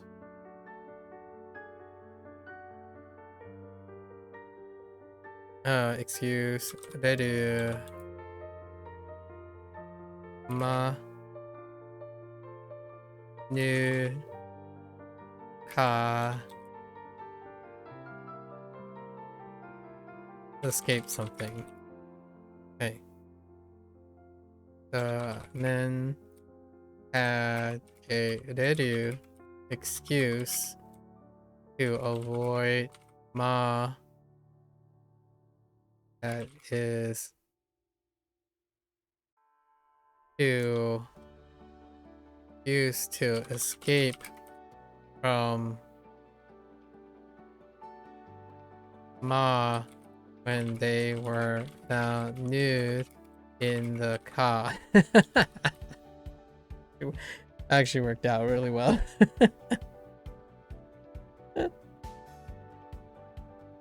Okay, Manuka deru. Okay, alright. Certificate. Oh, that's interesting. Menjo end up becoming certificate. Oh, that's weird. I think I almost feel like this can be reason as well. 免状 Menjo is fine. Deter. What does deter look like? That top part is the top part got substituted. I think. Pretty sure. Deter. Or not. I thought it might be wrong. It could be wrong.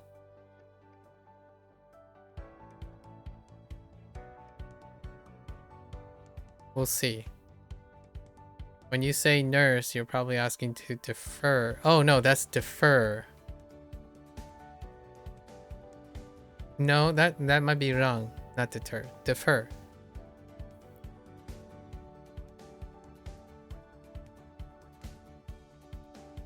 Jo. That's not hot.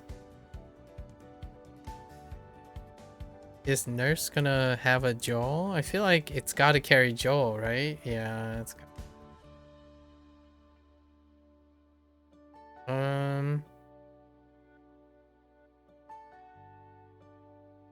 let's look at examples. To concede, yes, it's Zhang. So this top part is okay. So that means that all of the nurses are Zhang, Jiang, Go, Go. Oh no, not Go. No Go. It's Jiang. No, just Rang. It's all the Rangs. Rang. Interesting. Yeah. Ooh. Yeah, okay. Humble. Okay, I got you. Jo, you say. License. Yeah, I'm starting to think that this is reason as well, as opposed to excuse.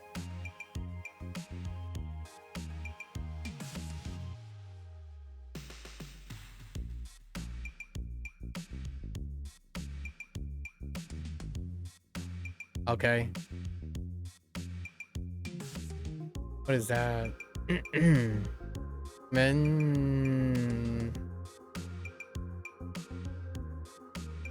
Menkyo. Oh, menkyo. Dang it. Menkyo. And this is menze. Menze. An exemption. Fair enough. So what is like? 免れる Okay.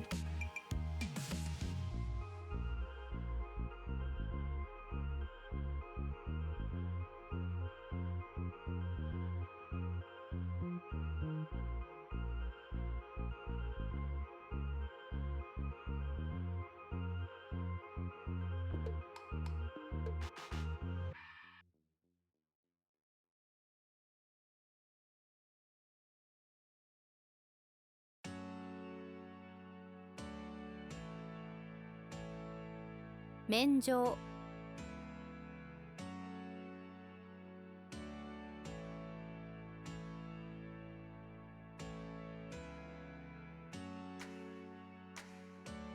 Menze. Menkyo.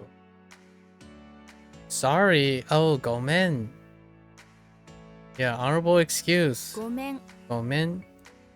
Alright. Exemption. Yeah, that is more of an exemption. Means granting relief or exemption from a duty. Okay, fair enough. Menjo. Okay. Steal. That is definitely steal. Gang. What does gang line up with? There's this hill thing. I feel like hill is gonna carry a sound. I'm gonna go with call or keen or some variant of keen. Call? Nice. Alright. Gang lines up with call, so call is it, and this is call too. So this carries more of a call than this, but that's interesting. Actually, let's go look if hill carries. No, hill doesn't carry anything. Interesting. No gang, but metal does carry some calls and some keens and stuff, right? Or not. Or I'm just making it all up and it just feels like a call. Where am I getting call from?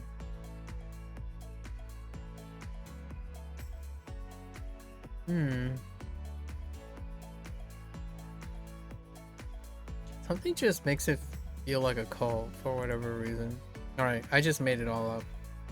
That's fine.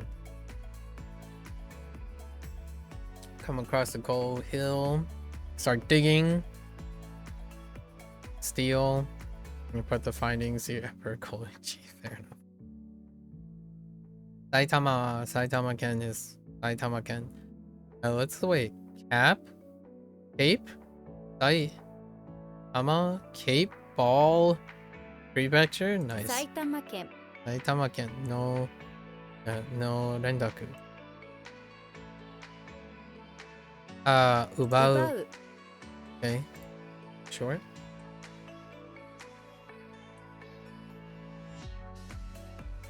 免除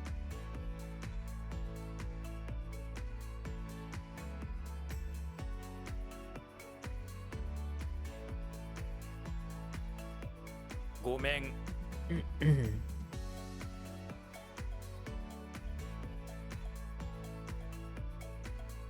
Eh.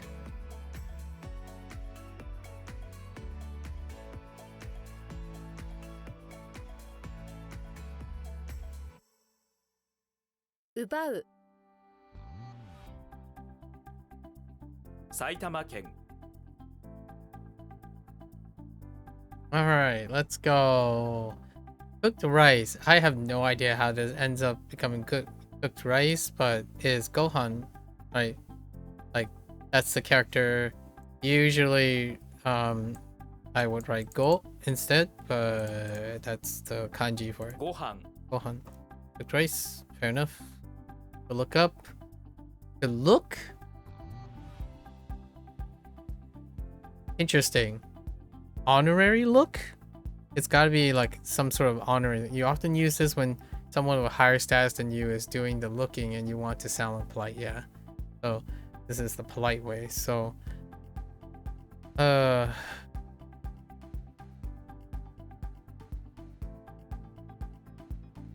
if only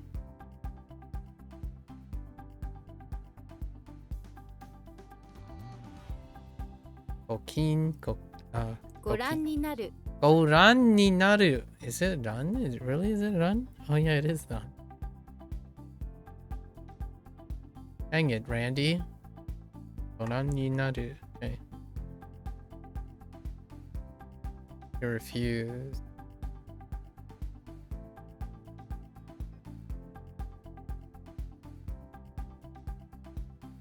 It's not kyo.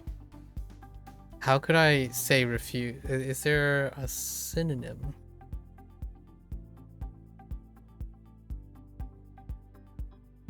I'm gonna go on a limb and say Namu. 拒む There's no way I would know, but it's just fun to see if I ever get it right. Okay. Alright. So we got yo.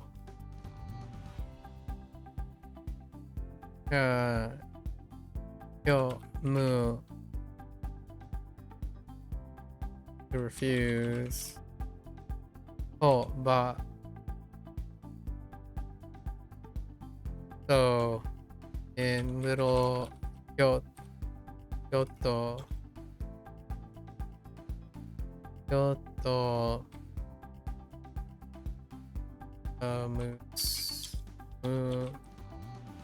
refuse to let the coal be bad.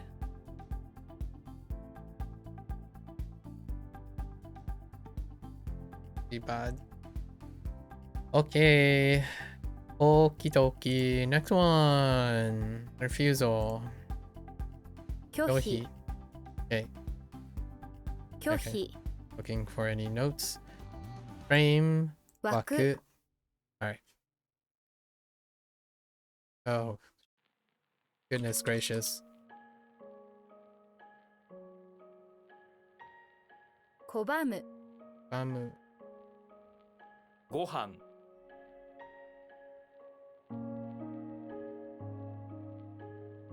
ご覧になる Alright.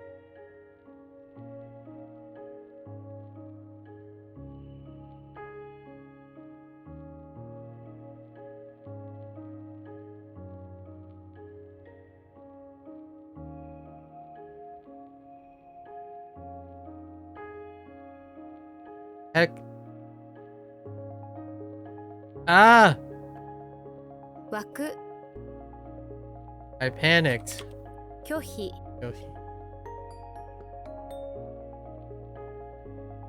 Alright, we're almost there.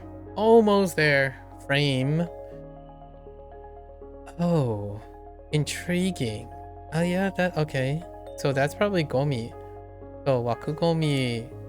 枠組み Wakugumi, not gomi. Wakugumi. Dang it, it's gumi. Oh, or technically it's kumi, but rendaku. Yeah, wakugumi. Heck. Turtle shell is traditionally this, but these days it is more in expressions like instep. Oh, or back. Oh, okay, I see. Intriguing. In instep and back in hand. Okay, so like the back of something. What are the chances this is coal? It's probably not coal, right? It's a turtle shell. こ Oh, okay. I'll take it. Wait. This is coal. Coal is an onyomi, no? Or is it...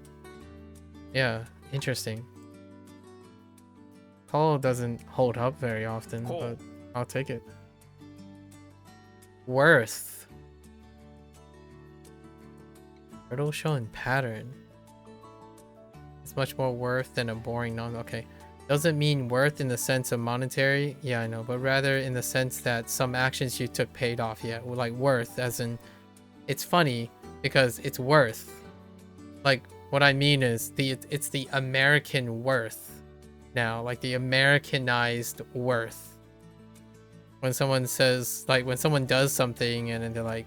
And they get bopped and it's like, worth. That worth. As opposed to... the worth of something, the value of something. That's humorous. I think saying worth in this regard is less common before the internet, but rather in the sense that some actions you took pay off are worth doing. Yeah, you pair it up with a verb or inferred that you pair it up with a form of activity. Cute. かい Oh, Kai. What the? Oh, come on. What the heck? It suddenly just goes to Kun? Alright. Alright, you butthead. かい Alright. It's a hybrid word. Okay. Oh. Turtle shell. E. Pattern. Ah.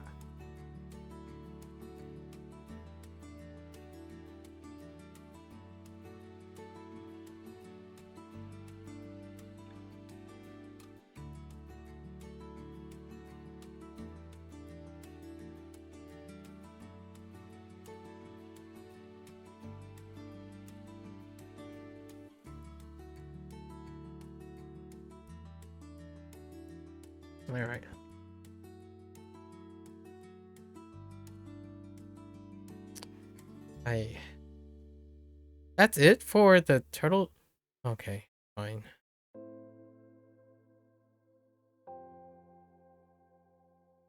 What was that? 福祉 Or fukushi. Oh, fukushi or fukushi. Fukushi. Fukushi. Active participation. Yeah, we got some lively hopping. That's interesting. Or lively leaping. This word is usually described to someone outstanding or remarkable activity in a certain sport, career, or other fields. Okay.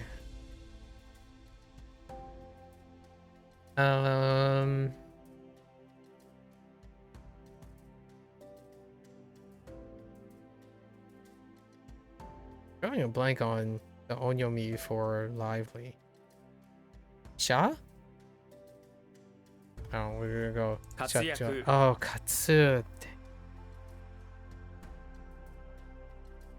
Katsuyaku. Alright, I got you. Yaku. 買い I.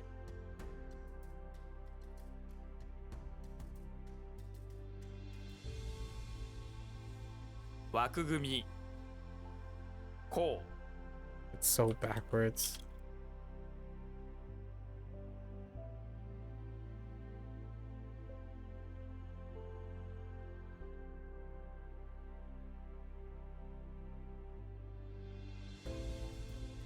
Fukushi.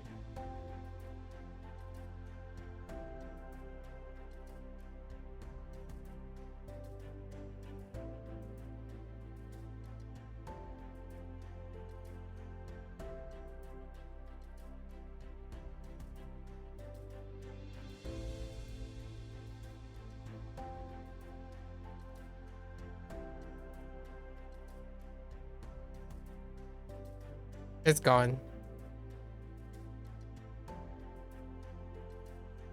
活躍 Okay. And instep and backhand, sure. Jump, jump. Okay. We got 生薬 Oyaku. Okay. Modesty. Yep, that would be it. That would be it. 謙虚 Tenkyo. The leap.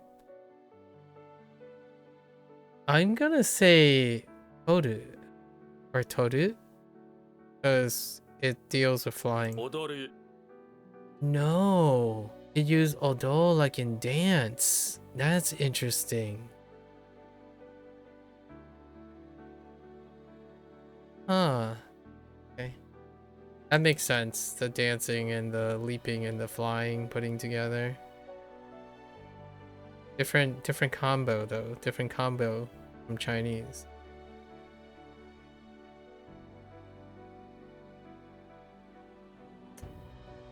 Alright. What do we got? Yaku. Leap. Still leaps. Go. Ru? We're using Ru as opposed to Rude, but Rude is pretty okay.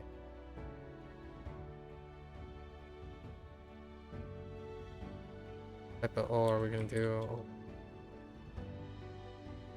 Go. Leap.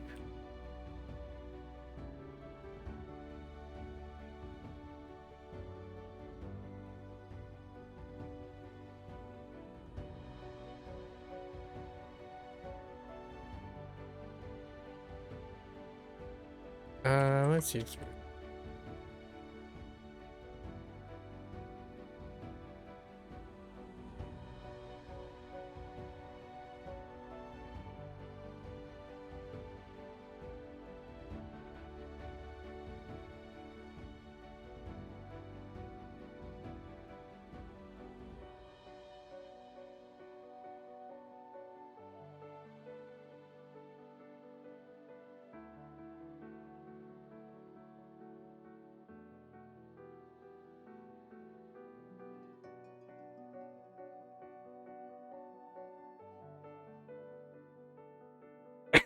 Okay. Odoru. Gun. Okay. I mean, no, I mean, the idea of it being Jew is so unlikely, right? 10 Is this the only read? That would explain it. 10 Okay. Here it is. Jusatsu. 銃殺 Makes sense. Okay. 謙虚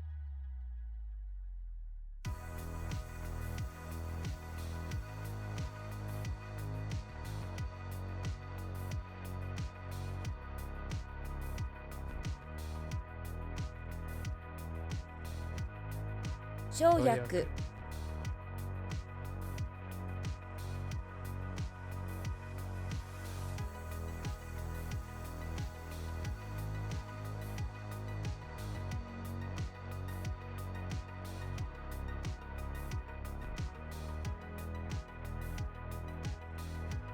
Uh.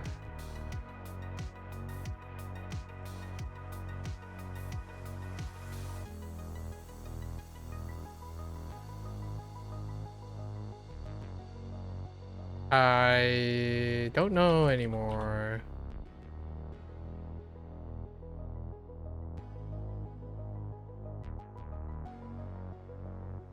Oh, I do know now.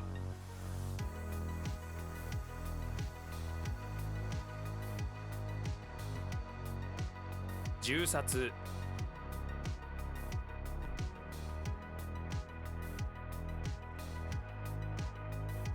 銃 踊る Okay. Rifle bullet. Okay. 銃弾 Gyudon.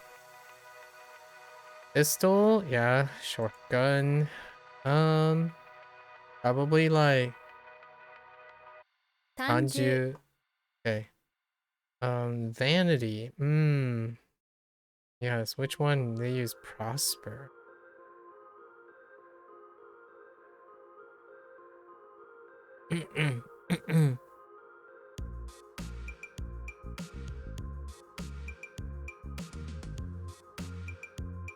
That's an interesting look at it. Yeah, vanity is rough. Or like vain. Being vain is rough.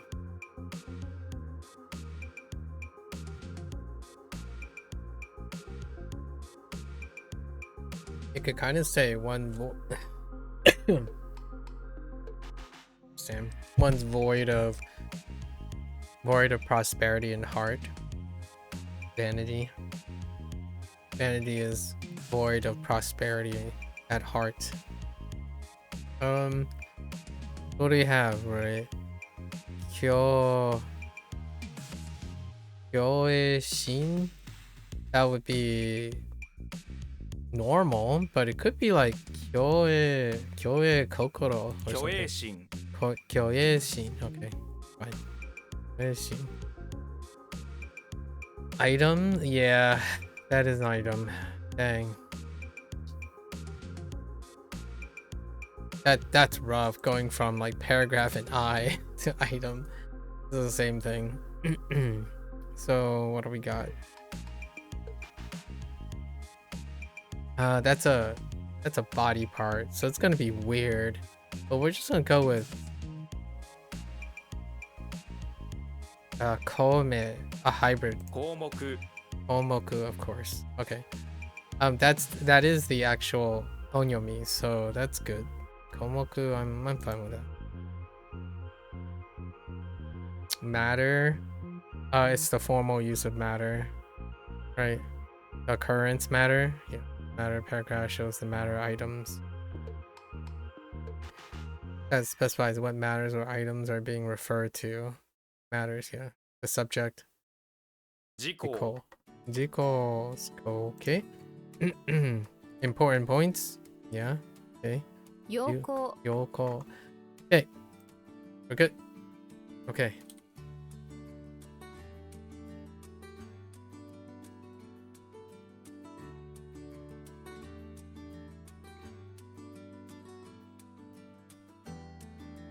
Heck. "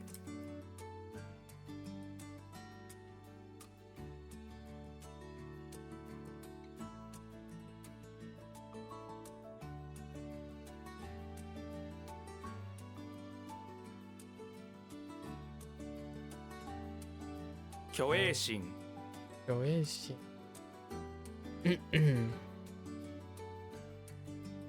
銃弾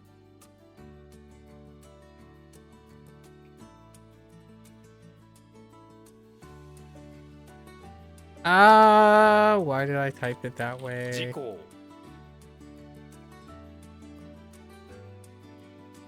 Important matter still works. But important things or 単純 陽光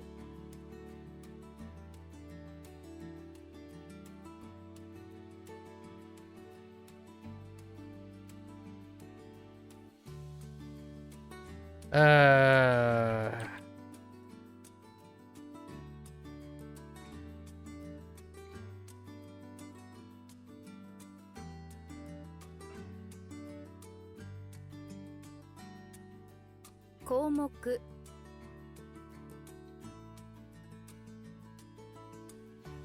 What did they say it was? Important point. Alright, is that gonna still set us up for... Yes, it will. So tomorrow is gonna be super expedited, which is good because I still need to catch up on stuff we invested today. Although, kind of faded into the oblivion. Alright, let's go and do our new definition. I'm gonna cut our Hanzo Hero and Bro short once again. This is home country.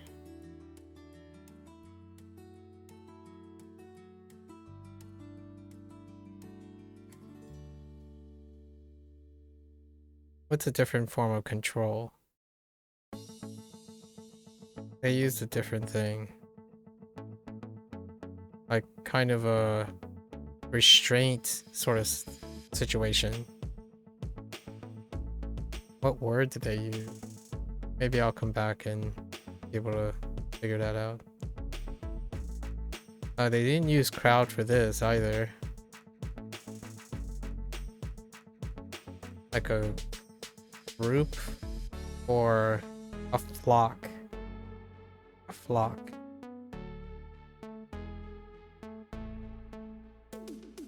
Not a sphere. Range.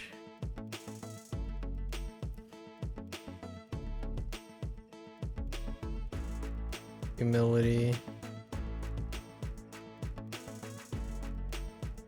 Ice plant.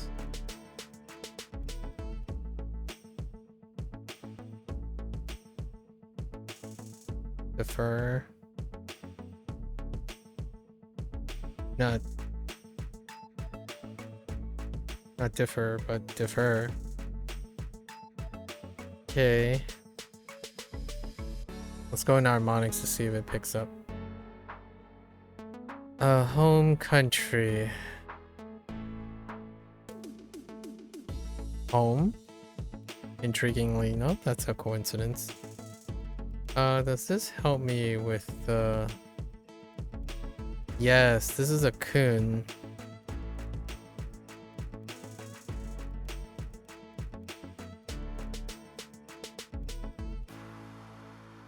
This is a kun and it has like... Ka? Feet and car. I think.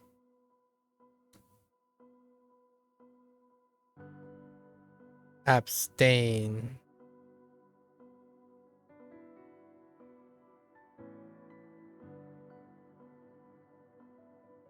Okay.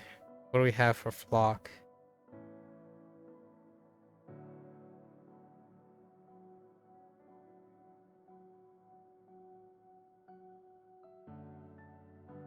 Gun.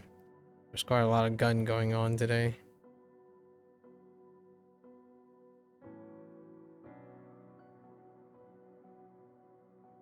Feel like you're a Ken.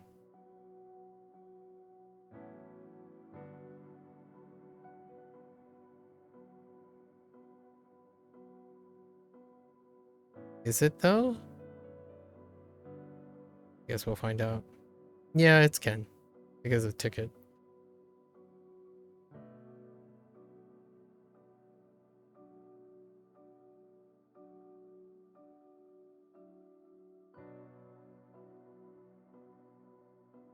Dang it.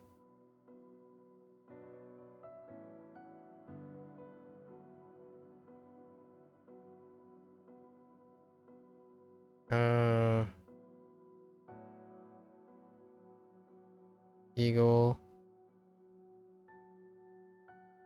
Plus net. Defer.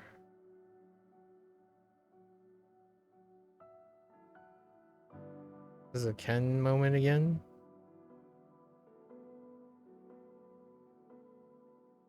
No, this is Joel.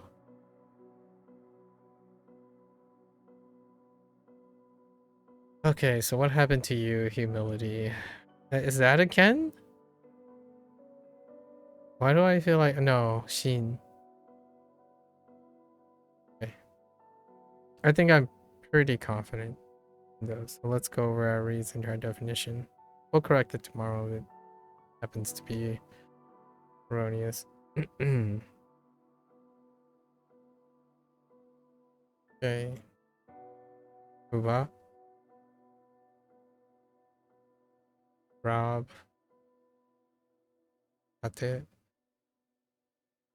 Address. Hall. Home country. Lean. Buzzard. Ooh. Mound. E. Branch off. Excuse me.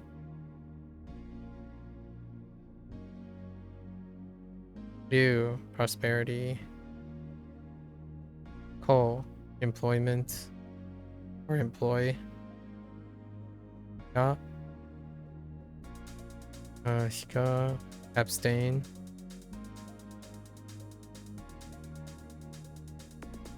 Kabit. Wall. Key. Chess piece. Actually, he might be. No, it's not. Okay.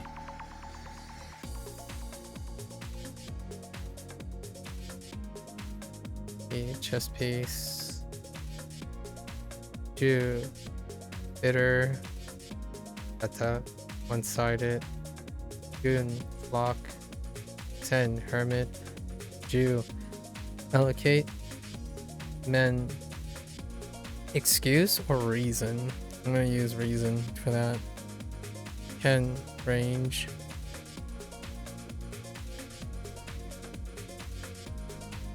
Sai. Sai. Cape. Shu. Criminal. Go. Yo. Honorable. Teen. Humility.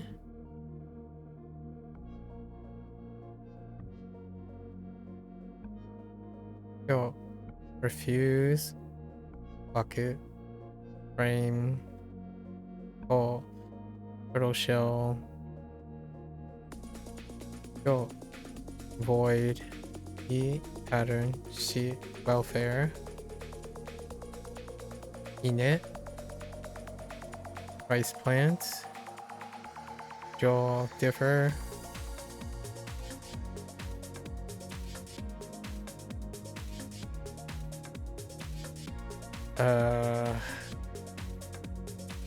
Ken. Modesty. Yaku. Reap. Ju. Allocate. Call. Paragraph. Oh wait, this is new too. We have steel and coal. So coal, steel. And that's wrap for WaniKani today. It's okay. Today was lesson day. Was expecting right around 3 hours. 2 hours for yapping. Got to meet someone.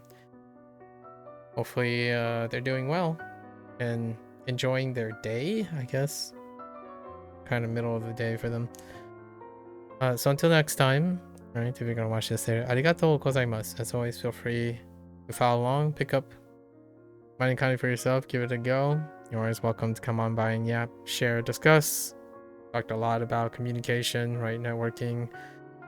Talking about information, right? Information versus knowledge, and then knowledge which turns into wisdom.